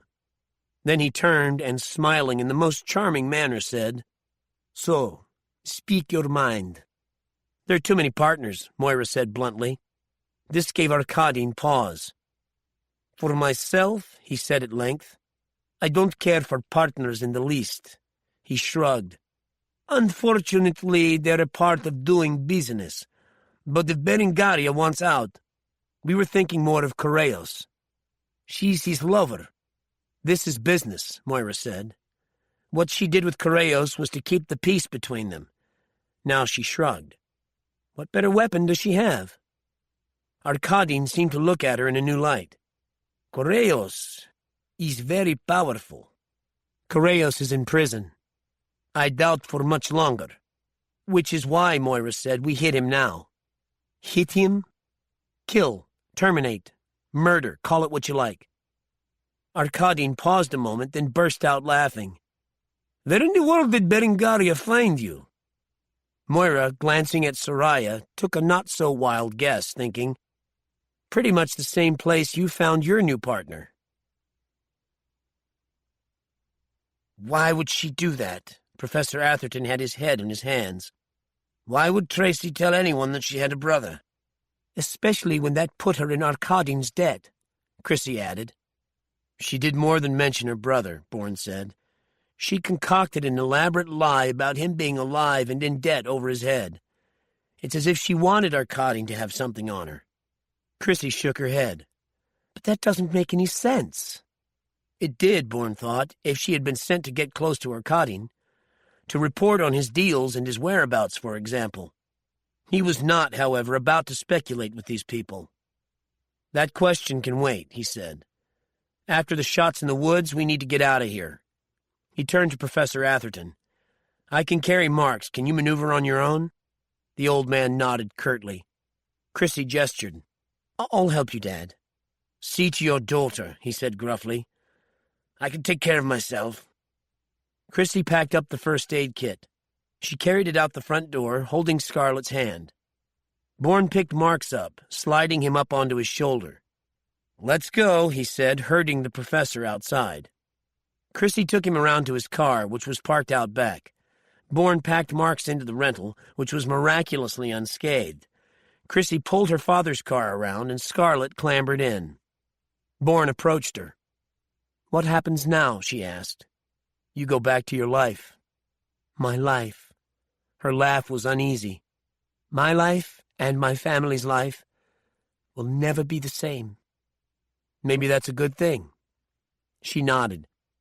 "In any case, I'm sorry." "Don't be." She smiled wanly. "For a moment I was Tracy, and now I know that I never wanted to be like her. I just thought I did." She put a hand on his arm briefly. "It was good she met you. You made her happy. For a night or two. More than many get in a lifetime." Her hand dropped away. "Trace chose her life. It didn't choose her." Bourne nodded. Turning away, he peered into her car. When he tapped on the glass, Scarlett opened the window. He placed something in her hand and closed her fingers around it. "This is just between us," Bourne said. "Don't look at it until you're home and alone." She nodded solemnly. "Let's go," Chrissy said, not looking at Bourne. Scarlett raised her window. She said something Bourne couldn't hear. He put his hand flat against the window. On the other side, Scarlett pressed her hand over his. Marks had left the key in the ignition, and now Bourne started it up. A combination of the noise and vibration as Bourne came out of the driveway and turned onto the road woke Marks from his stupor. "Where the hell am I?" he mumbled thickly. "On your way to London." Marks nodded in the manner of a drunk who is struggling to reacquaint himself with how the world works. "Fuck, my leg hurts." "You were shot. You lost some blood, but you'll be fine." "Right." Then something in his face changed, and a shudder passed through him as if the memories of recent events had resurfaced. He turned to Bourne. "Listen, I'm sorry. I've acted like a shit." Bourne said nothing as he continued to drive. "I was sent to find you. I figured that out." Marks rubbed his eyes with his knuckles in an effort to clear his head of the last cobwebs. I work for Treadstone now. Bourne pulled the car over to the side of the road. Since when has Treadstone reformed? Since Willard found a backer. And who might that be? Oliver Liss? Bourne had to laugh. Poor Willard. Out of the frying pan. That's it exactly. Marx's tone was mournful. The whole thing's a total fuck-up. And you're part of the fuck-up. Marx sighed. Actually, I'm hoping to be part of the solution. Really? And how would that work? Liss wants something you have. A ring. Everyone wants the Dominion ring, Bourne thought, but he remained silent. I was supposed to get it from you. I'd be curious to know how you were going to do that. To be honest, I don't have a clue, Marx said, and I'm no longer interested in that. Bourne was silent. Marx nodded. You have a right to be skeptical, but I'm telling you the truth. Willard called just before I arrived at the house. He told me the mission had changed, that I was now to get you to Tinagir. In southeast Morocco? Ouarzazate, to be precise. Apparently Arkadin is being brought there too. Bourne was silent for so long, Marx felt compelled to say, What are you thinking? That Oliver Liss is no longer calling the shots at Treadstone. What makes you say that? Liss would no more order you to get me to Ouarzazate than he would open a vein. He looked at Marx. No, Peter. Something's changed radically. I felt that myself, but what? Marx took out his PDA and went on a number of government news sites. Jesus, he said at last. Liss was taken into custody by the Department of Justice pending an investigation into his role in illegal Black River dealings. He looked up. But he was cleared of those charges weeks ago. I told you something's radically changed, Bourne said. Willard is taking orders from another source. It has to be someone very high up the food chain to get the investigation reopened. Bourne nodded. And now you're as much in the dark as I am. It looks like your boss sold you down the river without even a second's thought. Frankly, this comes as no surprise. Marx rubbed his leg. His pain-filled exhale was a whistle of protest. There's a doctor in London who'll be discreet about the gunshot wound. Bourne put the car in gear and, checking for traffic, pulled out onto the road. Just so you know, Diego led me into a trap. There were enemies waiting for me at the club. Did Moreno have to kill him? We'll never know now, Bourne said. But Otavio saved my life back there. He didn't deserve to be shot down like a dog. Which brings me to who the hell was firing at us. Bourne told him about Severus Domna and Jalal Asai without going into detail about Holly. I was attacked in London. I pulled an odd gold ring off the forefinger of my assailant's right hand. He fished around in his pockets. Shit. I seem to have lost it. Scarlett found it. I gave it to her as a souvenir, Bourne said. Every member of Severus Domna carries one. So this is all about an old Treadstone mission. Marx seemed to consider the implications for a moment. Do you know why Alex Conklin wanted the laptop? No idea, Bourne said, though he thought he did know now. Was there anyone besides Soraya and Moira he could trust? Though he knew Soraya and Peter were good friends, he still didn't know whether he could trust Marx. Marx shifted uncomfortably. There's something I need to tell you. I'm afraid I roped Soraya into joining Treadstone. Bourne knew that Typhon could not run successfully without her, so he assumed that Danziger was systematically dismantling the old CI and remaking it in the image of Bud Halliday's beloved NSA. Not that it was of any of his concern. He hated and distrusted all espionage agencies. But he knew the good work that Typhon had accomplished under its original director and later under Soraya. What is Willard having her do? You won't like this. Don't let that stop you. Her mission is to get close to Leonid Arkadin and the laptop. The same laptop that Conklin had me steal from Jalal Asai? That's right. Bourne wanted to laugh, but then Marx would ask questions he wasn't prepared to answer. Instead, he said, Was it your idea for Soraya to get close to Arkadin? No, it was Willard's. Took him some time to come up with it. He told me about it the day after I recruited her, so chances are he had the assignment in mind for her when he asked you to recruit her. Marx shrugged, as if he couldn't see how it mattered. But it mattered very much to Bourne, who saw in Willard's thinking a pattern. All the air went out of him. What if Soraya wasn't the first female Treadstone had recruited to keep an eye on its first graduate? What if Tracy had been working for Treadstone? Everything fit. The only reason Tracy would lie, deliberately putting herself in Arkadine's power, was so that he would hire her and keep her close, allowing her to pass on intel about both his whereabouts and his business ventures. A brilliant plan which had worked until Tracy had been killed in Khartoum. Then Arkadine had vanished again. Willard needed a way to regain contact, so he had resorted to a tried-and-true Treadstone tactic. Arkadine used women like dish towels. They would be the last people he would suspect of keeping tabs on him. Soraya found him, I take it. She's with him now in Sonora and knows what to do, Mark said. Do you think she can get him to Tinagir? No, Bourne said. But I can. How? Bourne smiled, remembering the entry in Noah Perlis's notebook. I'll need to text her the information. She'll know what to do with it. They were in the outskirts of London now. Bourne got off the motorway at the next exit and pulled over in a side street. Marks handed him his PDA and recited Soraya's number. Bourne punched it in, then pressed the SMS button, composed the text, and sent it. After returning Marks's PDA, he resumed driving. I don't know how it's happened, he said, but Severus Domna is running Willard and Treadstone. What makes you say that? Jalal Asai is Amazigh. He comes from the high Atlas Mountains. Ouarzazate. So is Willard taking orders from Asai or Severus Domna? For the moment it doesn't matter, Bourne said. But my money's on Severus Domna. I doubt Asai has the clout to get justice to take Liss into custody. Because Asai has broken away from Severus Domna, right? Bourne nodded, which makes the situation that much more interesting. He made a left turn, then a right. They were now on a street of neat, white Georgian row houses. A Skye Terrier, industriously sniffing at steps, led his master along the pavement. The doctor was 3 houses down. It's not often my enemies are at each other's throats. I take it you're going to Tinagir, despite the danger. That couldn't have been an easy decision. You have your own tough decision to make, Bourne said. If you want to stay in this business, Peter, you'll have to return to D.C. to take care of Willard. Otherwise, one way or another, he'll wind up destroying you and Soraya. Chapter 24. Frederick Willard knew about the White Knight's Lounge.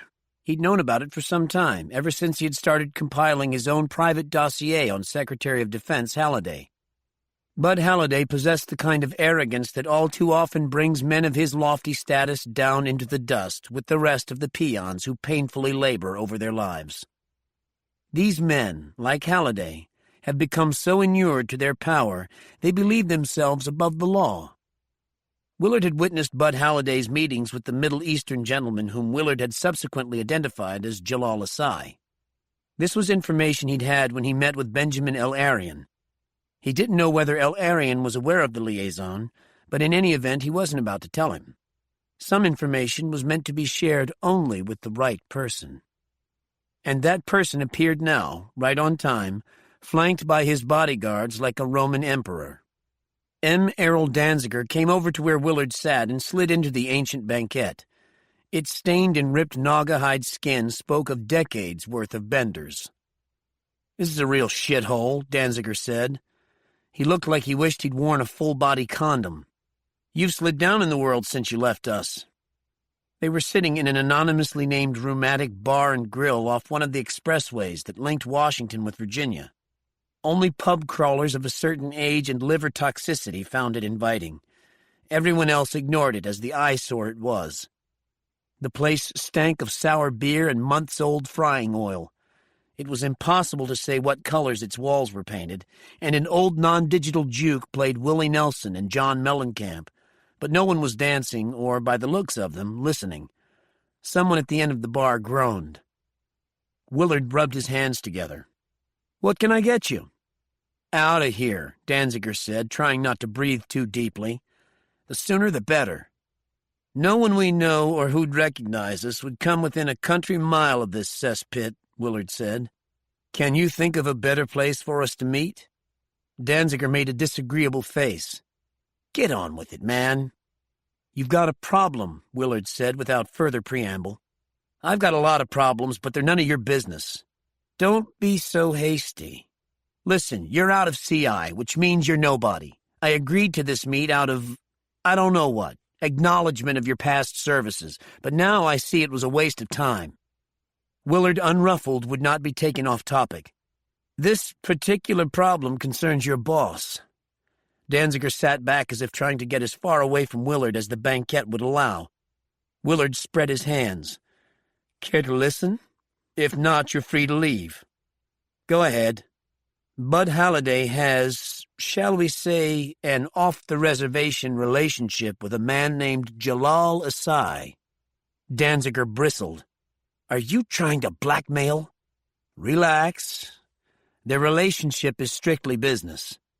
What's that to me? Everything, Willard said. Asai is poison for him and for you. He's a member of a group known as Severus Domna. Never heard of it. Very few people have. But it was someone in Severus Domna who got justice to take another look at Oliver Liss and incarcerate him while it's investigating. A drunk began to wail, trying to duet with Connie Francis. One of Danziger's guerrillas went over to him and shut him up. Danziger frowned. Are you saying the U.S. government takes orders from what? Can I assume from this one name that Severus Domna is a Muslim organization? Severus Domna has members in virtually every country around the globe. Christian and Muslim? And presumably Jewish, Hindu, Jain, Buddhist, whatever other religion you'd care to name. Danziger snorted. Preposterous. It's absurd to think of men from different religions agreeing on a day of the week to meet, let alone working together in a global organization. And for what? All I know is that its objectives are not our objectives. Danziger reacted as if Willard had insulted him. Our objectives? You're a civilian now. He made the words sound ugly and demeaning. The head of Treadstone can hardly be classified as a civilian, Willard said. Treadstone, huh? Better to call it Headstone. He laughed raucously. You and Headstone are nothing to me. This meeting is terminated. As he began to slide out of the banquette, Willard played his ace. Working with a foreign group is treason, which is punishable by execution. Imagine the ignominy if you live that long. What the hell does that mean? Imagine you in a world without Bud Halliday. Danziger paused. For the first time since he walked in, he seemed unsure of himself. Tell me this, Willard continued. Why would I waste our time on nonsense, Director? What would I have to gain? Danziger subsided back into the banquette. What do you have to gain by telling me this fairy tale? If you thought it was a fairy tale, I would be talking to myself. Frankly, I don't know what to think, Danziger said. For the moment, however, I'm willing to listen. That's all I ask, Willard said. But of course it wasn't. He wanted much more from Danziger, and now he knew he was going to get it. On the way back to the office, Karpov had his driver pull over. Out of sight of everyone, he vomited into a clump of tall grass. It wasn't that he'd never killed anyone before. On the contrary, he'd shot a great many miscreants. What made his stomach rebel was the situation he was in, which felt like the underbelly of a rotting fish or the bottom of a sewer. There must be some way out of the coffin he found himself in. Unfortunately, he was caught between President Imhoff and Viktor Cherkesov. Imhoff was a problem all rising Siloviks had to deal with, but now he was beholden to Cherkesov, and he was certain that sooner or later Cherkesov would ask him for a favor that would curl his toes. Looking into the future, he could see those favors multiplying, taking a toll until they shredded him completely. Clever, clever Cherkesov. In giving him what he wanted, Cherkesov had found the one way around his, Karpov's, incorruptibility. There was nothing to do but what good Russian soldiers had done for centuries. Put one foot in front of the other and move forward through the mounting muck. He told himself this was all in a good cause, Getting rid of Maslov and the Kazanskaya was surely worth any inconvenience to him. But that was like saying, I was only following orders, and depressed him further. He returned to the back seat of his car, brooding and murderous. 5 minutes later, his driver missed a turn. "Stop the car," Karpov ordered. "Here?" "Right here." His driver stared at him in the rearview mirror. "But the traffic." "Just do as you're told." The driver stopped the car. Karpov got out, opened the driver's door, and, reaching in, hauled the man out from behind the wheel. Unmindful of the honking horns and squealing brakes of the vehicles forced to detour around them, he bounced the driver's head off the side of the car. The driver slid to his knees, and Karpov drove a knee into his chin. Teeth came flying out of the driver's mouth. Karpov kicked him several times as he lay on the pavement. Then he slid behind the wheel, slammed the door shut, and took off. I should have been an American, he thought, as he wiped his lips over and over with the back of his hand. But he was a patriot. He loved Russia. It was a pity Russia didn't love him back.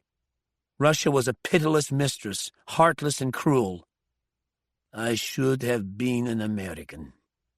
Inventing a melody, he sang this phrase to himself as if it were a lullaby, and in fact it made him feel marginally better. He concentrated on bringing down Maslov and how he would reorganize FSB-2 when Imhoff named him director. His first order of business, however, was dealing with the 3 moles inside FSB-2. Armed with the names Bukin had vomited up, he parked the car in front of the 19th century building housing FSB-2 and trotted up the steps. He knew the directorates that the moles worked in. On the way up in the elevator, he took out his pistol. He ordered the first mole out of his office. When the mole balked, Karpov brandished the pistol in his face. Siloviks all over the floor emerged from their dens. Their secretaries and assistants picked their heads up from their mind-numbing paperwork to follow this unfolding drama. A crowd formed, which was all the better as far as Karpov was concerned. With the first mole in tow, he went into the second mole's office. He was on the phone, turned away from the door. As he was swinging back, Karpov shot him in the head. The first mole flinched as the victim flew backward, his arms wide, the phone flying and slammed into the plate glass window. The victim fell to the floor, leaving behind an interesting abstract pattern of blood and bits of brain and bone on the glass. As stunned Siloviks crowded into the doorway, Karpov snapped photos with his cell phone. Pushing his way through the agitated throng, he frog-marched the now shivering first mole to his next stop, a floor up. By the time they appeared, news had spread and a crowd of Siloviks greeted them in silent astonishment. As Karpov was dragging his charge toward the office of the third mole, Colonel Lemtov shouldered his way to the front of the group. "Colonel Karpov," he shouted, "what is the meaning of this outrage?" "Get out of my way, Colonel. I won't tell you twice." "Who are you to—" "I'm an emissary of President Imhoff," Karpov said. "Call his office if you like. Better yet, call Cherkesov himself." Then he used the mole to shove Colonel Lemtov aside. Dakaev, the third mole, was not in his office. Karpov was about to contact security when a terrified secretary informed him that her boss was chairing a meeting. She pointed out the conference room, and Karpov took his prisoner in there. 12 men sat around a rectangular table. Dakaev was at the head of the table. Being a directorate chief, he would be more valuable alive than dead. Karpov shoved the first mole against the table. Everyone but Dakaev pushed back their chairs as far as they could. For his part, Dakaev sat as he had when Karpov barged in, hands clasped in front of him on the tabletop. Unlike Colonel Lemtov, he didn't express outrage or appear confused. In fact, Karpov saw, he knew perfectly well what was happening. That would have to change. Karpov dragged the first mole along the table, scattering papers, pens, and glasses of water, until the man fetched up in front of Dakaev. Then, staring into Dakaev's eyes, Karpov pressed the muzzle of his pistol into the back of the first mole's head. "Please," the prisoner said, urinating down his leg. Karpov squeezed the trigger. The first mole's head slammed against the table, bounced up, and settled into a pool of his own blood. A pollock-like pattern spattered across Takayev's suit, shirt, tie, and freshly shaven face. Karpov gestured with the pistol. "Get up." Takayev stood. "Are you going to shoot me too?" "Eventually, perhaps." Karpov grabbed him by his tie. "That will be entirely up to you." "I understand," Takayev said. "I want immunity." "Immunity? I'll give you immunity." Karpov slammed the barrel of the pistol against the side of his head. Takayev reeled sideways, bouncing off a terrified Silovic paralyzed in his chair. Karpov bent over Takayev, who lay huddled half against the wall. "You'll tell me everything you know about your work and your contacts. Names, places, dates, every fucking thing, no matter how minute. Then I'll decide what to do with you." He hauled Takayev to his feet. "The rest of you, get back to whatever the hell you were doing." Out on the floor, he encountered absolute silence. Everyone stood like wooden soldiers, unmoving, afraid even to take a breath. Colonel Lemtov would not meet his eyes as he took the bleeding Takayev over to the bank of elevators. They went down, past the basement, into the bowels of the building where the holding cells had been hewn out of the naked rock. It was cold and damp. The guards wore greatcoats and fur hats with fur ear flaps, as if it were the dead of winter. When anyone spoke, his breath formed clouds in front of his face. Karpov took Takayev to the last cell on the left. It contained a metal chair bolted to the raw concrete floor, an industrial-sized stainless steel sink, a toilet made of the same material, and a board projecting from one wall on which was a thin mattress. There was a large drain situated beneath the chair. "Tools of the trade," Karpov said as he pushed Takayev into the chair. "I admit to being a little rusty, but I'm sure that won't make a difference to you." "All of this melodrama is unnecessary," Takayev said. "I have no allegiance. I'll tell you whatever you want to know." "Of that, I have no doubt." Karpov began to run the water in the sink. "On the other hand, a self-confessed man of no allegiance can hardly be trusted to tell the truth willingly." "But Karpov shoved the muzzle of the pistol into his mouth. "Listen to me, my agnostic friend. A man without allegiance to something or someone isn't worth the beating heart inside him. Before I hear your confession, I will have to teach you the value of allegiance. When you leave here, unless you do so feet first, you will be a loyal member of FSB too.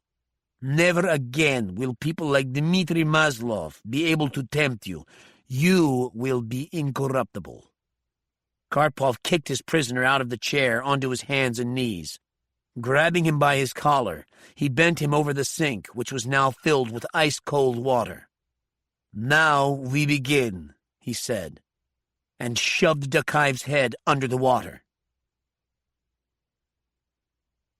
Soraya watched Arkadin dancing with Moira, presumably to make her jealous. They were in one of the Puerto Peñasco's all-night cantinas, filled with shift workers coming and going from the nearby maquiladores. A sad ranchera was bawling from a jukebox, luridly lit up like someone's bad idea of the UFO in Close Encounters of the Third Kind.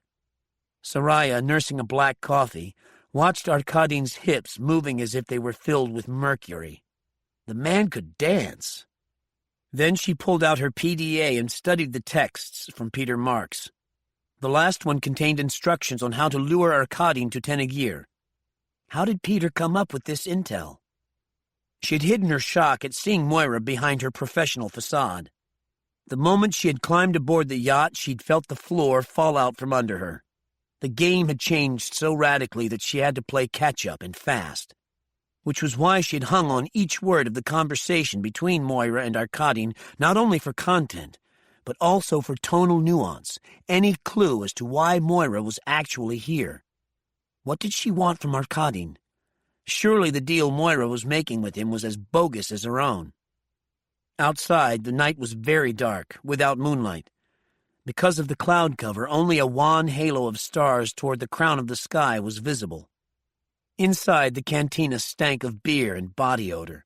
The room was raucous with a desperation tinged by hopelessness and despair. She felt surrounded by people for whom tomorrow didn't exist. She wished that she and Moira could talk to each other, if only for the briefest moment. But under Arkadine's eye, that was impossible.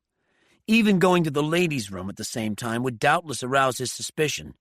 She didn't know Moira's cell number, so texting her was out. There remained only a verbal conversation laced with coded messages. If they were on parallel paths, or even by chance the same one, it was essential they not get in each other's way. Arkadine and Moira were dripping sweat when they returned to the table. Arkadine ordered beers for them, and another coffee for Soraya. Whatever might happen tomorrow, he was clearly enjoying being with the two women tonight. "Moira," Soraya said, "do you know anything about the Middle East, or is your expertise strictly in the Americas?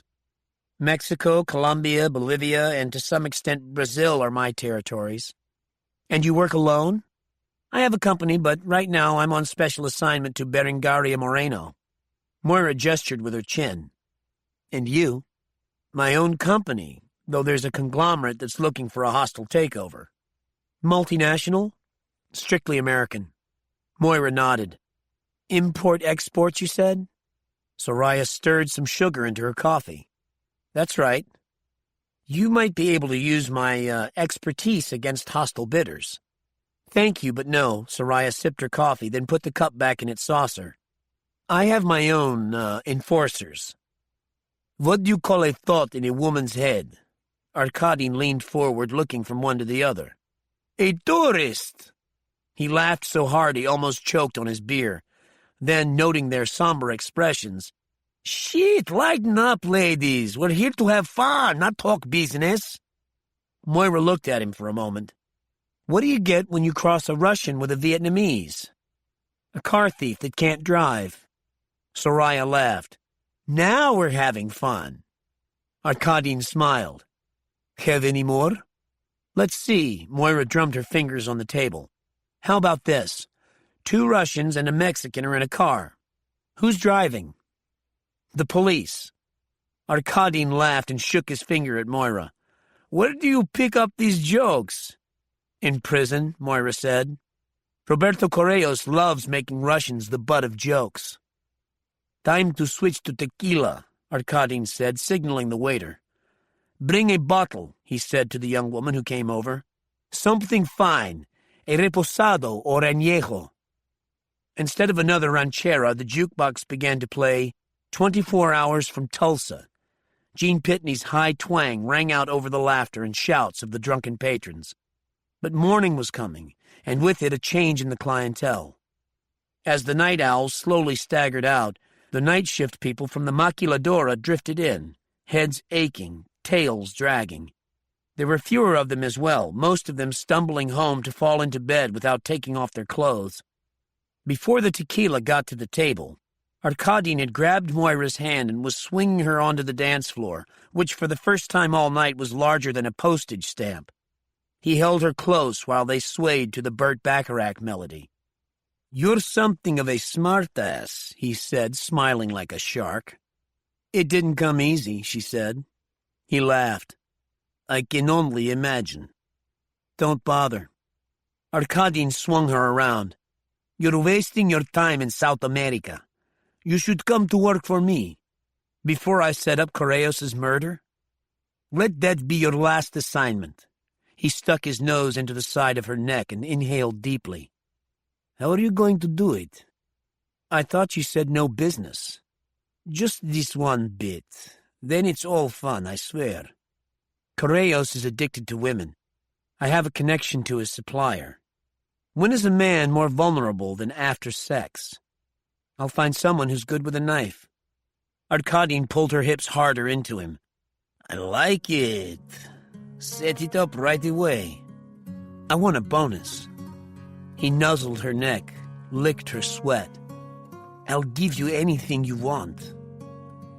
"Then I'm yours."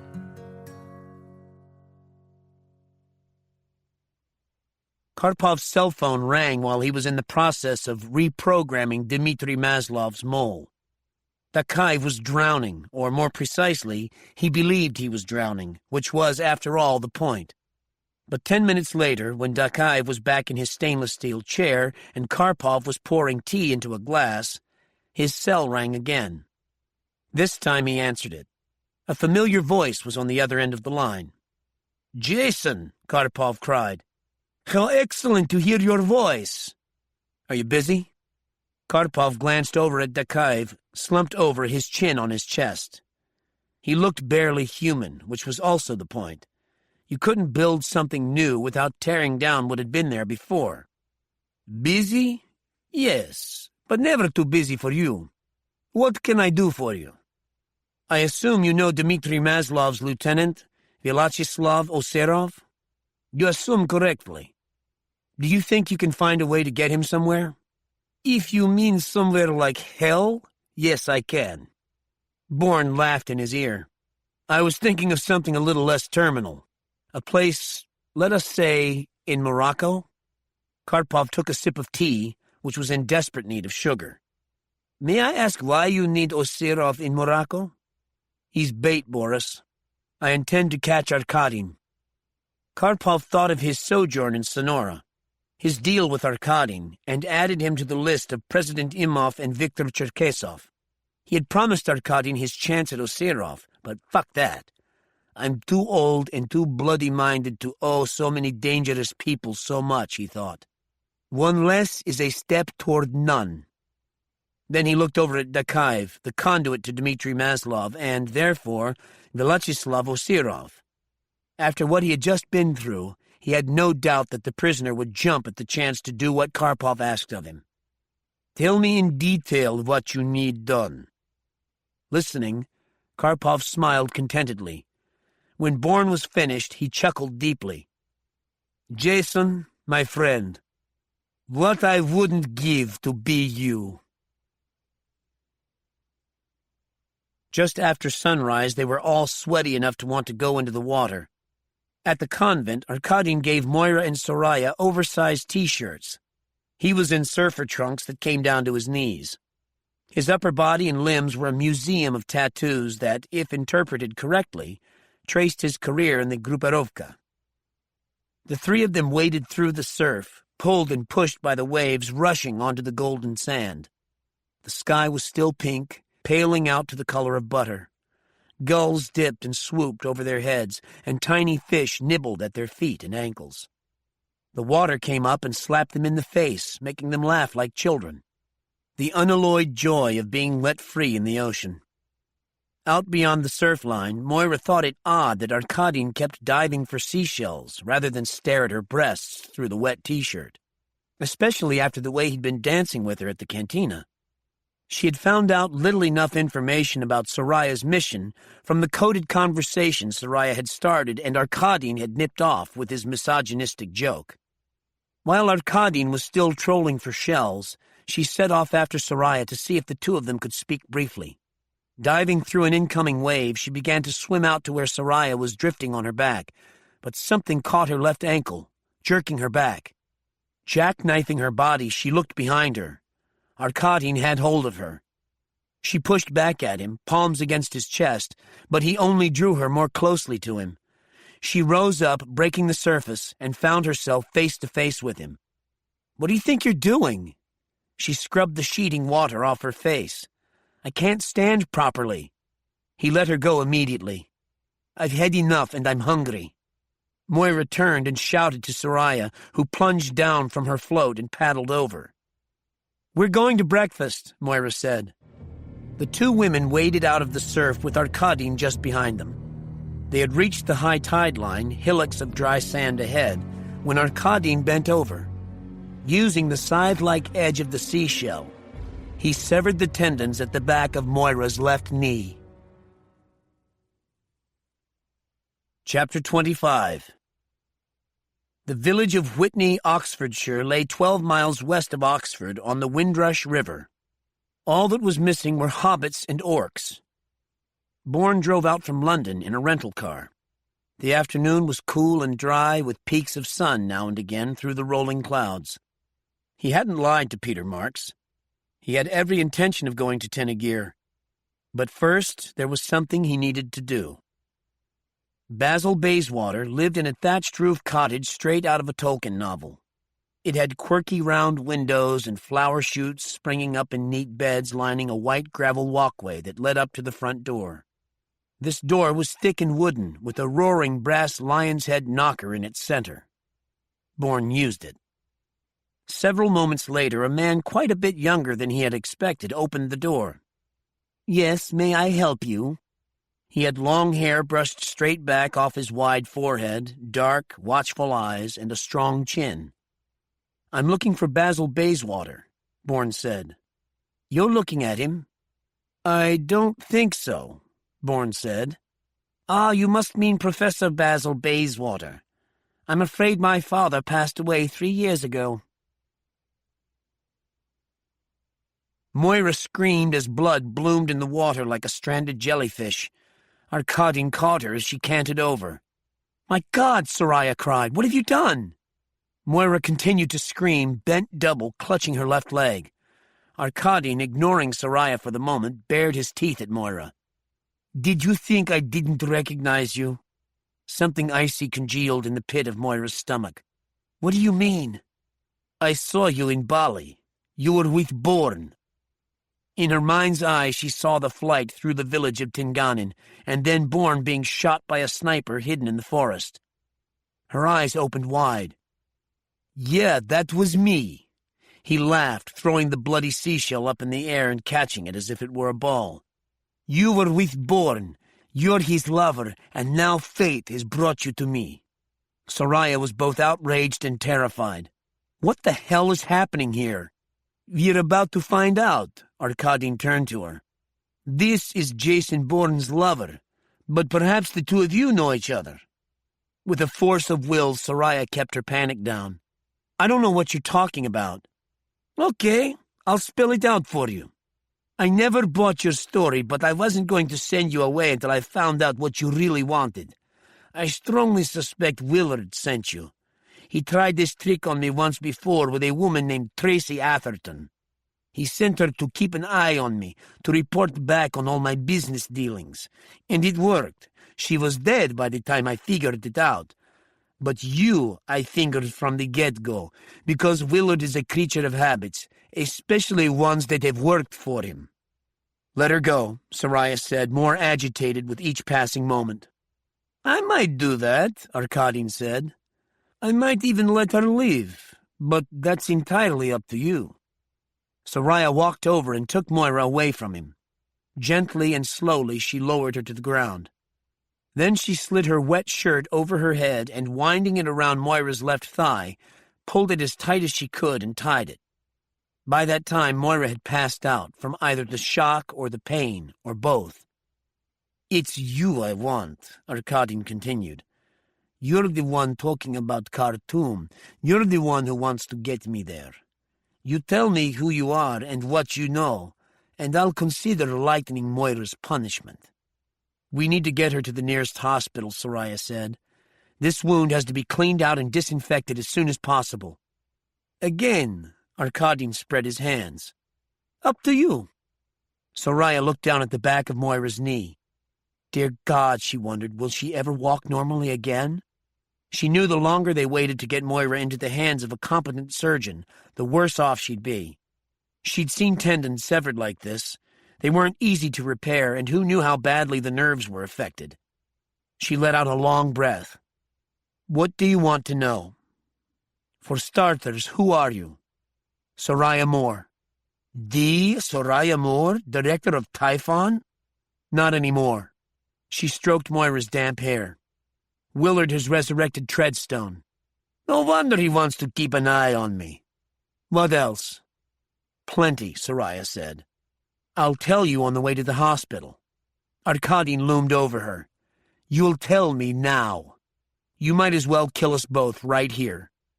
Arkadin cursed her, but in the end he acceded to her demand. Hefting Moira in his arms, he carried her back to the convent. While he slid her into the back seat, Soraya went to get a shirt. She was rooting through Arkadin's desk when he found her. "Fuck no," he said, and grabbing her wrist, dragged her outside. Half throwing her into the passenger seat of the car, he said, "I will kill you as soon as look at you." Then he went around the front of the car, slid behind the wheel, and fired the ignition. You're right. Soraya kept Moira's leg elevated as they sped through the outskirts of Puerto Peñasco.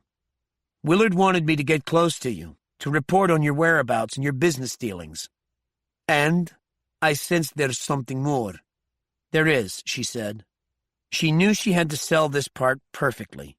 She no longer believed absolutely in her ability to outsmart him, but this much she needed to do. Willard has become interested in a man I'm sure you know, because he works for Maslov, Vyacheslav Osirov. Arkadin's knuckles turned white on the steering wheel, but his voice betrayed nothing of what he must be feeling. Why would Willard be interested in Osirov? I have no idea, Soraya said. This much, at least, was true. But I do know that yesterday a Treadstone agent ID'd Osirov in Marrakesh. He tracked Osirov out into the Atlas Mountains, to a village called Tenagir. They arrived at Santa Fe General on Morua Avenue, but Arkadin made no move to get out of the car. What was Osirov doing in Tenagir? Looking for a ring? Arkadin shook his head. Speak plainly. This particular ring somehow unlocks a hidden file on a laptop hard drive. She looked at him. I know, I don't understand it either. All of this information had been in the last text message she had received from Peter. She opened the rear door. Can we get Moira into the ER, please? Arkadin got out of the car and slammed the door she had just opened. I want more. I've told you all I know. He stared into her face. You see what happens to people who fuck with me. I'm not fucking with you, Soraya said. I've betrayed a trust. What more do you want from me? Everything, he said. I want everything. They rushed Moira into the emergency room. While the personnel were hooking her up and taking her vitals, Soraya asked for the name of the best neurosurgeon in Sonora. She spoke idiomatic Spanish. Furthermore, she looked Latina. These attributes opened doors for her. When she got the surgeon's private number, she called him herself. His PA said he was unavailable until Soraya threatened to find the PA and wring his neck. The surgeon came on the line shortly thereafter. Soraya described Moira's injury and told him where they were. He said considering a cash bonus of 2,000 American dollars was involved, he'd be over immediately. Let's go, Arkadin said the moment she disconnected. I'm not leaving Moira. We have further business to discuss. Then we can discuss it here. Back at the convent. I'm not going to fuck you, she said. Thank God, fucking you would be like fucking a scorpion. The irony of this comment made her laugh despite her worry and despair. She went to look for coffee, and he followed her. Bourne drove to Oxford as fast as he dared without attracting the attention of the police. The city was precisely as he had left it both times he had been there. The quiet streets, the quaint stores, the lifelong denizens going about their chores, the tea rooms, the bookstores, all like a miniature created by an obsessive 18th century academic. Driving its streets was like visiting the inside of a snow globe. Bourne parked near where Chrissy had left her Range Rover when they had come together, and he trotted up the steps of the Center for the Study of Ancient Documents. Professor Liam Giles was also right where he had been when they had last been there, bent over his desk in his voluminous office. He looked up as Bourne entered, blinking owlishly as if he didn't recognize him. Bourne saw that it wasn't Giles after all, but another man of Giles's approximate build and age. "Where's Professor Giles?" "On leave," the man said.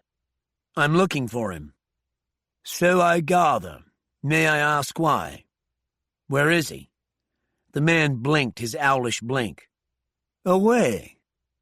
Bourne had looked up Giles's official bio on the way over, which was available on the Oxford University website. "It's about his daughter." The man behind Giles's desk blinked. "Is she ill?" "I'm not at liberty to say. Where can I find Professor Giles?" "I don't think." "It's urgent," Bourne said. "A matter of life or death." "Are you being deliberately melodramatic, sir?" Bourne showed the man the EMS credentials he'd lifted after the crash. "I'm quite serious." "Dear me," the man gestured. "He's in the loo at the moment. Battling the eel pie he ingested last night, I shouldn't wonder. The neurosurgeon was young, dark as an Indian, with the long, delicate fingers of a classical pianist. He had very delicate features, so he wasn't, in fact, an Indian. But he was a hard-nosed businessman who would not proceed until Soraya had pressed a roll of bills into his hand. Then he rushed away from them, consulting with the ER doctors who had done the workup on Moira while he strode toward the OR. Soraya drank her shitty coffee without tasting it, but 10 minutes later, while she paced the hallway uselessly, it began to burn a hole in her stomach, so when Arkadin suggested they get something to eat, she agreed. They found a restaurant not far away from the hospital. Soraya checked to make sure it wasn't colonized by insects before she sat down. They ordered their food, then sat and waited, sitting across from each other but looking elsewhere, or at least Soraya was. "I saw you without your top," Arkadin said, "and I liked what I saw." Soraya snapped into focus. "Fuck you." "She was an enemy," he said, referring to Moira. "What law is she protected by?" Soraya stared out the window at a street as unfamiliar to her as the dark side of the moon. The food came and Arkadin began to eat. Soraya watched a couple of young women with too much makeup and too little clothing on their way to work. Latinas showing off their bodies with such casualness still astonished her. Their culture was so far from hers, and yet she felt right in tune with the aura of sorrow here. Hopelessness she could understand.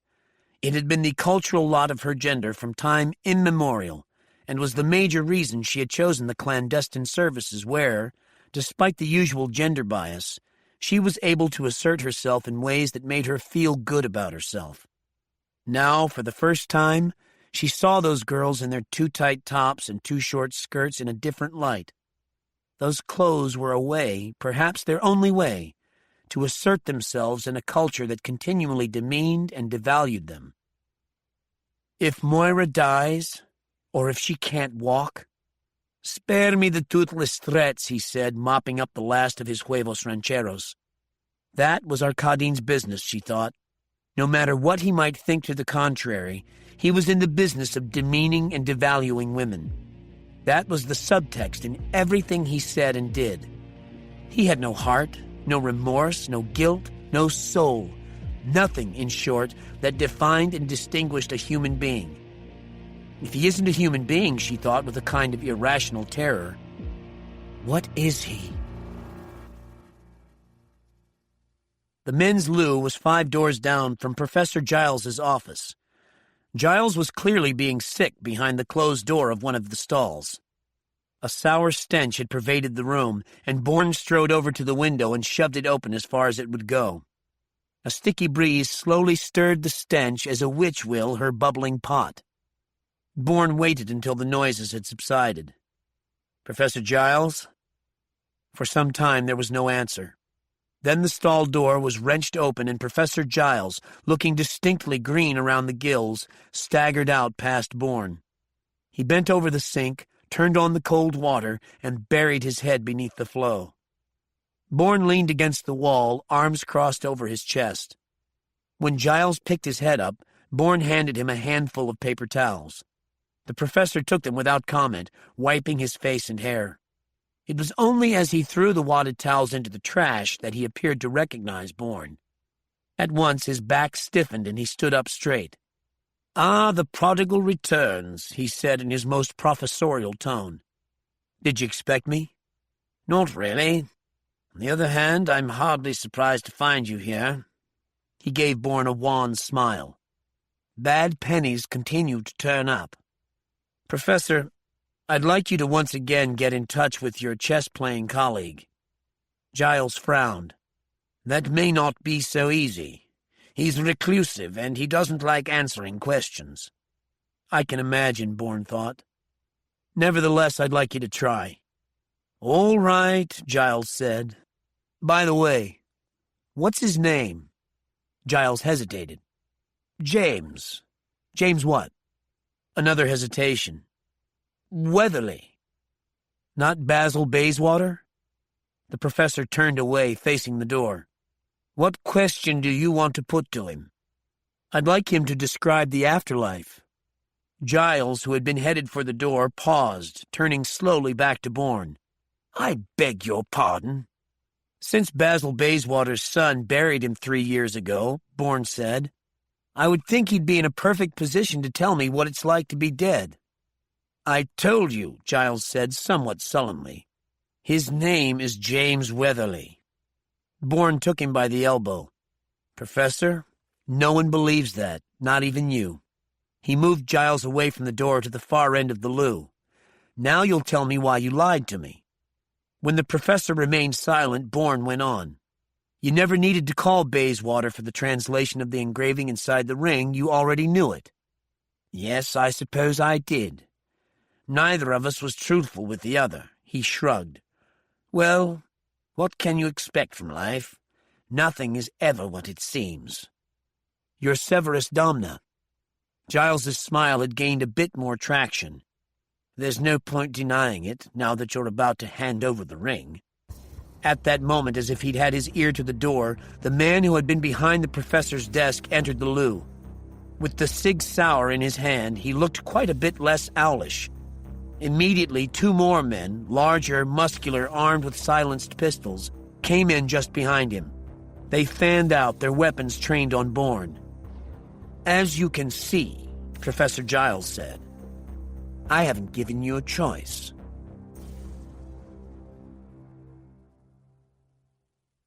Chapter 26. Vyacheslav Osirov was nursing not only his facial wounds, but also a planet-sized grudge against Arkadin, the man who had tormented him for years, and who was the cause of his hideous disfigurement in Bangalore. The chemical fire had eaten through layers of skin and into the flesh itself, which made recovery difficult and a return to normalcy impossible. For days after he returned to Moscow, he had been swathed in thick bandages through which seeped not only blood, but a thick yellow fluid whose stench made him gag. He had refused all painkillers, and when the physician, on Maslov's orders, tried to inject him with a sedative, he broke the man's arm and very nearly his neck. Every day, Osirov's howls of pain could be heard all over the offices, even in the toilets, where the other men congregated for a brief respite. His cries of agony were so dreadful, like an animal being dismembered, they frightened and demoralized even Maslov's hardened criminals. Maslov himself was forced to tie him to a column, like Odysseus to the mast, and tape his mouth shut in order to give him and his people some respite. By this time, Osirov had deep gouges on his temples, bloody like tribal scars, where in his agony he had dug his nails through the skin that had not been burned away. In a way, he had become an infant. Maslov couldn't send him to a hospital or a clinic without awkward questions being asked, an FSB-2 investigation being initiated. So Maslov had tried to set him up at Osirov's apartment, which was in a dreadful condition of disrepair, having been reclaimed like an abandoned jungle temple by insects and rodents alike. No one could be induced to stay there with Osirov, and Osirov could not be expected to survive there on his own. The office was the only option. Osirov could no longer look at himself. No vampire avoided mirrors more assiduously than he did.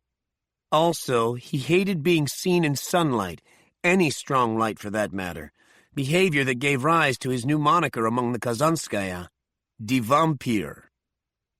He sat now brooding in Maslov's offices, which by necessity were moved every week. In this room, which Maslov had designated his, the lights were out and the shades drawn against the daylight. One lamp across the room from where he slumped down cast a small circle of illumination across the scarred floorboards.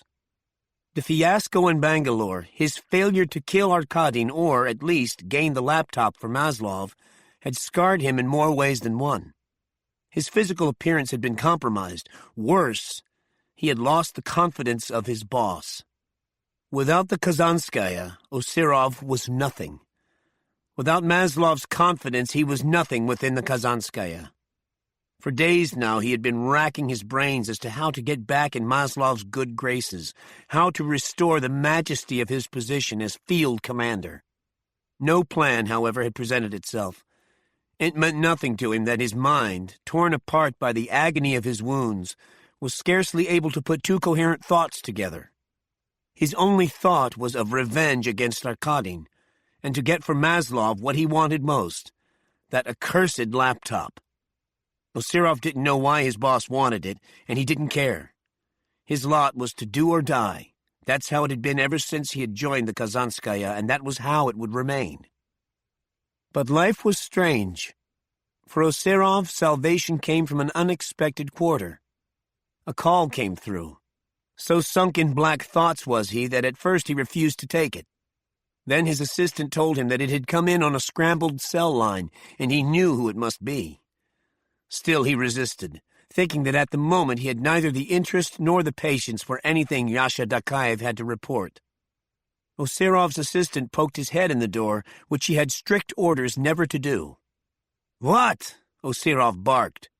"He says it's urgent," his assistant told him, and quickly withdrew. "God damn it," Osirov muttered and picked up the phone. "Yasha, this better be fucking good." "It is." Dakaev's voice sounded flat and far away, but then he was always having to find out-of-the-way nooks and crannies in the FSB-2's offices to make his calls. "A heavy line on Arkadin's movements."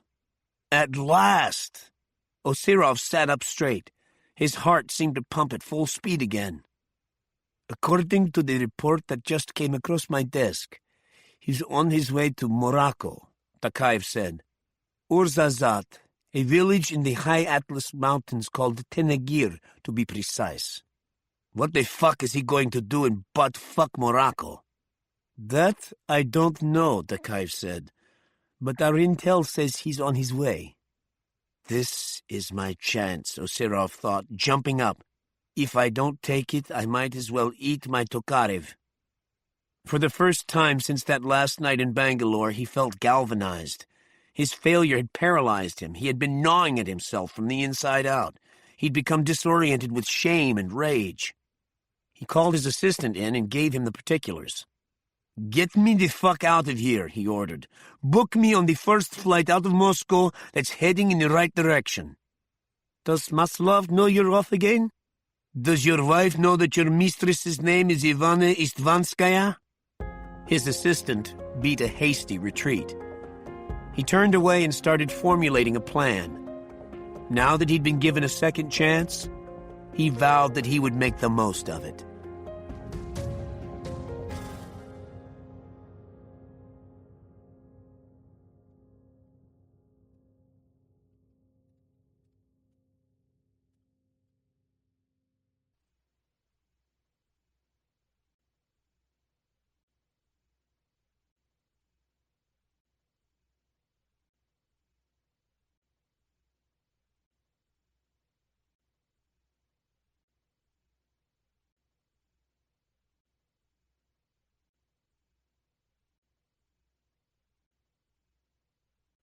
Bourne raised his hands. At the same time, he kicked Professor Giles in the small of the back. As Giles, arms flailing, stumbled toward the three gunmen, Bourne whirled, took a long stride toward the open window, and dived through it. He hit the ground running at full speed, but soon enough, as the adjoining university building loomed up, he was required to slow his pace to match that of Oxford's denizens. Pulling off his black overcoat, he stuffed it in a trash bin. He looked for and found a knot of adults, professors most likely, walking from one building to the next, and slipped into their midst. Moments later, he saw the two Severus Domna gunmen as they raced from the center. They immediately split up in a military-like formation. One of the men came toward him, but he hadn't yet seen Bourne, who eeled his way to the opposite side of the knot. The professors were debating the merits of the right-wing German philosophers and inevitably the effect Nietzsche had on the Nazis, Hitler in particular. Unless he had a chance to get to Professor Giles alone, which he doubted, Bourne had no desire for another physical encounter with Severus Domna. The organization was like a hydra. Lop off one head, and two took its place. The gunman, who had hidden his weapon beneath his overcoat, approached the knot of professors, oblivious as they were locked in their philosophical ivory tower. Bourne presented the gunman with his anonymous back. The gunman would be looking for a man in a black overcoat. Bourne was happy to take any edge he could. the knot of professors trotted up the steps and, in elegant fashion, poured into the university building. Bourne, debating the finer points of Old German with a white-haired professor, stepped across the threshold. The gunman reacted as he glimpsed Bourne's reflection in the glass pane of the open door. Taking the steps two at a time, he tried to shoulder his way through the knot of men who, though elderly, were certainly not passive, especially when it came to decorum and protocol. As one, they formed a living wall, pushing back at him in the manner of a phalanx of Roman soldiers advancing on the barbarian enemy. The gunman, taken aback, retreated. The pause gave Bourne the time he needed to slip away from the professors, down the corridor with its sounds of well-shod feet and hushed conversations bouncing off the polished marble floor. A line of square windows, high up, bestowed sunlight on the crowns of the students' heads like a benediction. The wooden doors blurred by as Bourne made for the rear of the center. Bells sounded for the beginning of the 4 o'clock classes. He raced around a corner into the short corridor leading to the rear door, but the Severus Domna gunman pushed through it. They were alone in the back corridor. The gunman had his overcoat draped over his right arm and hand, which held the silenced pistol. He aimed it at Bourne, who was still sprinting. Bourne went down, sliding on his backside along the marble floor as a shot whizzed by overhead. He barreled into the gunman with the soles of his shoes, knocking him over. The pistol flew out of his grip. Bourne rolled over, slammed his knee into the point of the gunman's chin. His body went slack. Voices echoed down the corridor from just around the corner. Scrambling to his feet, Bourne scooped up the pistol, then dragged the gunman out the rear door, down the steps, and deposited him behind a thick boxwood hedge. He pocketed the pistol and continued along the university pathways at a normal pace.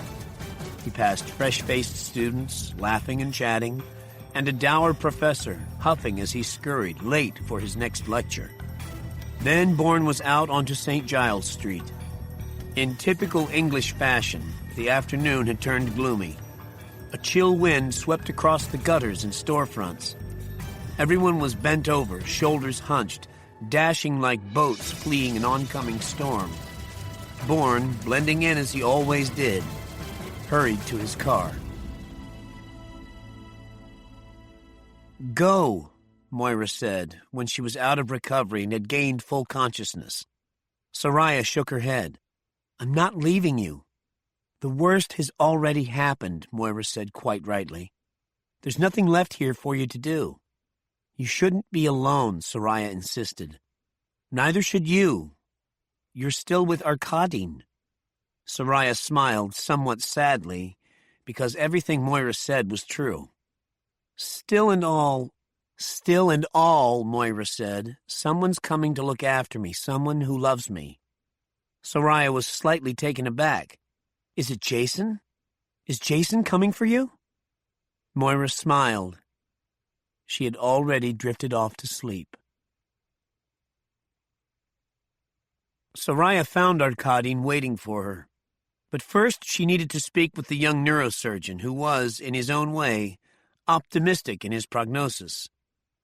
"The main thing in instances like these, where nerves and tendons are involved, is how quickly the patient receives medical attention." He spoke formally, as if he were Catalan rather than a Mexican. "In this respect, your friend is extremely fortunate." He tipped his hand over, palm down.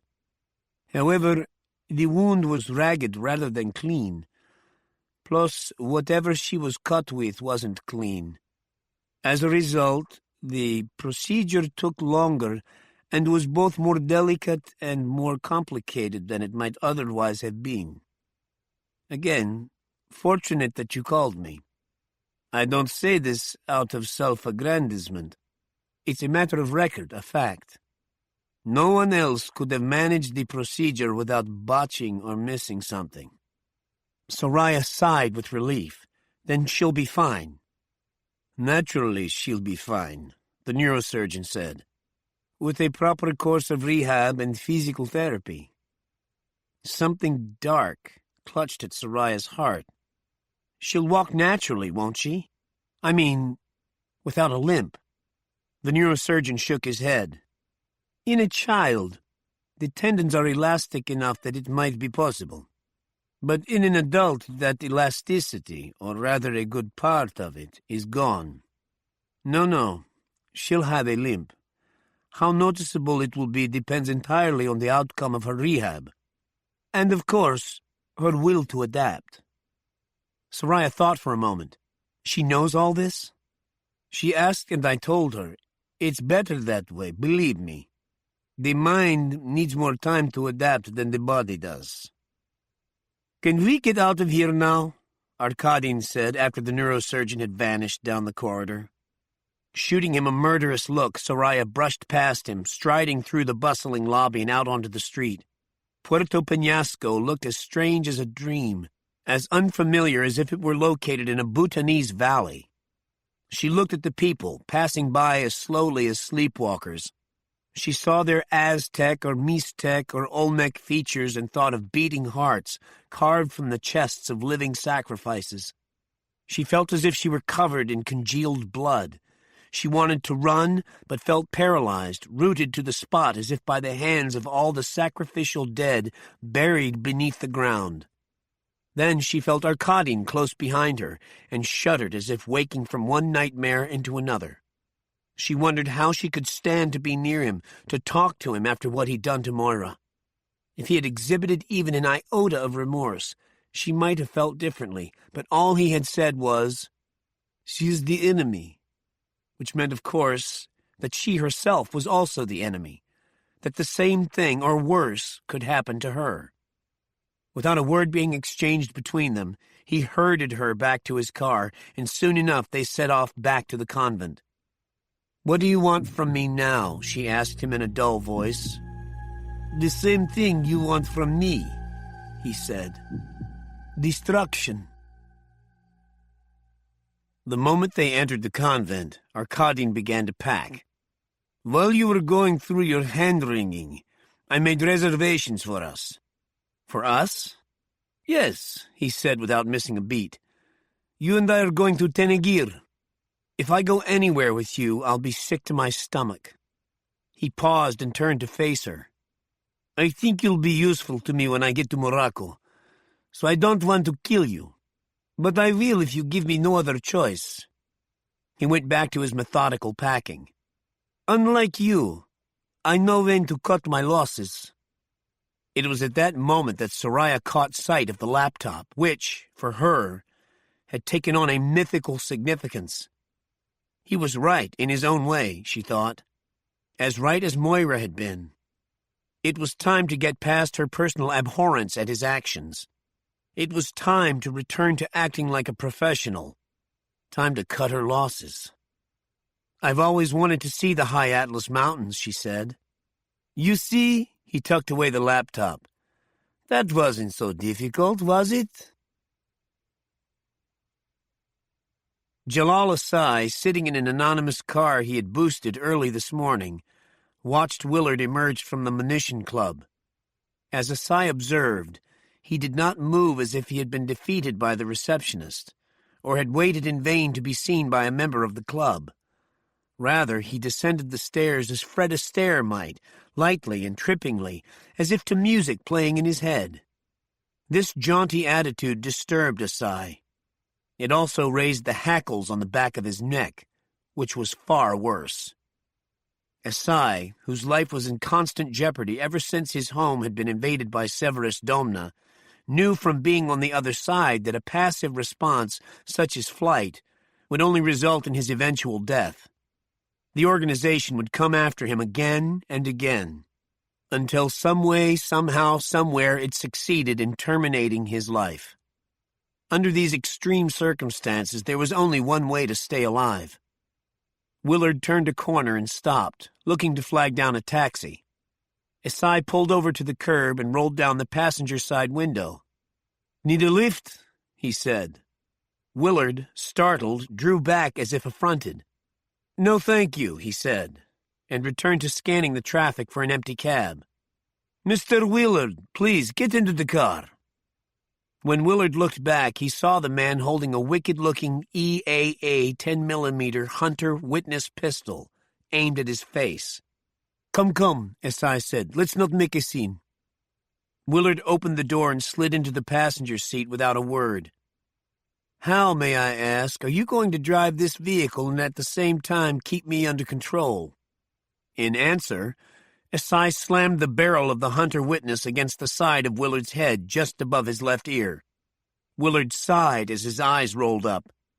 S.I. leaned the unconscious body against the window and returned the pistol to its shoulder holster. Then he put the car in gear, waited for a gap, and slid out into traffic. He drove south through the district. At some invisible demarcation, the massive government buildings vanished, replaced by local businesses, cheap retail outlets, fast food chains, storefront missions, and corner bars. Outside the bars, young men in hoodies loitered, exchanging small packets of dope for wads of bills. Old men sat on stoops, head in hands or leaning back against the gray stone steps, eyes half closed, heads nodding. Caucasians grew rare as hen's teeth, then disappeared altogether. This was a different Washington, one tourists never saw. Congressmen either. Patrol cars were few and far between. When one did appear, it rolled at speed, as if its occupants couldn't wait to be elsewhere, anywhere but here. S.I. pulled the car over in front of something that passed for a hotel. Its rooms went by the hour, and when he dragged Willard inside, supporting him, the whores assumed Willard was a drunk, passed out on his feet. They showed S.I. their fly-blown wares. He ignored them. He placed a doctor's black bag on the scarred counter of the attendant's foul-smelling cubbyhole and slid a 20 across. The attendant was whey-faced, slim as a twig, neither young nor old. He was watching porn on a portable TV. "What?" S.I. said. "No concierge?" The attendant laughed but didn't turn his glassy eyes from the TV screen. Without looking, he unhooked a key from a pegboard and dropped it on the counter. "I don't want to be disturbed," S.I. said. "Everyone wants the same thing." He slid across another 20. The attendant snapped it up, selected a different key, and said, "Second floor in the back. You could die in there and no one would know." S.I. took the key and the black bag. There was no elevator. Getting Willard up the stairs proved something of a chore, but S.I. managed. A grime-laden window at the far end of the narrow hallway let in light that seemed both leaden and exhausted. A bare bulb burned halfway down, highlighting the constellations of obscene graffiti scrawled on the walls. The room looked like a jail cell. The bare-bones furnishings, a bed, a dresser with a drawer missing, a rocking chair, were either gray or colorless.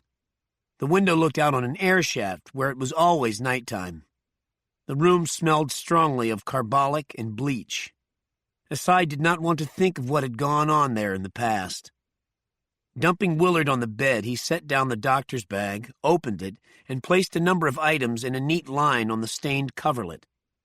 This bag and its contents were always with him, a habit that had been ingrained in him at an early age, when he had been in training to move to America to insinuate himself into the lives of the people Severus Domna selected.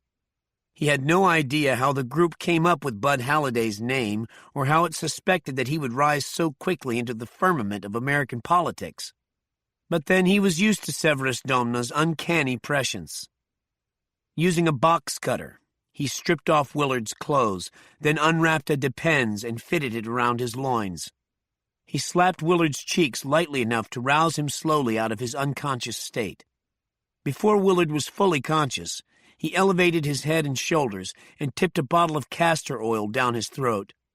At first, Willard choked and gagged. S.I. eased off, then fed the viscous liquid to him more slowly. Willard swallowed it all. Disposing of the bottle, S.I. slapped Willard hard on one cheek, then another, sending blood rushing into his head. Willard started awake, his eyes blinking rapidly. Then he looked around. "Where am I?" His voice was thick and furred. When his tongue ran around his lips, S.I. reached for the roll of duct tape. "What's this taste?" As Willard started to retch, S.I. slapped a length of tape across his mouth. "If you vomit, you'll suffocate." I advise you to clamp down on your gag reflex. He sat on the chair, rocking slowly as Willard struggled to regain his equilibrium. When he saw his prisoner winning that battle, he said, "My name is Jalal Asai." His eyes opened wide at Willard's response. "Ah, I see you've heard of me. Good. That makes my job easier. You've just come from seeing Benjamin El-Arian. It was El-Arian, I warrant, who told you about me.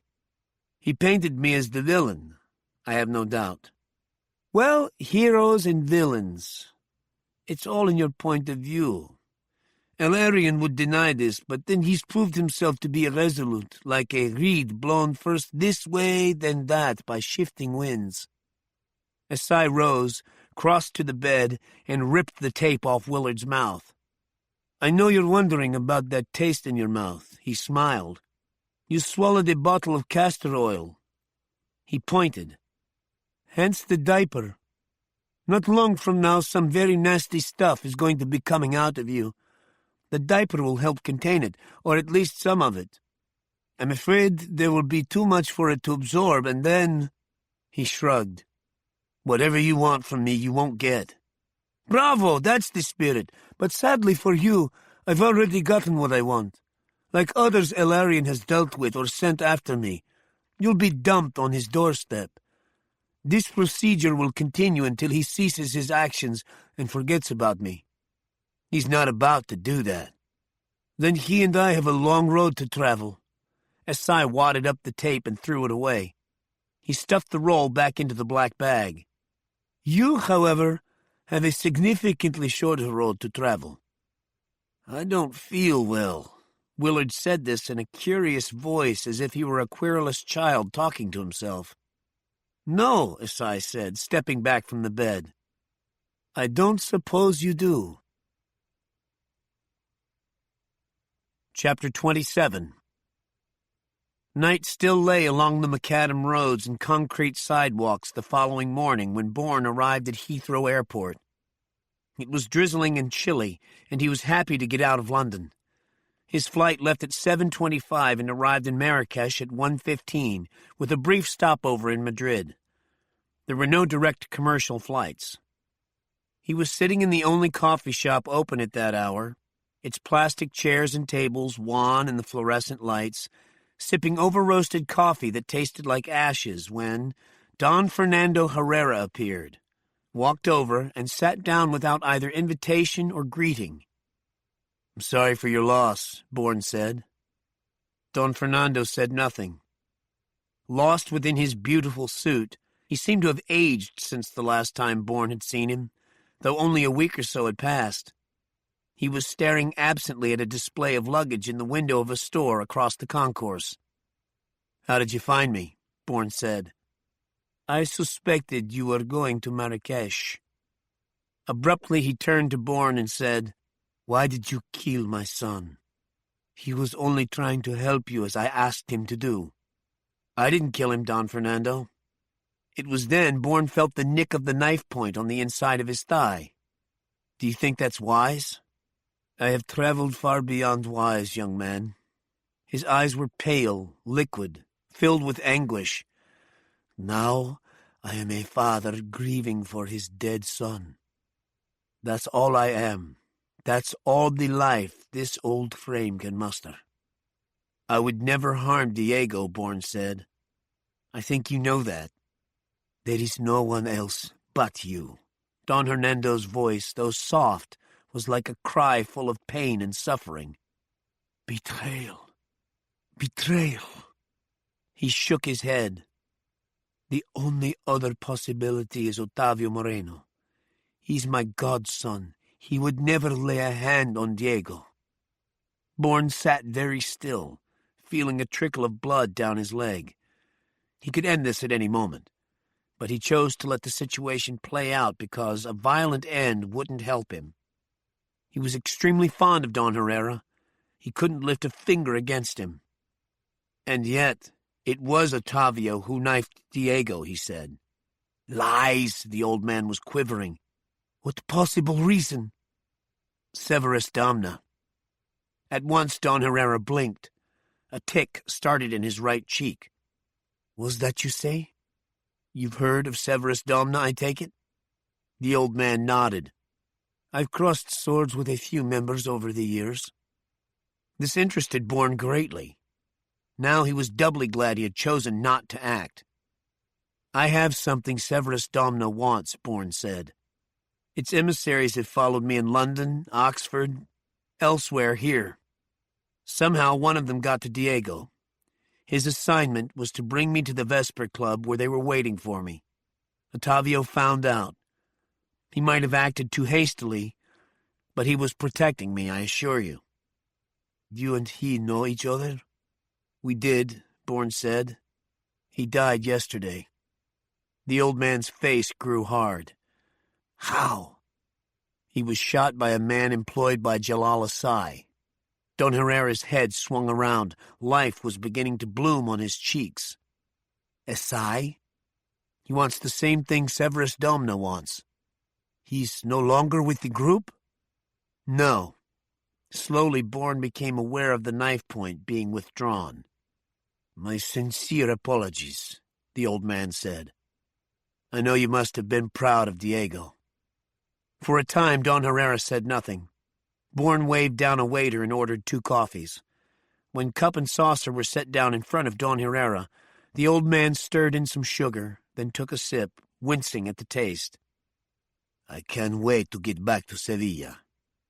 His eyes engaged Bourne's. "Before you go, there is something I must tell you.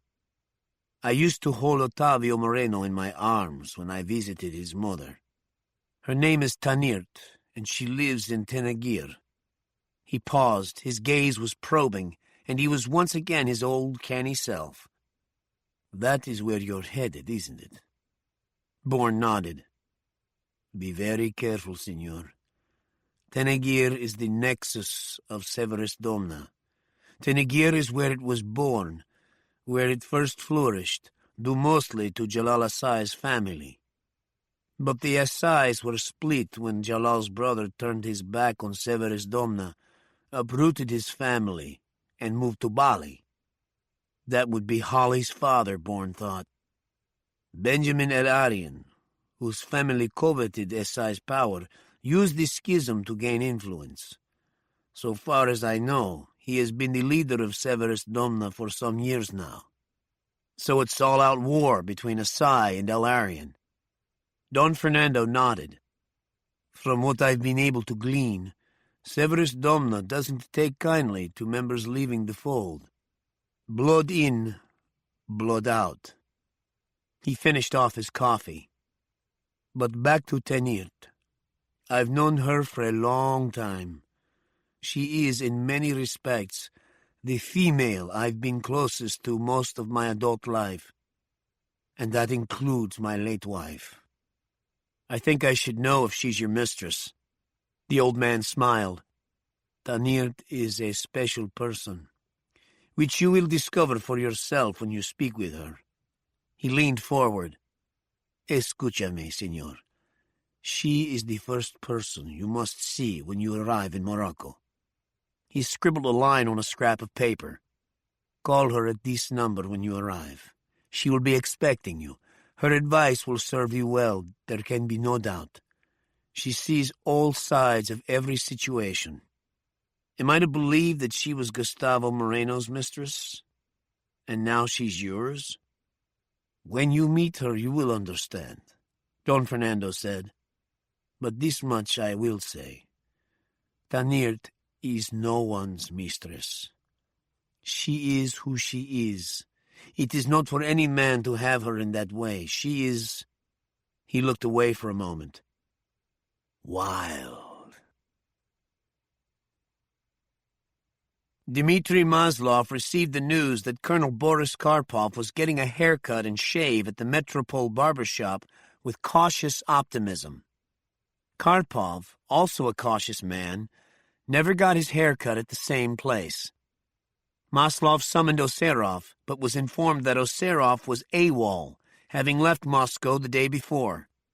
Maslov, seething, had had enough of Oserov. In fact, He'd only kept him on this long to piss off Arkadin, for whom he harbored both a father's love and a spurned parent's bitter hatred. But Osirov's humiliating failure in Bangalore had sunk him fatally. He had become all but useless to Maslov, having acquired the stink of defeat. "Where did he go?" Maslov inquired of Osirov's assistant. They were standing in the offices, surrounded by Maslov's crew. "Tenegir?" The assistant coughed and licked his dry lips. "Morocco? Why did he go to Morocco?" He didn't tell me." "Did you try to find out?" "How would I do that?" Maslov drew his custom-made Makarov and shot the assistant between the eyes. Then he turned a murderous gaze on each of his men, slowly. The ones closest to him stepped back a pace, as if struck by an invisible blow. "Anyone who thinks he can take a piece without my order, step forward." No one moved. "Anyone who thinks he can disobey an order, step forward." No one breathed. "Yevgeny," he turned to a stocky man with a scar beneath one eye. "Arm yourself and your two best men. You're coming with me." Then he stalked back into his office, went to the cabinet behind his desk, and began to pick through weaponry. If the debacle in Bangalore had taught him anything, it was that if you want to get something difficult done, do it yourself. Times had changed. He knew it, yet he hadn't wanted to believe it. Everything was more difficult than it had been. The government had become aggressively hostile, the Silovics had run off the more pliable oligarchs, and good people were harder and harder to find. The easy money had been made. Now he had to claw and scratch for every dollar. He was working double the hours just to make the profit he'd made 10 years ago. It was enough to make you weep for lost youth. "The fact of the matter is," he thought as he fitted a suppressor to the muzzle of his Makarov, "it's no fun being a criminal anymore. Now it's work, pure and simple." He'd been reduced to the level of an apparatchik, and he hated it. The new reality was a bitter pill for him to swallow. He was exhausted from trying to keep his head above water, and then, to top it all off, Boris Karpov had become his personal bête noire. Well armed, he slammed the cabinet doors shut. Hefting his Makarov, he discovered a newfound vigor. After so many years behind a desk, it felt good to hit the streets, to take the law into his own hands, to shake it until it went limp and gave up. He felt ready to bite off its head. The Metropole barber shop was situated off the vast marble and ormolu lobby of the Federated Moskva Hotel, an old and venerable establishment located between the Bolshoi Theater and Red Square. The building was so ornate, it seemed at any moment on the verge of imploding from the incrustations of cornices, balustrades, carved stone panels, massive lintels, and projecting parapets. The Metropole was set up with 3 old-fashioned barber's chairs, behind which were a mirrored wall and the cabinets that contained the various implements of the trade: scissors, straight razors, shaving cream machines, tall glass jars of a blue liquid disinfectant, neatly folded towels, combs, brushes, electric hair clippers, canisters of talcum powder, and bottles of bracing aftershave. Currently, all 3 chairs were occupied by clients over whom had been spread black nylon smocks that snapped at the neck. The 2 men at either end were getting their hair cut by barbers in the traditional Metropole white uniforms. The man in the middle, reclining on his chair with a hot towel wrapped around his face, was Boris Karpov.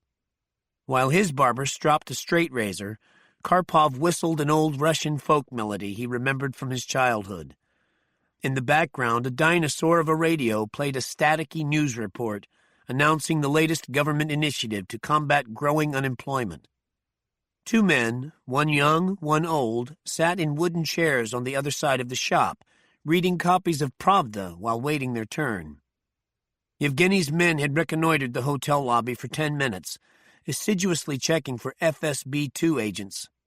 Finding none, they signaled to their boss. Yevgeny, in a long winter overcoat similar to the ones his men wore, entered the Federated Moskva, along with a family led by an unsmiling in-tourist guide. While the guide led the family to reception, he walked directly to the metropole, assuring himself that Boris Karpov was, indeed, the man in the center chair getting his face scraped. As soon as the barber lifted the towel from Karpov's face, Yevgeny turned and signaled to his man who was standing by the revolving door. This man in turn signaled Maslov, who got out of the black BMW parked in front of the hotel, went across the sidewalk and up the steps. The moment he appeared through the revolving door, Yevgeny and his men went into action, just as had been planned. The two men stationed themselves on either side of the Metropole entrance. There was no other egress. Yevgeny walked in and, drawing his Makarov pistol, used the barrel to signal to the two men waiting to get the hell out. He swung the muzzle of the Makarov in the general direction of the clients getting their hair cut to keep them and their barbers from moving. He nodded, and Maslov entered. "Karpov, Boris Karpov," Maslov had his Makarov at the ready. "I understand you're looking for me." Karpov opened his eyes. His gaze rested on Maslov a moment. "Shit, this is awkward." Maslov grinned wolfishly. "Only for you." Karpov raised a hand from under his smock. The barber took the edge of the straight razor from his cheek and stepped back. Karpov looked from Maslov to Yevgeny to the two armed men who now appeared in the doorway. "This doesn't look good for me. But if you listen, I think we can work a deal." Maslov laughed. "Listen to this, the incorruptible Colonel Karpov begging for his life." "I'm just being pragmatic," Karpov said. "I'm soon to become the head of FSB too, so why kill me? I'd be an excellent friend to have, don't you agree?" "The only good friend," Maslov said, "is a dead friend."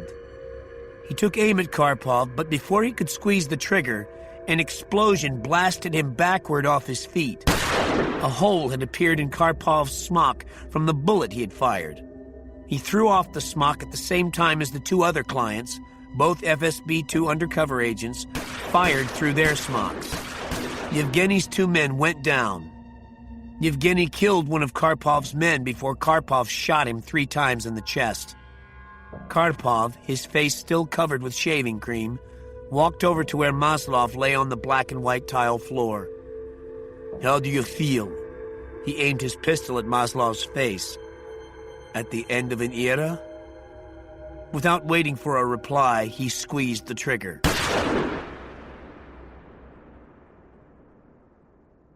Moira opened her eyes after what seemed like days or weeks of sleep and saw Berengaria Moreno's face.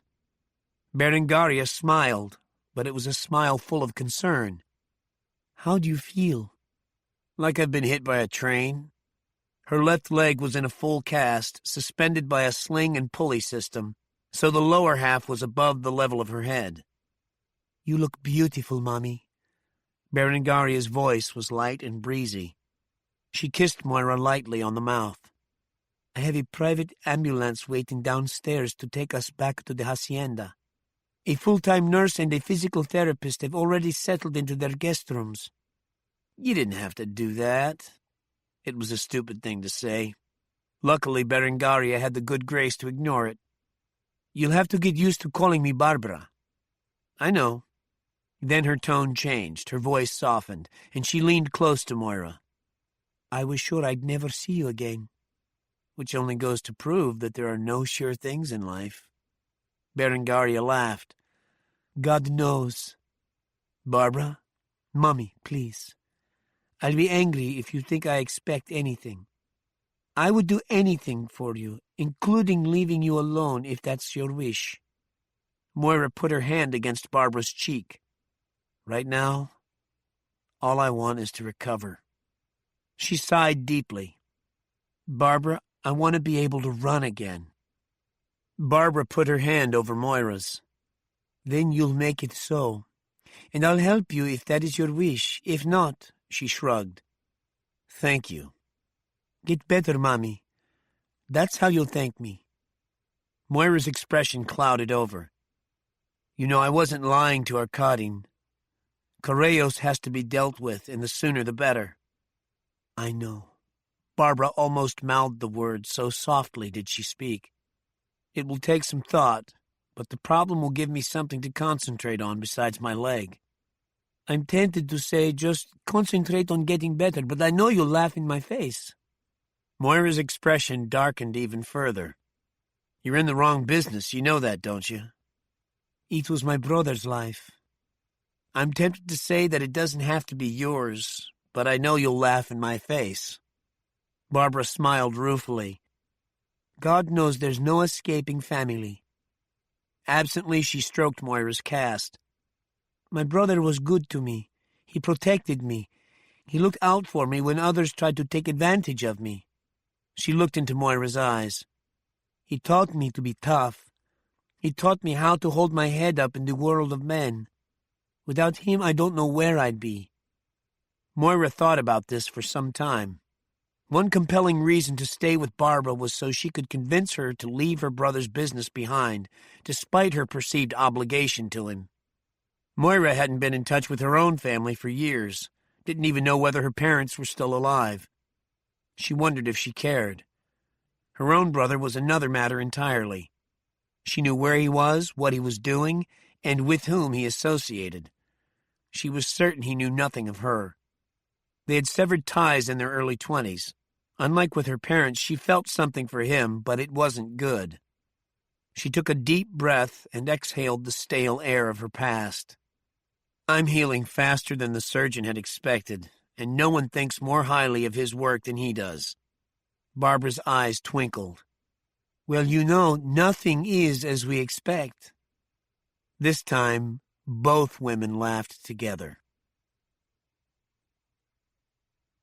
Benjamin El-Arian sat behind his desk in his study. He was on the phone with Idir Syfax, the top echelon member of Severus Domna in Tenagir. Syfax had confirmed that both Arkadin and Bourne were on their way to Morocco. El-Arian wanted to make certain that every detail he had worked out for their strategy was understood and in place. This was no time for surprises. He had no illusions concerning the nature of the two men. Everything is prepared inside the house? Yes, Idir said in his ear. The system has been checked and rechecked, most recently by me as you requested. Once they're in, they won't be able to get out. We built a better rat trap, a chuckle. That's the size of it. Now El-Arian came to the most difficult question. What about the woman? He could not bring himself to utter Tenirt's name. We cannot touch her, of course. The men are terrified of her. With good reason, El-Arian thought. Leave her alone, then. I will pray to Allah, Idir said. El-Arian was pleased. Pleased also that Willard had actually made good on his end of the bargain. He was about to add a comment when he heard the screech of a car taking off from outside his Georgetown brownstone. Because he was wearing a wireless headphone, he was able to get up, walk across the carpet, and peer through the slats of the wooden shutters without breaking off the call. He saw a bundle lying awkwardly on his front steps, as if it had been dropped there. The cylindrical shape was wrapped up in an old carpet. He estimated the length to be somewhere between 5.5 and 6 feet. While still talking into his mic, he went down the hall, opened his front door, and hauled the carpet into his foyer. He grunted. It was very heavy. The carpet was tied in 3 places with common twine. He went back to his desk, retrieved a folding knife from a drawer, and returned to the foyer. Squatting down, he severed the 3 lengths of twine and unrolled the carpet. This unleashed an unholy stench that caused him to jump back. When he saw the body, when he recognized it, when he realized that it was still alive, he cut short the call. Staring down at Frederick Willard, he thought, Allah preserve me, Jalal Asai has declared war on me. Unlike the deaths of the men he had sent to terminate Asai, this was a personal statement. Setting aside his natural revulsion, he bent over Willard. One eye would not open. The other was so inflamed there was no white at all. I will pray for you, my friend, El-Arian said. I have no interest in Allah or in God. Willard's dry, cracked lips scarcely moved, and something terrible must have been done to his throat or vocal cords because his voice was nearly unrecognizable. It sounded like a razor cutting through flesh. The rest is darkness. There's no one left to trust. Iranian asked him a question, but the answer wasn't forthcoming. Leaning forward, he touched the side of Willard's neck. There was no pulse. Iranian said a brief prayer, if not for the infidel, then for himself.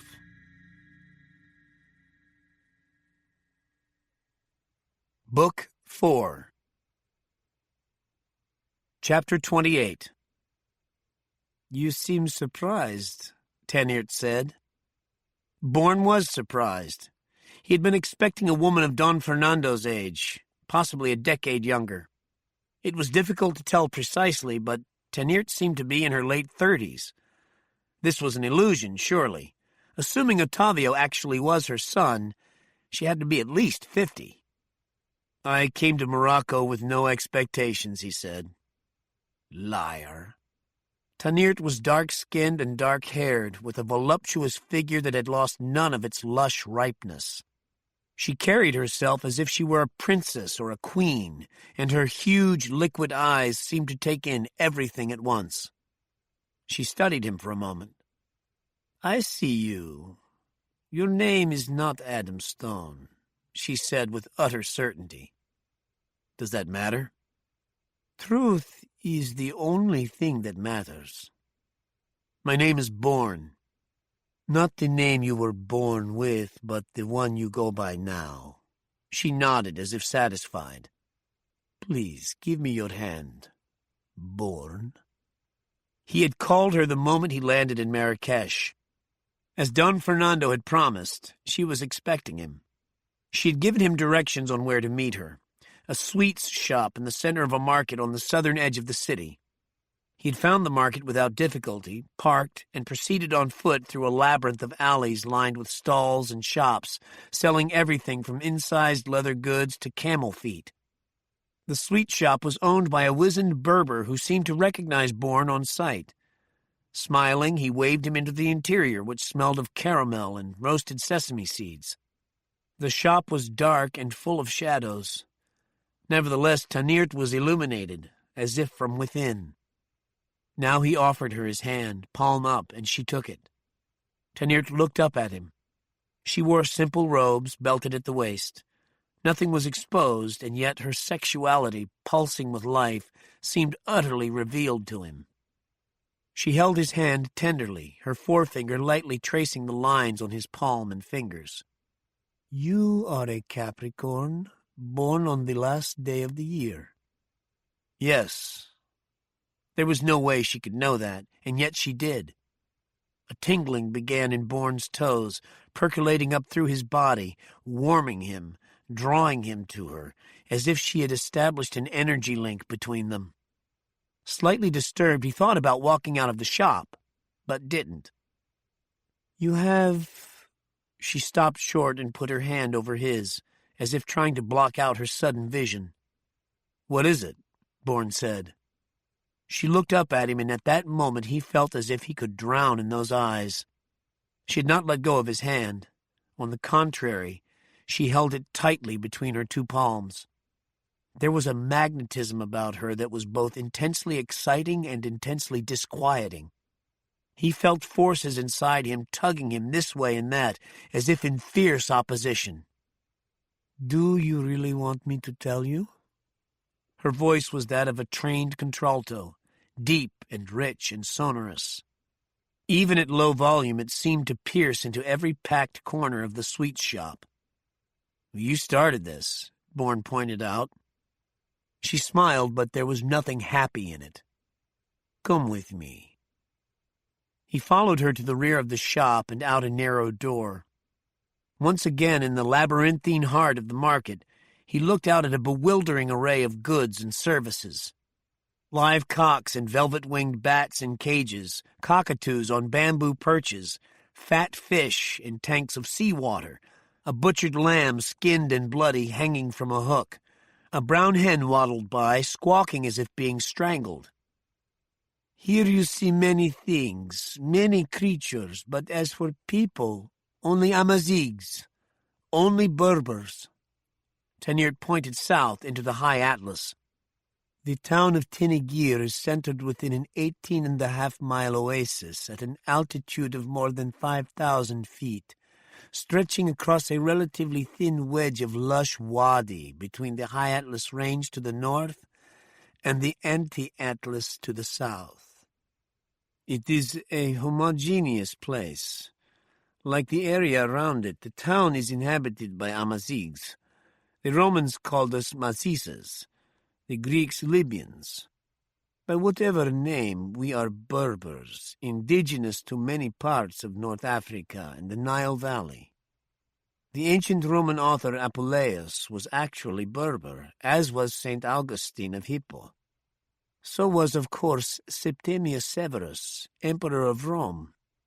And it was a Berber, Abd ar-Rahman I, who conquered southern Spain and established the Umayyad Caliphate in Córdoba, the heart of what he called Al-Andalus, modern-day Andalusia. She turned to him.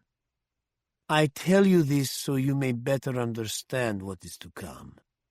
This is a place of history, of conquest, of great deeds and great men. It is also a place of great energy, a power spot, if you will. It is a nexus point." She took his hand again. "Bourne, you are an enigma," she said softly. "You have a long lifeline, an unusually long lifeline, and yet—" "What is it?" "And yet, you will die here today, or perhaps tomorrow, but certainly within the week." All of Marrakesh appeared to be a souk, all Moroccans vendors of something or other. Everything seemed to be bought and sold from the storefronts and marketplaces that lined the jammed streets and boulevards. Arkadin and Soraya had been observed upon their arrival, which he had expected, but no one approached them and they weren't followed from the airport into the city. This did not reassure him. On the contrary, it made him even more wary. If the Severus Domna agents at the airport hadn't followed them, it was because they had no need to. His conclusion was that the city, probably the entire Ouarzazate region, was swarming with them. Soraya confirmed that opinion when he voiced it. "Makes no sense you being here," she said inside a taxi that smelled of stewed lentils, fried onions, and incense. "Why are you walking into such an obvious trap?" "Because I can." Arkadin sat with his small suitcase on his lap. Inside was the laptop computer. "I don't believe you. I don't give a shit what you believe."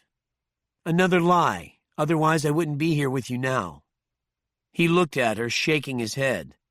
"Within 10 minutes I could make you cry out. I could make you forget all your previous lovers. I'm charmed, truly. Mother Teresa, not Mata Hari." He said this with a good measure of disgust, as if her chastity had made him lose respect for her, or at least devalue her. "Do you imagine I care what a piece of shit like you thinks of me?" It was not a question. They bounced around in the back seat for some time. Then he said, as if continuing the previous conversation, "You're here as an insurance policy. You and Bourne have a connection. At the proper time, I mean to make the most of it." Soraya, brooding, was silent for the remainder of the ride. In Marrakesh, Arkadin took her along a warren of streets where Moroccans peered at her, licking their lips as if they were trying to measure the tenderness of her flesh. They were engulfed by the madhouse screeches of the jungle. At length, they entered a stuffy shop that stank of machine oil. A small, bald, mole-like man greeted Arkadin in the obsequious manner of an undertaker, rubbing his hands together and bowing continuously. At the rear of the shop was a small Persian carpet. Lifting this aside, he pulled on a thick metal ring which opened a trap door. Switching on a small flashlight, the mole man descended a metal spiral staircase. At the base, he flicked on a series of fluorescent coils, set into a ceiling so low they were forced to stoop as they crab-walked across the polished floorboards. Unlike the shop above, dusty, packed willy-nilly with all manner of cartons, barrels, and crates, the basement was spotless. Along the walls, portable dehumidifiers hummed quietly alongside a row of air purifiers. The basement was divided into neat aisles sided by long, waist-high cabinets, each with 3 drawers, each one filled with every form of hand weaponry known to modern man. Every weapon was marked and tagged in meticulous fashion. "Well, since you know my stock," the mole man said, "I'll leave you to make your choices. Bring what you want to buy upstairs. I'll provide what ammunition you require, and we'll settle the bill." Arkady nodded absently. He was consumed with passing from one drawer of the arsenal to another, calculating firepower, ease of use, rapidity of fire, and the practicality of weight and size of each weapon. When they were alone, he removed from a drawer what looked to Soraya like a searchlight with a large battery pack underneath it. Turning to her, he shook the searchlight. The battery pack opened and locked into place. The item was a folding machine gun. "I've never seen that before." She was fascinated despite herself. "It's a prototype, not on the market yet. It's a Magpul FMG. Takes standard 9mm Glock ammo, but spits it out a shitload faster than a pistol." He ran his hand down the stubby barrel.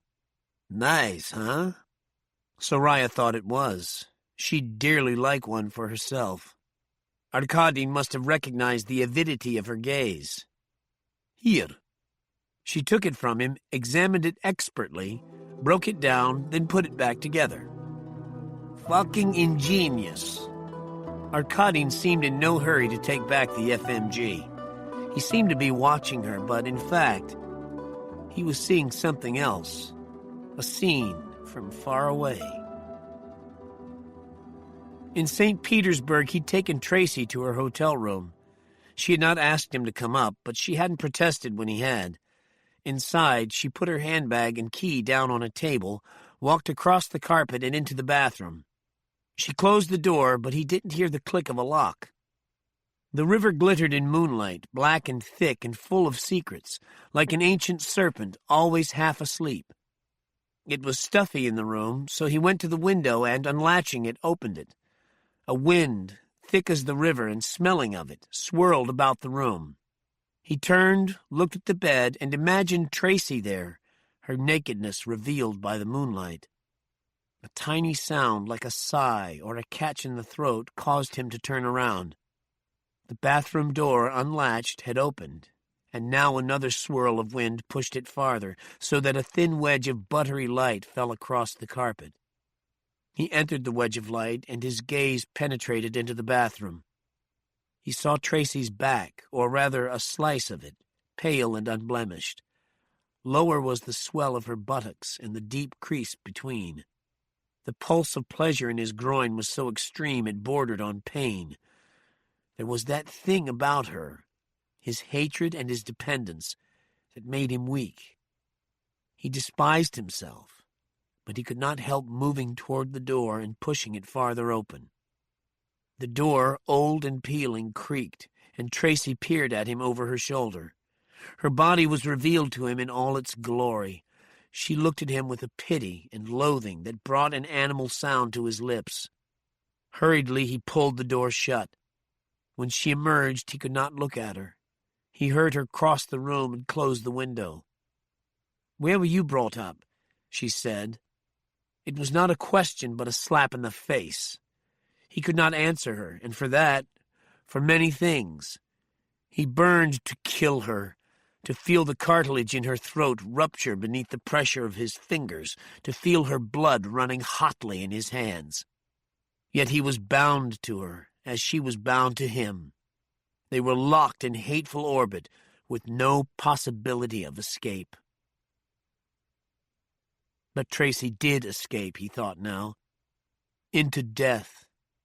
He missed her, hated himself for missing her. She was the only woman who had refused him. Up until now, that is. As his eyes refocused on Soraya folding up the FMG, he felt a premonitory shiver run through him. For a moment he saw her skull, and she looked like death. Then everything snapped back into focus and he could breathe again. Unlike Tracy, her skin was burnished a golden bronze. Like Tracy, she had revealed herself to him when she stripped off the T-shirt he had loaned her to use as a tourniquet for Moira's thigh.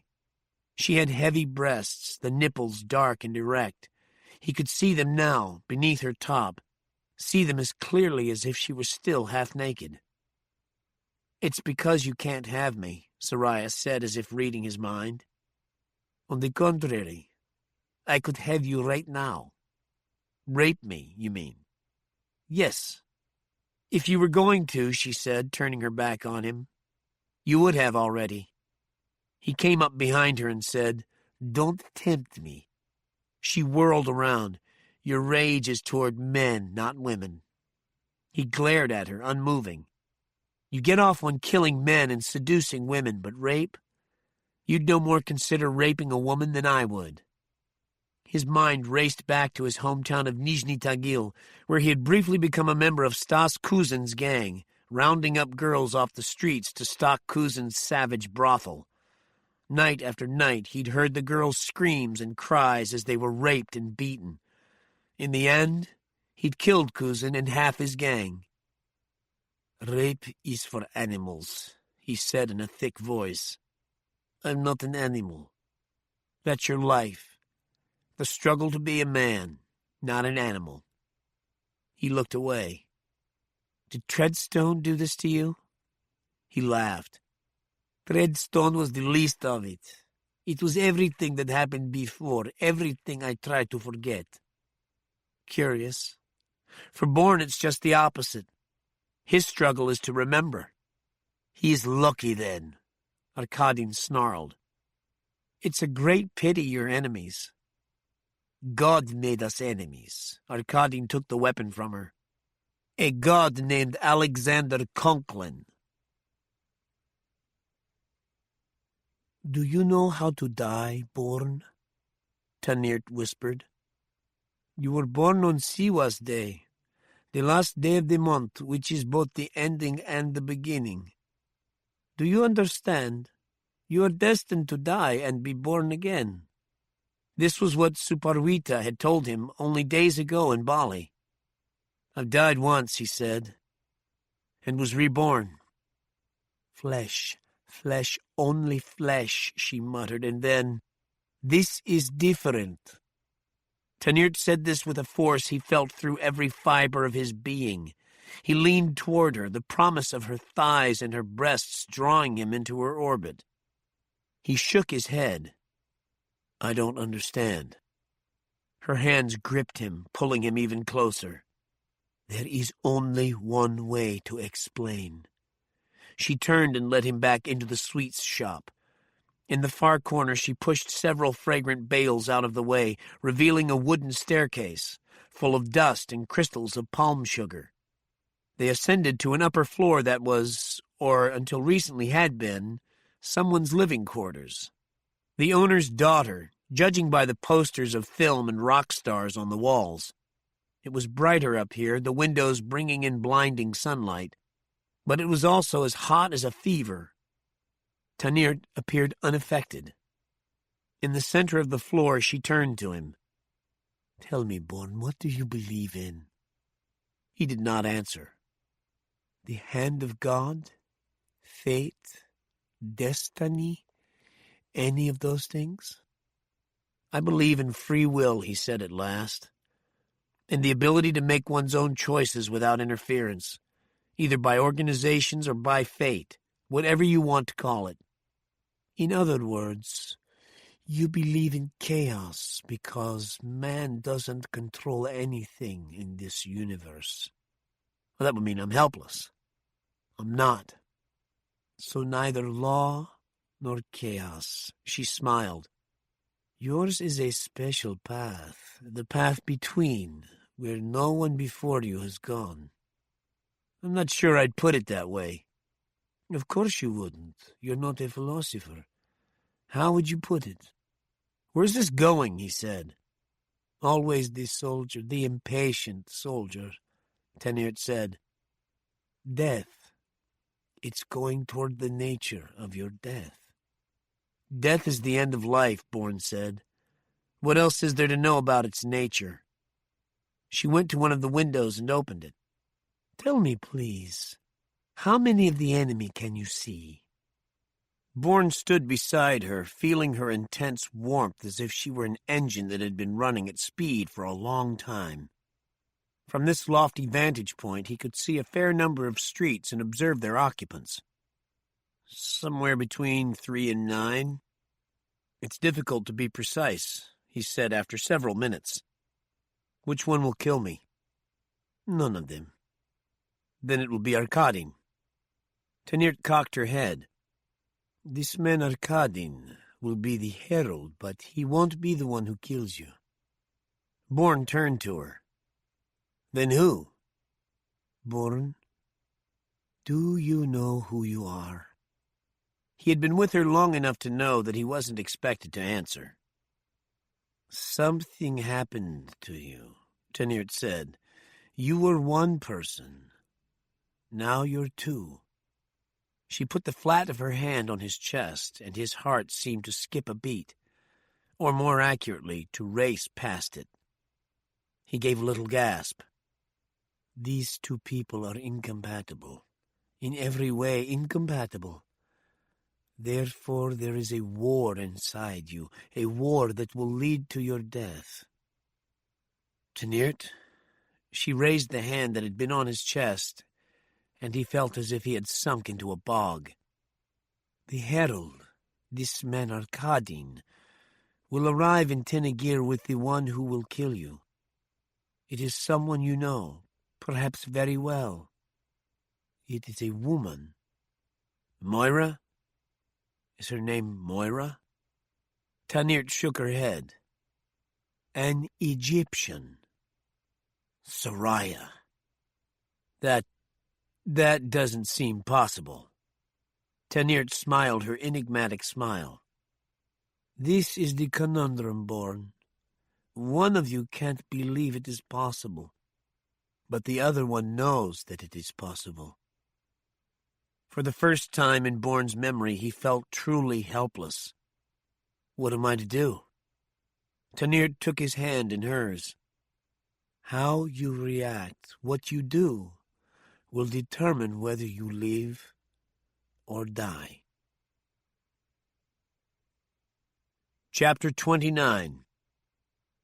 Happy birthday, M. Errol Danziger said when he reached Bud Halliday by phone. My birthday was months ago, the Secretary of Defense said. What do you want? I'm waiting in my car downstairs. I'm busy. Not for this. There was something in Danziger's voice that stopped Halliday from blowing him off. Halliday called his assistant and told him to clear his calendar for the next hour. Then he grabbed his overcoat and took the stairs down. As he walked across the White House grounds, the guards and Secret Service agents nodded to him deferentially. He smiled at the ones he knew by name. Climbing into the back of Danziger's car, he said, "This better be good." "Trust me," Danziger said. "It's better than good." 20 minutes later, the car pulled up at 1910 Massachusetts Avenue, southeast. Danziger, who was sitting nearer the curb, stepped out and held the door open for his boss. Building 27, Halliday said as he and Danziger trotted up the steps of one of the modern brick buildings in the General Health Campus complex. Who died? Building 27 housed the office of the district's chief medical examiner. Danziger laughed. A friend of yours. They passed through 2 levels of security and took the oversized stainless steel-clad elevator down to the basement. The elevator reeked of bleach and a sickly sweet smell Halliday was loath to identify. They were expected. An assistant coroner, a slight, bespectacled man with a nose like a beak and a dour demeanor, nodded to them, guiding them through the cold room. He stopped 3/4 of the way down the bank of stainless steel doors, opened one, and slid out a corpse on a tray. A sheet was pulled up over the face. At Danziger's signal, the assistant coroner peeled back the sheet. "Mary, Mother of God," Halliday said. "Is that Frederick Willard?" "None other." Danziger looked as if he was about to break into a jig of joy. Halliday took a step closer. He pulled out a small mirror and stuck it under Willard's nostrils. No breath. He turned to the assistant coroner. "What the hell happened to him?" "Difficult to say at this time," the man said. "So many things, so little time." "The gist," Halliday said shortly. "Torture." Halliday had to laugh. He looked at Danziger.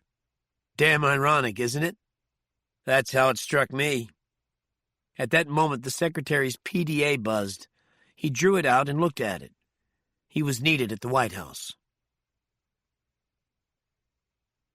Rather than the Oval Office, the president was in the War Room, 3 levels down below the West Wing. Vast computer screens ringed the room, in the center of which was an oval table outfitted with all the accoutrements of 12 virtual offices.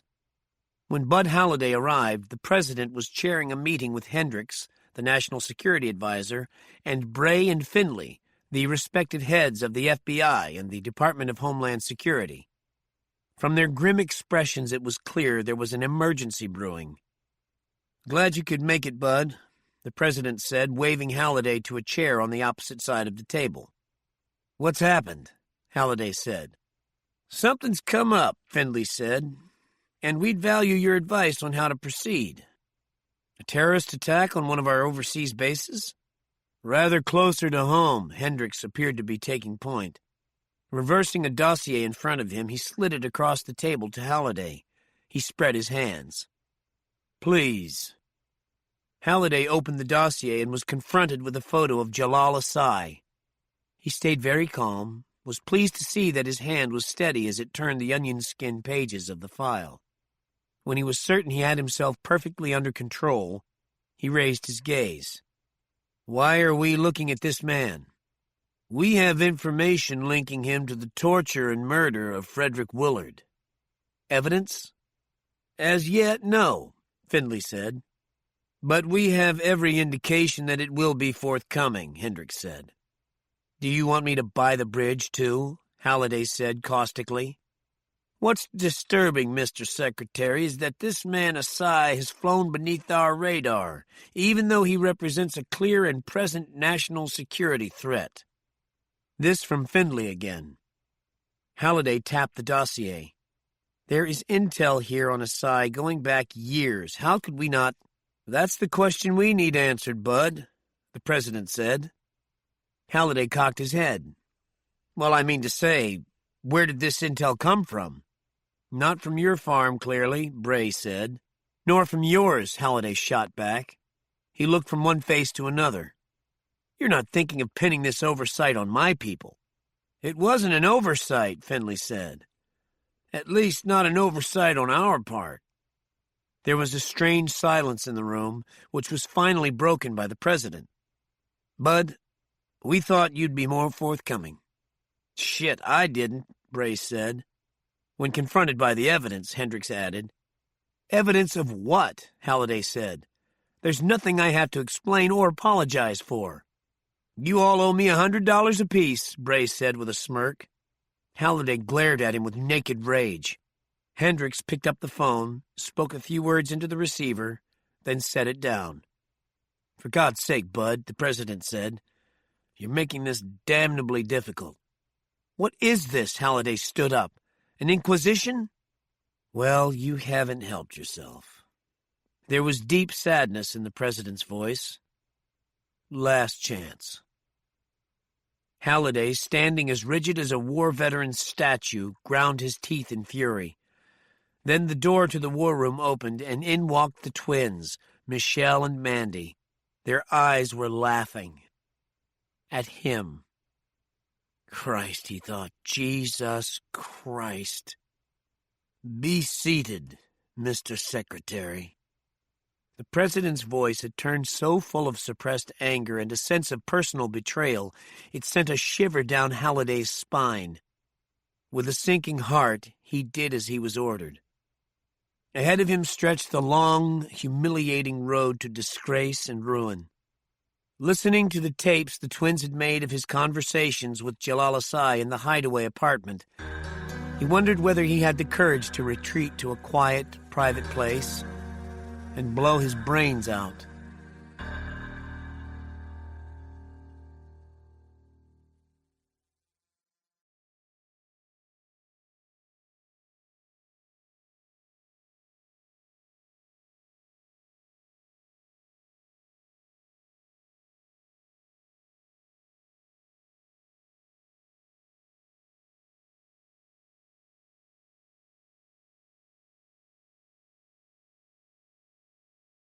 Osirov arrived in Morocco with his face swathed in bandages. In Marrakesh, he found a shop where they made a wax impression and, from this template, a latex mask, white as starlight, that fit over his ruined face. Its terrible, cold stoicism belied the raging torment beneath, but he was grateful for the anonymity it afforded him. He bought a heavy black and brown striped hooded thobe to conceal his head and the top part of his face. With it on, the hood cast the rest of his face in deep shadow. After a brief meal, which he wolfed down without tasting, he wasted no time renting a car and planning out his route. Then he set out for Tenagir. Idir Syphax went slowly and methodically through the house in central Tenagir. He moved from shadow to shadow like a wraith or a dream, soundlessly, light as air. Idir had been born and raised in the high Atlas region of Ouarzazate. He was used to winter's cold and snow. He was known as the man who brings ice to the desert, which meant that he was special. Like Tenirt, the local Berbers were afraid of him. Idir was slim and well-muscled, with a wide mouth of large white teeth and a nose like the prow of a ship. His head and neck were swathed in the traditional blue Berber scarf. He wore robes of a blue and white check. On the outside, the house was identical to its neighbors. Inside, however, it was built like a fortress, the rooms a set of nesting boxes protecting at its heart the keep. The walls were constructed of solid concrete reinforced with steel rods. The heartwood doors had 2-inch thick metal cores, rendering them impervious to even semi-automatic fire. There were 2 separate electronic security systems to get through. Motion detectors in the outer rooms and infrared heat detectors in the inner ones. Idir's family had deep ties with the Atanas reaching back centuries. The Atanas had founded the Munition Club as a way for the Severus Domna to come together in various cities across the globe without attracting attention or using the group's real name. To the outside world, the Munition Club was a philanthropic organization involved in the advancement of anthropology and ancient philosophies. It was a hermetically sealed world in which the Sub Rosa members of the group could move, meet, compare work, and plan initiatives. Idir had had his own ideas about power and succession, but before he could act, Benjamin El Arian had moved into the power vacuum created when Jalal Asai's brother had decamped. Now that Jalal Asai had shown his true colors, the Asai family was dead and buried as far as Severus Domna was concerned. His defection had occurred on El Arian's watch. Idir had already had several conversations with Marlon Itana, the organization's top-ranking member in Europe. Together, he had told Itana, they were more than a match for Benjamin El Arian. Itana wasn't so sure, but then years in the West had made Itana cautious, timid even, in Idir's opinion. Not desirable traits in a leader. He had plans for Severus Domna, big plans, beyond the scope of anything El Arian or Itana could conceive of. He had tried negotiations, reason, and finally appealing to the vanity and ego of the leaders. All to no avail. That left only the path of violence. Satisfied with his final inspection, he locked up the house and walked away. But not too far. The show was about to begin, and he had reserved for himself a front-row seat. The moment Arkadin had acted on his suspicions, The moment he had sliced through the tendons at the back of Moira's knee, the ideal of his sojourn in Sonora was shattered. He saw it for the illusion it was. Not for him the slow pace and hot sun, the slinky dancers and the sad rancheras. His life led elsewhere. From that time forward, he couldn't wait to leave Mexico. He had been bitterly betrayed. Sonora had held up to him the mirror of his life, the life to which he was bound no matter how much he might long to leave it. In Morocco, he was back in his element, a shark moving through deep and dangerous waters. But for thousands of years, sharks have been bred to survive dark and dangerous waters. So, too, Leonid Arkadin. Armed and never more dangerous, he drove out of Marrakesh with Soraya, a woman he found perplexingly complicated. Until he had been gulled by Tracy, he had been used to dominating women in every sense imaginable. Conveniently forgotten was his own mother, who had controlled him completely by keeping him locked in a closet where rats had eaten 3 of his toes before he fought back, first by ragefully biting off their heads, then by killing his mother. He despised her so thoroughly that he had expunged her from both his consciousness and his memory. What glimpses remained were scenes from a cheap and grainy film he had seen when young. And yet it had been his mother who had led him to view women through a particular lens. He flirted relentlessly. He felt only contempt for those who succumbed to his masculine charms. These he chewed up and threw away the moment he became bored with them. On those rare occasions when he encountered resistance, Tracy, Devra, the DJ he had met in Sevastopol, and now Soraya, he reacted differently, less surely, and doubt in himself had crept in like a fog, resulting in failure. He had failed to see through Tracy's facade. He had failed to protect Devra, and with Soraya, he didn't yet know, but he could not stop thinking about what she had said about his life being a struggle to be a man, not an animal. There was a time when he would have laughed at anyone who made such an accusation, but something had changed in him. For better or for worse, he had become self-aware, and this self-awareness lent him the certainty that what she said wasn't an accusation at all, but a statement of fact. All this went through his mind as he and Soraya drove to Tenagir. It had been chilly enough in Marrakesh, but here in the snowbound high Atlas an icy wind knifed through the canyons, flooding the wadi with frozen air. "We're coming to the end of the road," he said. Soraya did not reply. She hadn't said a word for the entire car ride. "Have you nothing more to say?" His tone was deliberately mocking, but she just smiled at him and looked out the window. This abrupt change in her demeanor disturbed him, but he was unsure what to do about it. He couldn't seduce her, and he couldn't browbeat her. What was left? Then, out of the corner of his eye, he saw the tall figure, too tall to be Berber, in a black and brown striped thobe. The hood shadowed his face, but as the car moved past, he could see that there was no disfigurement. The figure moved with Osirov's gait, but how could it be him? "Soraya, do you see that man in the black and brown thobe?" She nodded. He stopped the car. "Get out here and approach him. Do whatever you have to do. I want you to find out if he's Russian, and if he is, whether his name is Osirov, Vyacheslav Germanovich Osirov. And I'll be sitting right here watching. If it's Osirov, give me a signal," he said, "so I can kill him." She gave him an enigmatic smile. "I was wondering when I'd see it again." "What?" "Your rage. You don't know what Osirov has done. You don't know what he's capable of." "Doesn't matter." She opened the door and climbed out. "I've seen what you're capable of." Soraya carefully picked her way through the teeming street toward the tall man in the black and brown thobe. The key for her, she knew, was to remain calm and to keep her wits about her. Arkadin had outmaneuvered her once. She wasn't going to get caught out like that again. There were a number of times during the drive to Tenagir when she had calculated she had a chance of escaping, but for two reasons she never made the move. The first was that she had no real confidence that she could elude Arkadin.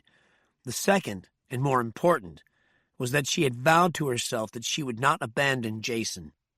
He had saved her life more than once. No matter what malicious stories recirculated within CI about him, she knew she could count on him for anything and everything. Now that his life was in imminent danger, she would not run away and hide. More to the point, she had to do something to change Arkadin's immediate trajectory. Approaching the man, she began to speak to him in Egyptian-inflected Arabic. At first, he ignored her.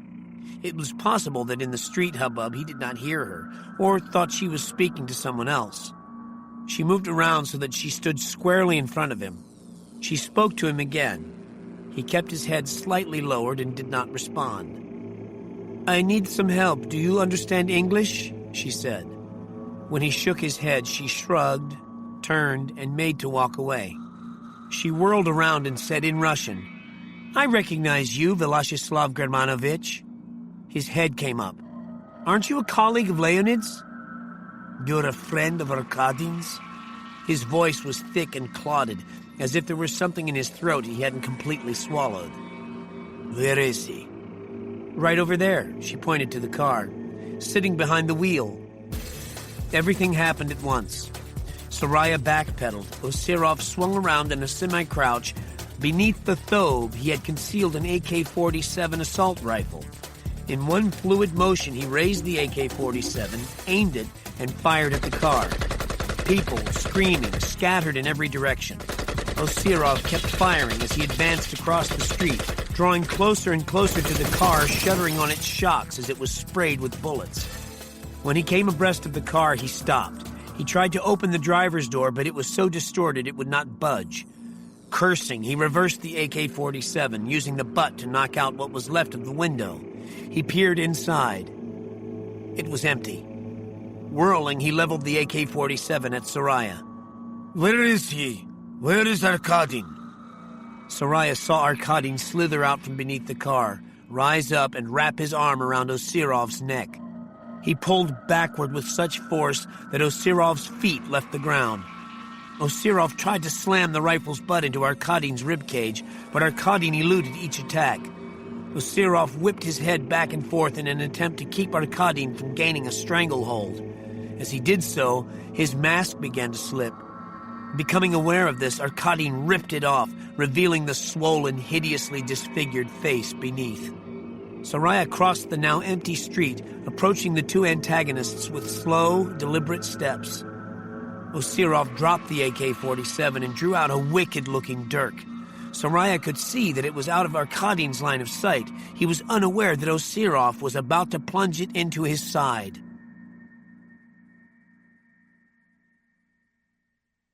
Arkadin, absorbed in his life-or-death struggle with his hated enemy, breathed in the stench of an open sewer and realized that it was coming from Osirov, as if the people he had murdered had clawed their way out of the ground, twining about him like deeply rooted vines.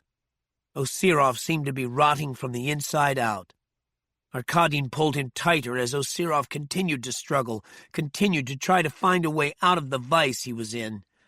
But once engaged, neither of them would let go or relinquish a hold on the other, as if their epic struggle was of one person becoming two.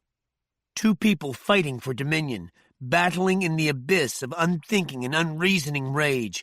The conflict was not only against Osirov's crimes, but against Arkadin's own inhumane past, a past he daily tried to shove out of his mind, to bury as deeply as he could, and yet, zombified, it kept rising from its grave.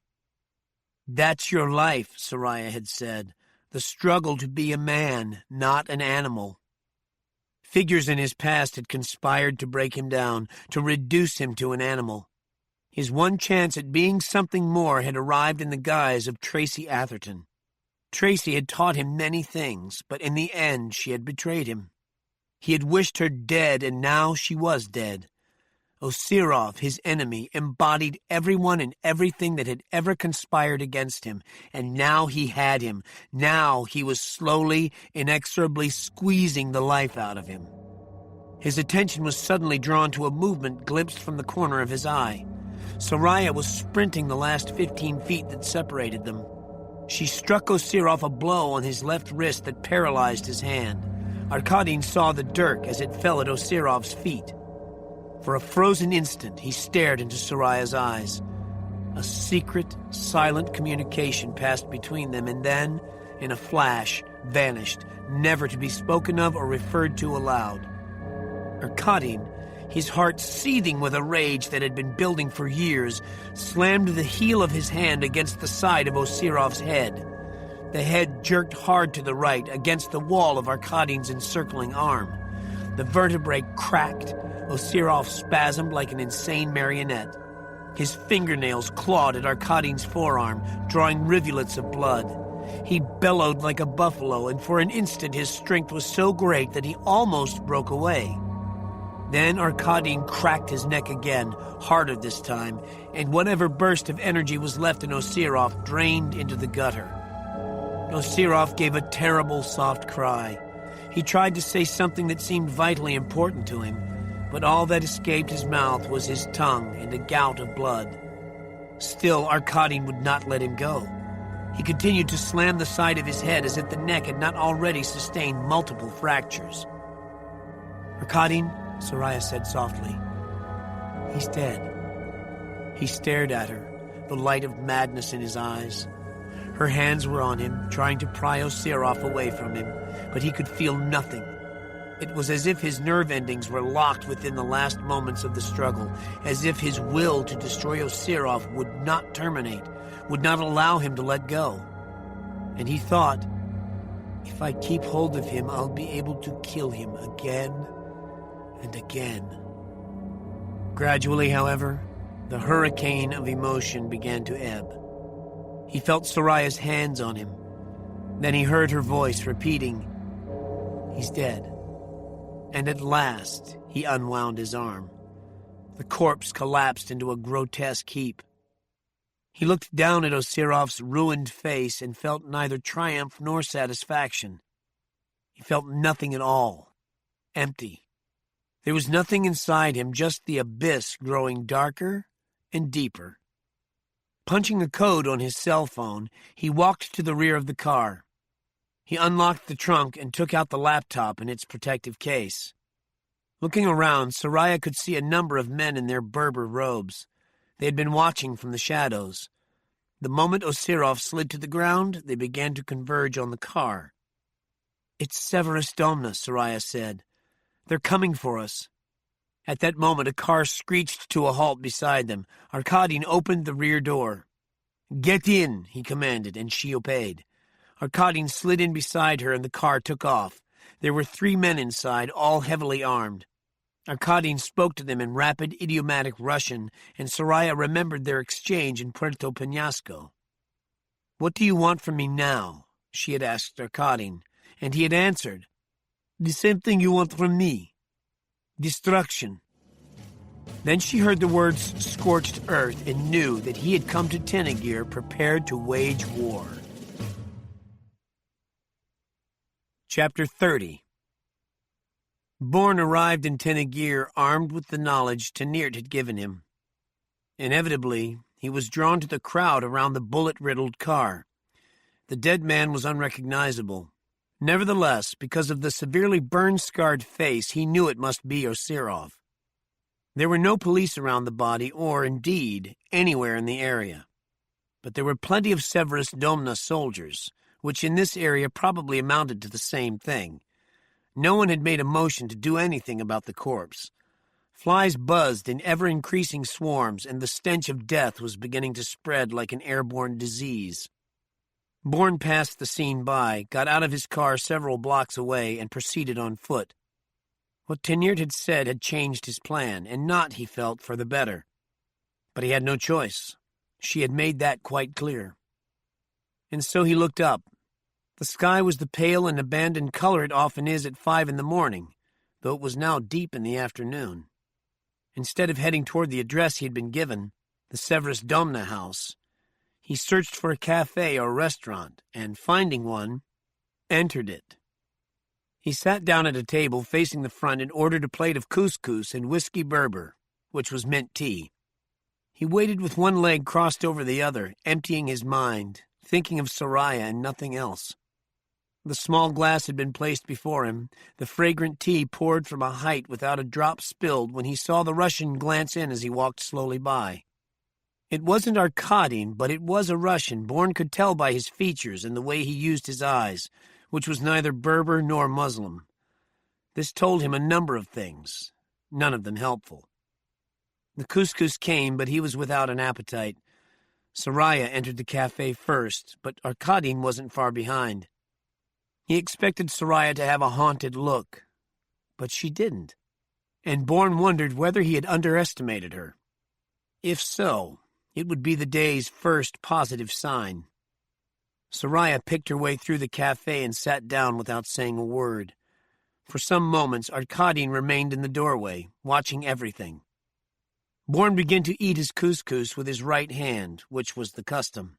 His left hand lay in his lap. "How are you?" he said. "Fucked." He gave her a thin smile.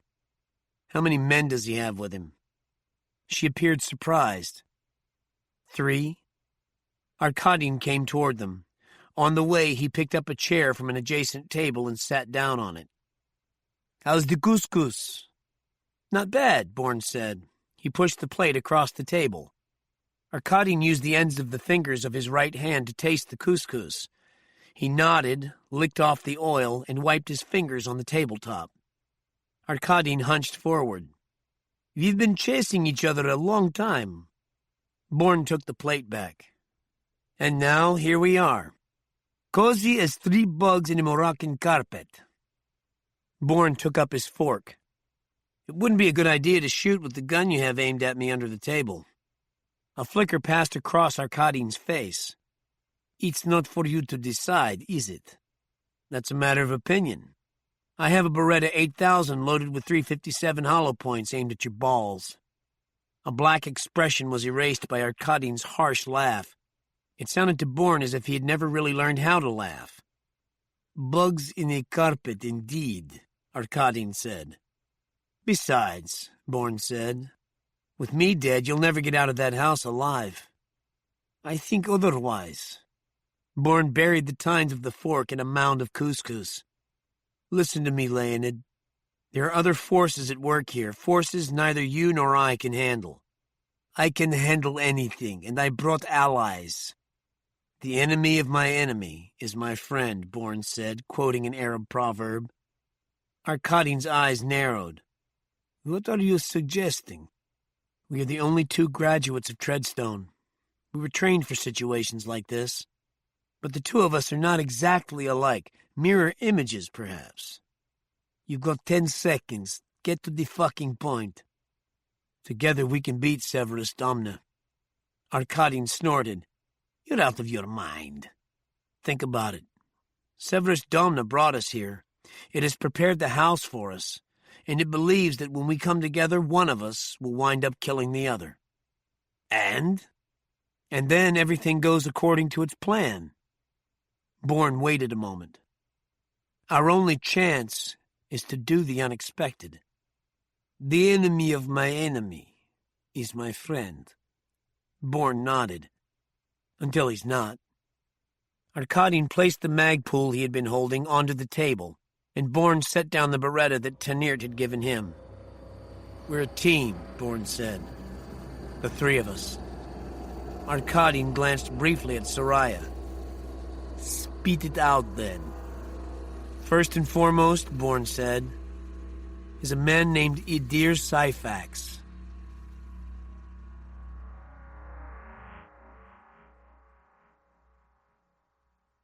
The house crouched in the middle of the block, its flanks rubbing up against those of its neighbors. Night had fallen, swift and complete, like a hood thrown over a head. All around the valley the mountains were pitch black. A bitter wind, knifing through the town, hurried snow crystals or grains of sand across streets and down alleys. the light from the stars was hallucinatory. Idir Syphax was crouched on a rooftop across the street from the rear of the house.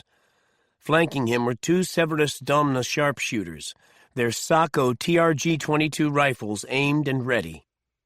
Idir watched the house as if waiting for his daughter to come home, as if feeling the danger of unknown places spreading its wings, as if the house itself were his child. And in a way it was. He had designed the house with advice from Tenirt. "I want to build a fortress," he had told her. And she had said, "You cannot do better than to follow the plan of the great temple of Baal. It was the greatest fortress known to man." After scrutinizing what she had drawn for him, he had agreed, and he himself had helped to build it. Every board, every nail, every length of rebar, every form of concrete bore the tattoo of his sweat. The house was invented not for people, but for a thing, an idea, an ideal even. Anyway, something intangible. In that sense, it was a sacred place, as sacred as any mosque. It was the beginning of all things, and the end, Alpha and Omega, a cosmos unto itself. Idir understood this, but others in Severus Domna did not. For Benjamin El-Arian, the house was a Venus flytrap. For Marlon Itana, it was a means to an end. In any event, for them both, the house was a dead thing, a pack animal at best. It was not holy, it was not a gateway to the divine. They did not understand that Tenirt had chosen the spot, using the ancient incantation she possessed, and he coveted. He had once asked her what language she was chanting. It was Ugaritic. She said it was spoken by the alchemists of King Solomon's court in what is now Syria. That was why she had placed the statue in the very center of the house, the space from which its holiness emanated. He'd had to have it smuggled in because any statues of this sort were strictly forbidden by Sharia. And of course, neither Benjamin El-Arian nor Marlon Itana knew of its existence. They'd have had him burned alive as a heretic. But if Tenirt had taught him anything, it was that there were ancient forces, perhaps mysteries was a better term, that had preceded religion, any religion, even Judaism, which were all the inventions of mankind in attempts to come to terms with the terror of death. The origins of the mysteries, Tenirt had told him, were divine, which according to her had nothing to do with man's conception of God. "Did Baal exist?" she had asked rhetorically. "I doubt it, but something did." Save for the wind, the night was still. He knew they were coming, but he didn't know from where. All attempts to follow them had ended in failure. A failure, he told himself, that was not unexpected. On the other hand, there had been attraction. Arkadin's 3 men had been neutralized at the sacrifice of 4 of his own. These Russians were fierce warriors. Not that it mattered. Arkadin would not gain entrance no matter what he tried. All houses had vulnerabilities that could serve as points of entrance. Sewers, for instance, or drains, or the place where the electrical lines came in. Because this house was not designed for people, there were no sewers. Because there was no heating or cooling, no refrigerators or ovens to drain electricity, all the electrical systems ran off a giant generator in a shielded room within the house. There was literally no way into the house that wouldn't set off the various alarms, which would in turn trip other security measures. His son Bodis had wanted to come, but of course Idir wouldn't hear of it. Bodis still asked about Tenirt, even though at 11 he was old enough to know better. Bodis remembered only when Tenirt loved his father, or at least said she loved him. Now she engendered in Idir a bone-deep terror that invaded his nights, his very sleep, shattering it with unspeakable nightmares. It had all gone wrong when he had asked her to marry him and she had denied him. "Is it because you don't believe I love you?" he had said. "I know you love me. It's because of my son. You think that because I love Bodis more than anything I can't make you happy. It isn't your son. Then what?" "If you have to ask," she had said, "then you will never understand." That's when he had made his fatal mistake. He had confused her with other women. He had tried to coerce her, but the more he threatened her, the larger her stature seemed to grow, until she filled his entire living room, asphyxiating him with her presence. And, gasping, he had fled his own home. The sounds of the bolt-action sockos brought his mind back into focus. He peered through the darkness. Was that a shadow flitting across the rooftop of the house? His sharpshooters thought so. In the hallucinatory moonlight there was a blur, then nothing. Utter stillness. And then out of the corner of his eye the shadow moved again. His heart leapt. His order for them to fire was already on his lips when from behind him he heard his name being called. He whirled to see Leonid Arkadin standing spread-legged, an odd-looking boxy weapon in his hand. "Surprise," Arkadin said, and promptly shot off 2 sharp bursts from the magpool that took off the heads of the sharpshooters. They folded like marionettes. "You do not frighten me," Idir said. His face and robes were soaked with the blood and brains of his men. "I have no fear of death." "For yourself, perhaps." Arkadin motioned with his head, and the woman, Soraya Moore, appeared out of the shadows. Idir gasped. She herded Badis in front of her. "Papa!" Badis made a lunge toward his father, but Soraya caught him by the material at the back of his neck and jerked him back to her. "Papa! Papa!" A look of terrible despair crossed Idir's dark face. "Idir," Arkadin commanded, "throw your men over the parapet." Idir looked at him for a moment, dumbstruck. "Why?" "So your men will know what happened up here, so they will fear the consequences of their actions." Idir shook his head. Arkadin strode over to Badis and stuck the blunt barrel of the magpool into his mouth. "I pulled the trigger, and even his own mother won't recognize him." Idir blanched, then glowered impotently. He bent and picked up one of the sharpshooters, but there was so much blood the corpse slipped out of his hands. Badis stared, wide-eyed and shivering.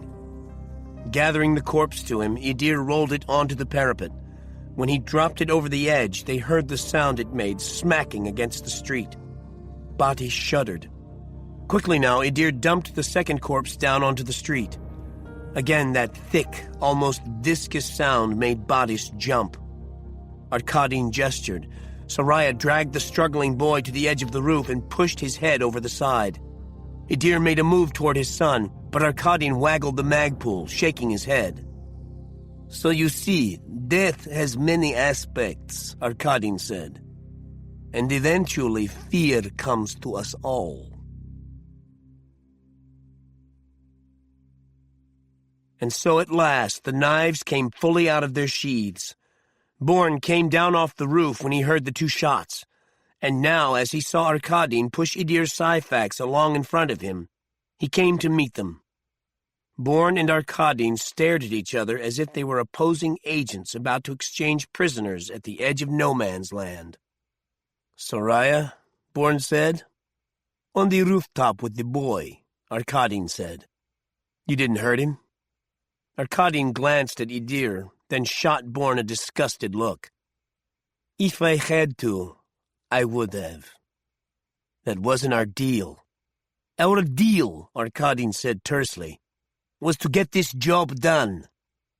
Idir fidgeted in the tense silence, his eyes darting from one man to the other. "You two need to get your priorities straight." Arkadin struck him across the face. "Shut the fuck up." At length, Bourne handed Arkadin the laptop and its protective case. Then he took hold of Idir and said, "You'll lead us inside. You'll be the first through every barrier, electronic or otherwise." He produced his cell phone. "I'm in constant touch with Soraya. Anything goes wrong." He waggled the cell. "I understand." Idir's voice was dull, but his eyes burned with hatred and rage. He led them around to the front door, which he unlocked with a pair of keys. The moment they entered, he punched a code into a keypad set into the wall to the left of the door. Silence. A dog barked unnaturally loud in the night, and in that highly charged atmosphere, moonlight seemed to strike the house with the sound of sleet. Idir coughed and turned on the lights. "Motion detectors come first, then the infrareds." He fumbled in his pocket and pulled out a small remote control. I can turn them both off from here. Without the generator, everything goes down, Bourne said. Take us to it. But when Idir started in one direction, Bourne said, Not that way. A look of terror crossed Idir's face. You've been talking to Tenirt. Breathing her name, he shuddered. If you know the way, Arkadin said irritably, what the fuck do we need him for? He knows how to shut down the generator without blowing the building to bits. That sobering news shut Arkadin up for the moment. Idir reversed directions, taking them on a route that skirted the outer rooms. They came to the first motion detector, its red eye blank and dark. They passed it, Idir going first as usual. They reached a door and Idir unlocked it. Another corridor unfolded like a fan, turning first this way then that. Bourne was put in mind of the chambers of the Great Pyramids in Giza. Another door loomed before them. This too Idir unlocked. Another corridor, shorter this time and perfectly straight. They passed no doors. The walls were unadorned, stuccoed a neutral color that looked like flesh. The corridor ended at a third door, this one made of steel. They went through this.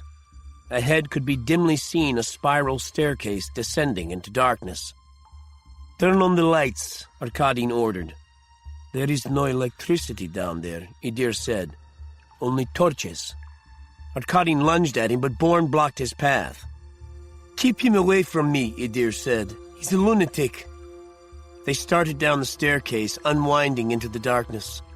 At the bottom, Idir lit a reed torch. He handed this to Bourne and reached into a niche in the wall where a wrought iron basket contained a clutch of torches. He lit a second one. Where are the alarm systems? Bourne asked. Too many animals down here, Idir said. Arkadin glanced around at the bare, poured concrete floor, which smelled of dust and dried droppings. What kind of animals? Idir pushed forward. In the flickering torchlight, the lower levels seemed immense. There was nothing to see but flames crackling in the darkness. The smoke thickened the airless atmosphere. All at once they found themselves in a narrow passage. Within 40 paces it began to curve, and they followed it around to the right. Once again the walls were doorless, completely blank. The passage kept curving.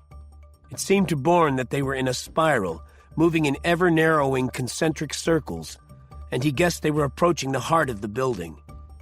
An unseen weight seemed to press down on them, making breathing difficult, as if they had plunged under a deep subterranean lake.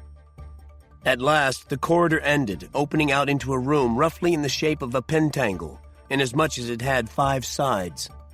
There was a deep pulsing, like the thrum of a gigantic heart. It filled the room, the vibration stirring the thick air. There it is. Idir nodded toward what seemed like a chunky plinth in the center of the room. On it stood a black basalt statue of the ancient god Baal. Arkadin whirled on Idir. What kind of crap is this? Idir took a step toward Bourne. The generator is under the statue. Arkadin sneered. All this idiotic mumbo-jumbo. The missing set of instructions is hidden inside the statue. Ah, that's more like it. As Arkadin picked his way toward the statue, Idir moved closer to Bourne. It's clear enough you hate each other, he whispered. He moves the statue and a fail-safe packet of C4 affixed to the side of the generator is activated on a 3-minute delay.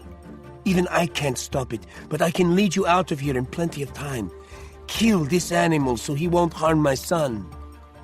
Arkadin was reaching out for the statue. Bourne could sense Idir holding his breath. He was ready to run. Bourne saw this moment clearly. It was the point in time that both Suparwita and Tenirt had somehow foreseen. It was the moment when his rage to revenge Tracy's death could be sated. The moment when his 2 warring personalities would finally tear him apart from the inside out. The moment of his own death. Did he believe them? Was there no clear-cut moment in his life? Was everything infused with the unknown of the life he could not remember? He could turn away from the dangers to him, or he could master them. The choice he made now would stay with him, would change him forever. Would he betray Arkadin or Idir? And then he realized there was no choice at all. His path lay clearly before him as if illuminated by the light of the full moon. Idir's plea was clever, but it was irrelevant. "Leonid, stop!" Bourne called out. "Moving the statue will set off an explosion."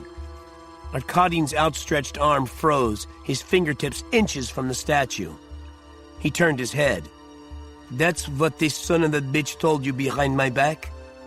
Why did you do that?" Idir's voice was full of despair. "Because you didn't tell me how to turn off the generator." Arkadin's gaze shifted to Bourne. "Why is that so fucking important?" "Because," Bourne said, "the generator controls a series of security measures that will stop us from ever leaving here." Arkadin stalked over to Idir and backhanded the barrel of his magpul across the Berber's face. Idir spat out a tooth along with a thick gout of blood. "I'm done with you," he said. "I'm now going to take you apart piece by piece. You'll tell us what we want to know, whether or not you want to. You aren't afraid of death, but you have already shown me your fear. When I get out of here, I'm going to throw bodies off that roof myself." "No, no," Idir cried, scuttling around to the side of the generator housing. Here, he muttered to himself. At the base of the plinth, he depressed a stone which slid out of the way. He threw a switch and the throb of the generator ceased. "See? It's off." He stood up. "I've done what you asked. My life is nothing, but I beg you to spare my son's life." Arkadin, grinning, set the case on top of the plinth, unlocked it, and took out the laptop. "Now," he said as he fired up the computer, "the ring." Idir crept closer to the plinth. He managed to tap his fingernail along the top of the computer before Arkadin delivered a heavy backhand blow that swatted him back on his heels. As Bourne was taking out the ring, Idir said, "It won't do any good." "Shut the fuck up," Arkadin snapped. "Let him speak," Bourne said. "Idir, what do you mean?" "That isn't the right laptop." "He's a liar," Arkadin said. "Look here." He took the ring from Bourne and inserted it. "It has the slot for the ring." Idir's laughter was tinged with hysteria, or with madness. As Arkadin slid the ring through the slot again and again, he tried in vain to bring up the ghost file on the partitioned hard drive. "You fools!" Idir could not stop laughing. "Someone has been fucking with you. I'm telling you, it's the wrong laptop." With an inarticulate cry, Arkadin swung around. "Leonid, no!" Bourne leapt at him, too late to keep him from firing, but he ran full tilt into Arkadin's right shoulder. The spray of bullets went wide, but 2 bullets struck Idir's chest and shoulder. Both torches were on the floor, crackling as they burned down. They were more than half finished. Bourne and Arkadin attacked each other with hands, feet, and knees. Arkadin, the magpul in his right hand, hammered at Bourne, who was forced to raise his hands in front of his face in order to deflect the blows. Deep contusions, then ragged cuts broke out on his wrists from the force of the magpul's heavy barrel pounding on him. He brought his knee up into Arkadin's stomach, but it seemed to have little or no effect. At the next blow, Bourne grabbed the barrel, but it raked down his palm, slicing it open. Arkadin turned the muzzle on Bourne, and Bourne slammed the heel of his bleeding hand into Arkadin's nose. Blood flew as Arkadin's head snapped back, the back of it banging off the floor. He squeezed off a short burst, the noise deafening in the space. Bourne struck him again, slamming his head to the right, where a blur of movement shot toward him. A large rat, terrified by the noise, leapt blindly at Arkadin's face. Arkadin swung at it and missed. He rolled away, grabbed one of the torches, and thrust it out wildly. The rat leapt away, scrambling across Idir's slumped body. The flames caught its tail, the rat screamed, and so did Idir, whose robes were now alight and burning with an acrid stench. Staggering to his feet, he slapped wildly at the flames with his good arm, but staggered off balance and fell against the plinth. His head struck the statue of Baal, knocking it off the generator housing. It shattered against the floor. Rising, Bourne ran toward Idir, but the greedy flames had already engulfed him, making it impossible to get close. The sickening stench of roasting meat, the bright burst of flames, and then an ominous ticking counting down the 3 minutes of life they had left.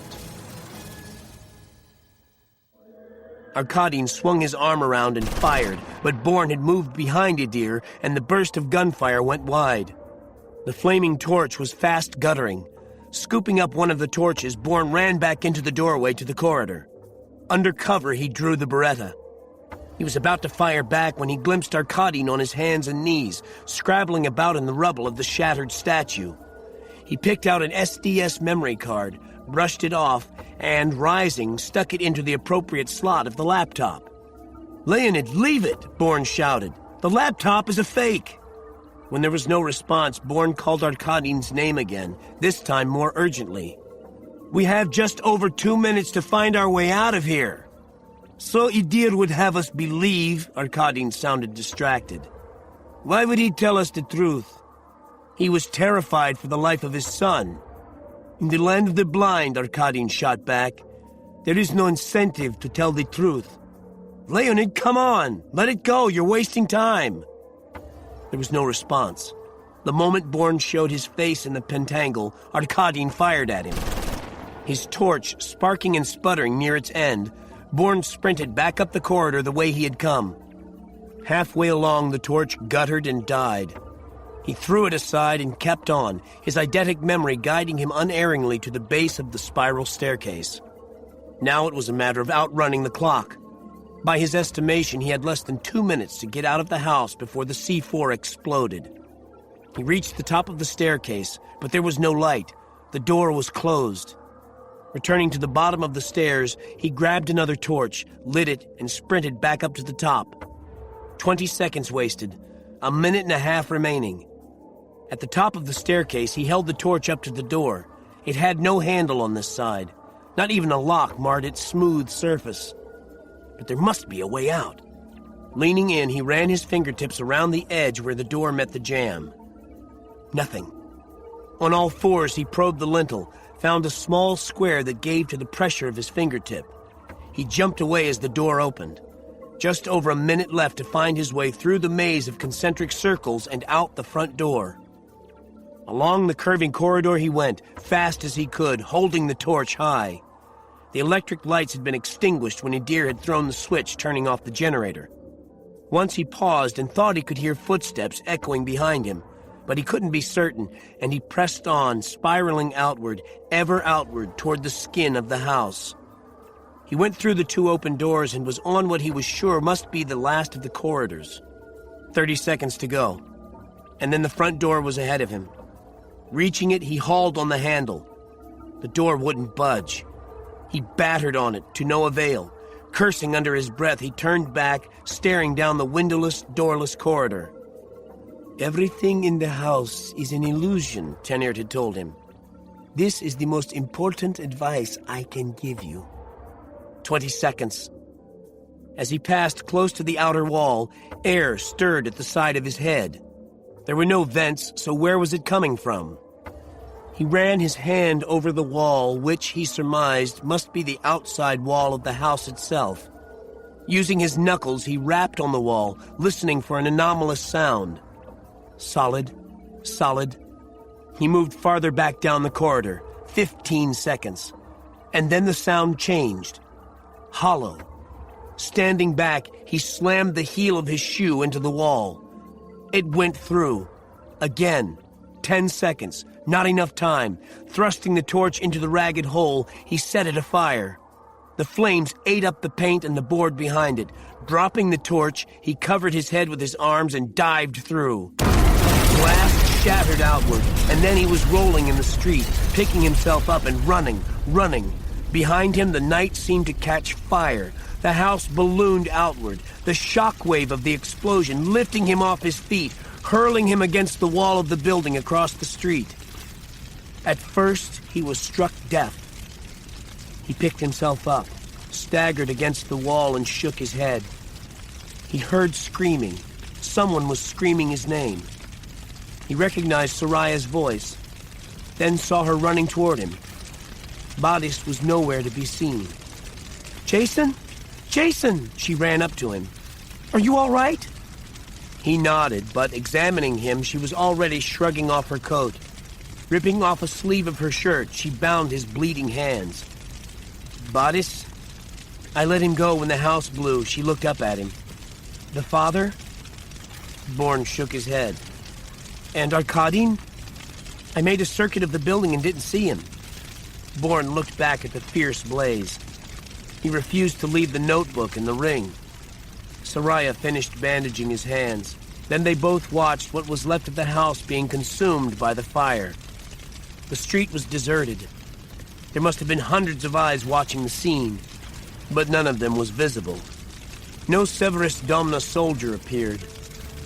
Bourne saw why. Taniert was standing at the other end of the street, a Mona Lisa smile on her lips. Soraya nodded. I guess Arkadin finally got what he wanted. Bourne thought that must, after all, be true.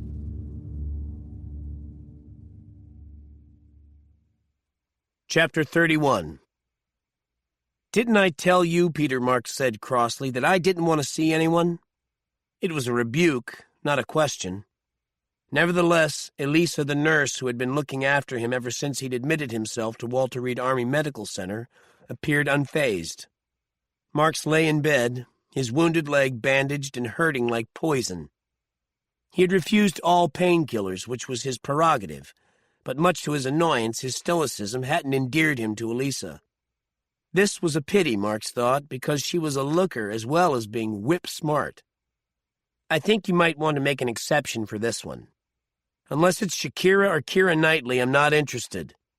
Just because you're privileged enough to wind up here doesn't give you the right to act like a petulant child." Marks cocked his head. "Yeah? Why don't you come over here and see what it's like from my point of view?"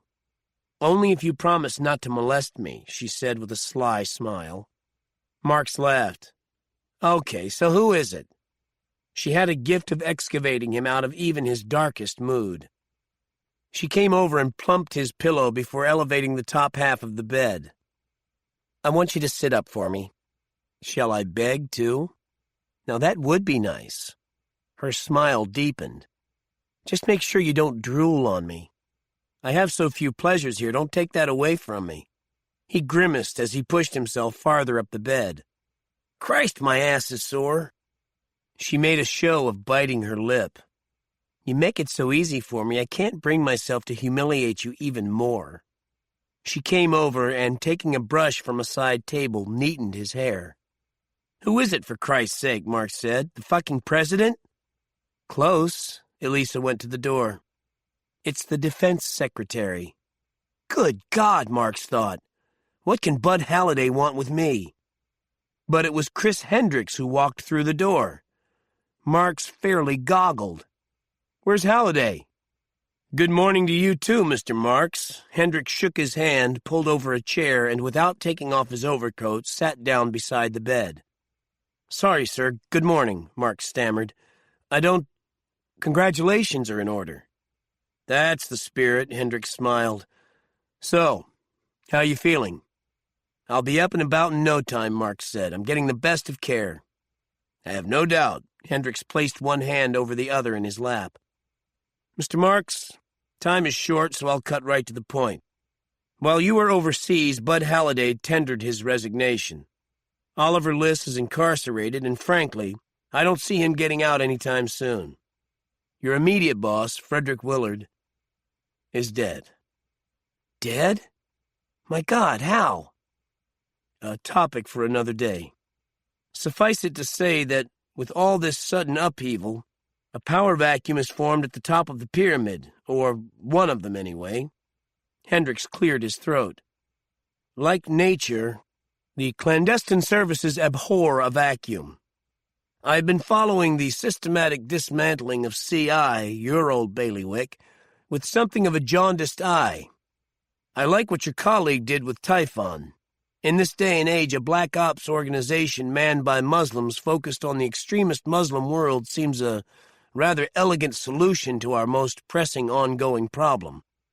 Unfortunately, Typhon belongs to CI. God alone knows how long it will take to right that ship, and I don't want to waste time." He hunched forward. "Therefore, I'd like you to head up a revitalized Treadstone, which will take up Typhon's mission.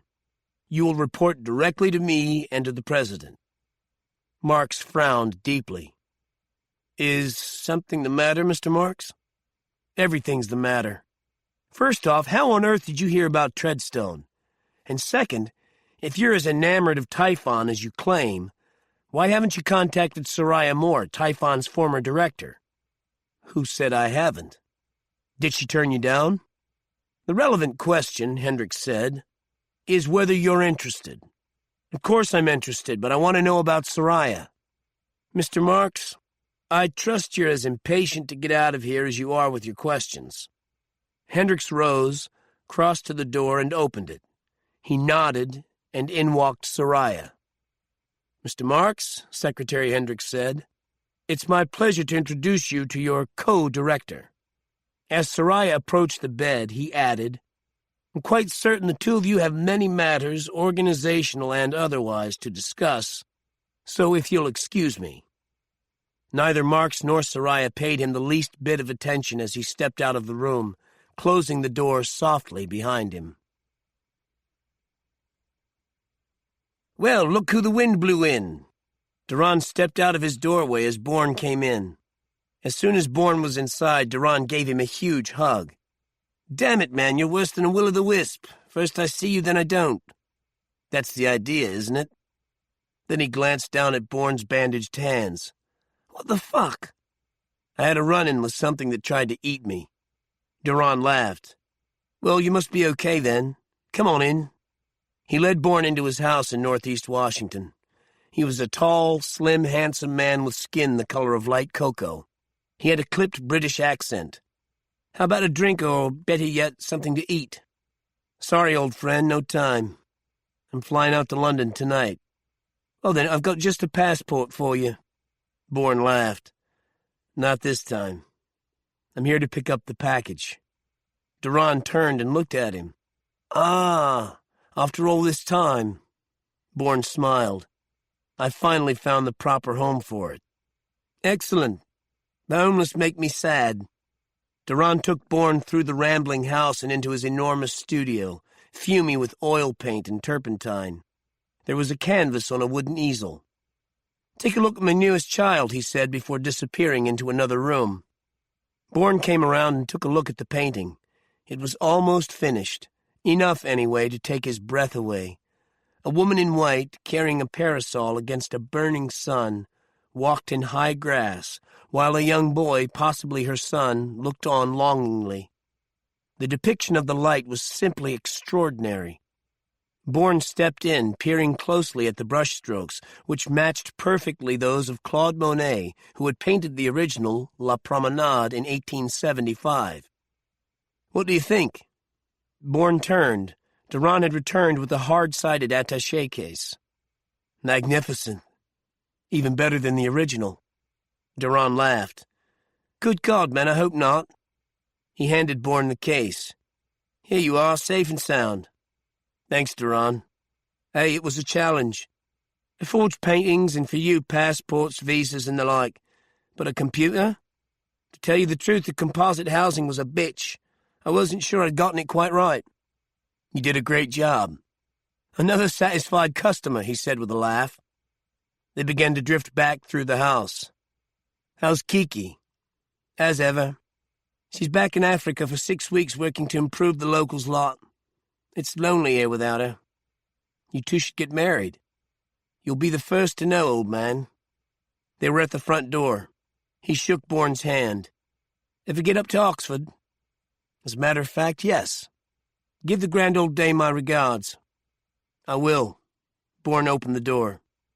"Thanks for everything." Duran waved away his hands. "Godspeed, Jason."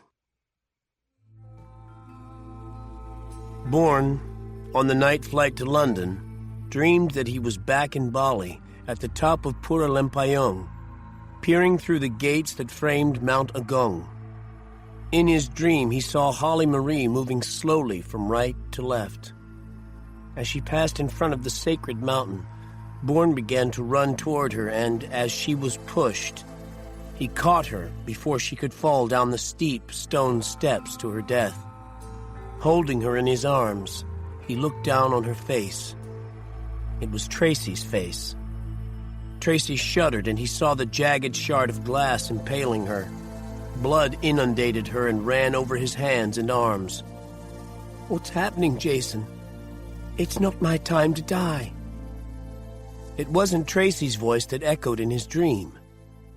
It was Scarlett's. London greeted him with an uncharacteristically brilliant, crisp blue morning. Chrissy had insisted on picking him up at Heathrow. She was waiting for him just outside of security. She smiled as he kissed her on the cheek. "Baggage?" "Only what I'm carrying," Bourne said. Linking arms with him, she said, "How very nice to see you again so soon. Scarlett was so excited when I told her.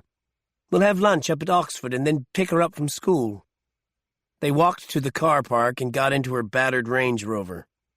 "Old times," she said, laughing. "How did Scarlett take the news about her aunt?" Chrissy sighed as she pulled out. "About as well as could be expected. She was a complete wreck for 24 hours. Couldn't go near her. Children are resilient. That, at least, is a godsend." After winding her way out of the airport, she got on the motorway. "Where is Tracy?" "We buried her in a very old cemetery just outside Oxford." "I'd like to go straight there if you don't mind." She gave him a quick look. "No, not at all." The drive to Oxford was quick and silent, both Bourne and Chrissy lost in thought. In Oxford, they stopped at a florist. At the cemetery, she turned in and parked the SUV. They got out, and she led him through the ranks of headstones, some very old indeed, toward a spreading oak tree. A brisk wind was blowing from the east, ruffling her hair. She stood slightly back while Bourne approached Tracy's grave. He stood for a moment, then laid the bouquet of white roses at the foot of the stone. He wanted to remember her as she had been the night before her death. He wanted to remember only their intimate moments. But for better or for worse, her death had been the most intimate of moments between them. He didn't think he'd ever forget the sensation of her blood on his hands and arms, a crimson silk scarf being drawn across them. Her eyes looking up at him. He had so wanted to hold on to the life that was draining out of her. He heard her voice whispering in his ear, and his vision clouded. His eyes burned with tears that welled but would not spill over. How he wished he could feel her breathing beside him. Then he felt Chrissy's arm around him. Scarlett, breaking away from a gaggle of her schoolmates, ran into his arms. He picked her up and whirled her around. "I went to Aunt Tracy's funeral," Scarlett said with a child's terrible gravity. "I wish I'd known her better." Bourne hugged her tight. Then they all got into the Range Rover and, at his request, drove over to Chrissy's office at All Souls College, a large, square room with windows that overlooked the ancient college grounds. It smelled of old books and incense. While Bourne and Scarlett settled themselves on the sofa Chrissy used to grade papers, she made tea. "What do you have in the briefcase?" Scarlett asked. "You'll see," Bourne told her. Chrissy came over with the tea service on an antique black japanned tray. Bourne waited patiently while she poured the tea, but Scarlett squirmed until her mother offered her a sweet biscuit. "Now," Chrissy said as she pulled up a chair, "what's all this about?" Bourne placed the attaché case on his lap. "I have a birthday present for you." Chrissy frowned. "My birthday's almost 5 months away. Consider this an early gift." He unlocked the case, opened the snaps, and removed a laptop computer, which he placed on the table beside the tea service. "Come sit beside me," he said. Chrissy rose and moved onto the sofa while Bourne opened the laptop and started it up. He had made sure to fully charge the battery on the flight over. Scarlett sat on the edge of the cushion to be closer to the screen. The screen swelled with images as the computer finished booting up. "Scarlett," Bourne said, Do you have the ring I gave you? I keep it with me. Scarlet dug it out. Do I have to give it back? Bourne laughed. I gave it to you and I meant it. He held out his hand. Just for a moment. He took the ring and inserted it in the slot that had been built for it. This was the laptop he had stolen from Jalal Asai, Holly's uncle, at Alex Conklin's behest. He hadn't delivered it because he had discovered what it contained and determined that it was too important a find to be given over to Treadstone, or anyone in the clandestine services. Instead, he had asked Duran to make a fake laptop. Accompanying Holly on one of her trips to Sonora to stock a narco rancho, he had been introduced to Gustavo Moreno. Bourne had allowed the fake laptop to fall into the drug lord's hands because, having it eventually come to light in Moreno's possession, would keep any suspicion on Conklin's part from falling on him. Similarly, he had switched the Solomon ring with the one Marks had taken off his London assailant. The fact that Scarlet had found Marks's ring when Marks had been shot gave him a perfect cover for the switch. He had been correct to assume the Solomon ring would be far safer in her hands than in his own. The two pieces fit together perfectly. The mysterious inscription engraved on the inside of the ring unlocked the ghost file on the laptop's hard drive, a PDF file, a perfect replica of an ancient Hebrew text. Chrissy hunched forward. What is this? It looks like directions? You recall the discussion we had with Professor Giles? She glanced at him. Funny you should mention him. A squad of MI6 came and took him away yesterday. I'm afraid I had something to do with that, Bourne said. The good professor was part of the group that made so much trouble for us. Do you mean? Her gaze returned to the ancient text. Good Lord, Jason, you don't mean to tell me. According to this file, Bourne said, King Solomon's gold is buried in Syria. Chrissy's excitement grew. At Ugarit, somewhere on or around Mount Cassius, where the god Baal was said to live. She frowned as she came to the end of the text. But where exactly? The text is incomplete. True, Bourne said, thinking of the SD card Arkadin had found in the shattered statue of Baal. The last bit is lost. I'm sorry about that. No, don't be. She turned and hugged him tightly. My God, what a fantastic gift. If it's the truth. If you find King Solomon's gold. No, in and of itself, this text is invaluable. It provides a trove of research material that will help shed light on what's fact and fiction about King Solomon's court. I don't know how to thank you. Bourne smiled. Give it as a gift to the university in your sister's name. Why, Of course. What a wonderful idea. Now she'll be closer to me and a part of Oxford, too. He felt the memory of Tracy settling around him with a contented sigh. He could think of her now in all her incarnations and not be swamped in sorrow. He put his arm around Scarlet. You know, your aunt had a hand in this gift. The girl looked up at him, her eyes wide. She did? Bourne nodded. Let me tell you about it, and about how very courageous she was. In the heart of the night, a tale unfolds, skyward honor where legends hold. A blade of valor, a knightly hand,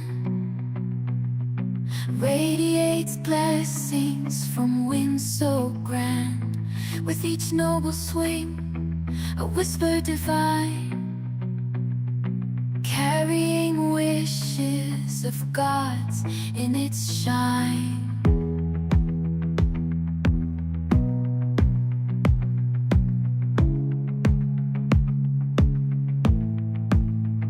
Skyward honor in blades so true, a knight's tribute, skies are blue, from heaven's high to earth below, a sword's blessing in honest flow.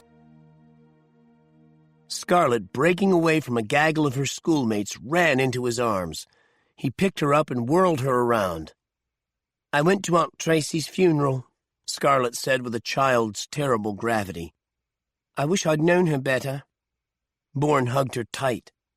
Then they all got into the Range Rover and, at his request, drove over to Chrissy's office at All Souls College, a large, square room with windows that overlooked the ancient college grounds.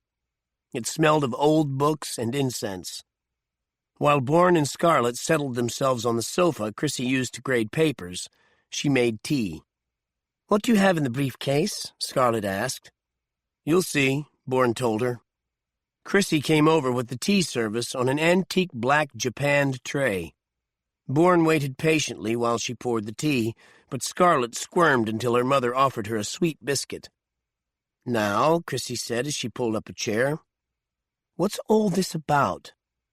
Bourne placed the attaché case on his lap. "I have a birthday present for you." Chrissy frowned. "My birthday's almost 5 months away. Consider this an early gift." He unlocked the case, opened the snaps, and removed a laptop computer, which he placed on the table beside the tea service. "Come sit beside me," he said. Chrissy rose and moved onto the sofa while Bourne opened the laptop and started it up. He had made sure to fully charge the battery on the flight over. Scarlett sat on the edge of the cushion to be closer to the screen. The screen swelled with images as the computer finished booting up. "Scarlett," Bourne said, "do you have the ring I gave you?" "I keep it with me." Scarlett dug it out. "Do I have to give it back?" Bourne laughed. "I gave it to you and I meant it." He held out his hand. "Just for a moment." He took the ring and inserted it in the slot that had been built for it. This was the laptop he had stolen from Jalal Asai, Holly's uncle, at Alex Conklin's behest. He hadn't delivered it because he had discovered what it contained and determined that it was too important a find to be given over to Treadstone, or anyone in the clandestine services. Instead, he had asked Duran to make a fake laptop. Accompanying Holly on one of her trips to Sonora to stock a narco rancho, he had been introduced to Gustavo Moreno. Bourne had allowed the fake laptop to fall into the drug lord's hands because, having it eventually come to light in Moreno's possession, would keep any suspicion on Conklin's part from falling on him. Similarly, he had switched the Solomon ring with the one Marks had taken off his London assailant. The fact that Scarlett had found Marks's ring when Marks had been shot gave him a perfect cover for the switch. He had been correct to assume the Solomon ring would be far safer in her hands than in his own. The two pieces fit together perfectly. The mysterious inscription engraved on the inside of the ring unlocked the ghost file on the laptop's hard drive, a PDF file, a perfect replica of an ancient Hebrew text. Chrissy hunched forward. "What is this? It looks like directions?" "You recall the discussion we had with Professor Giles?" She glanced at him.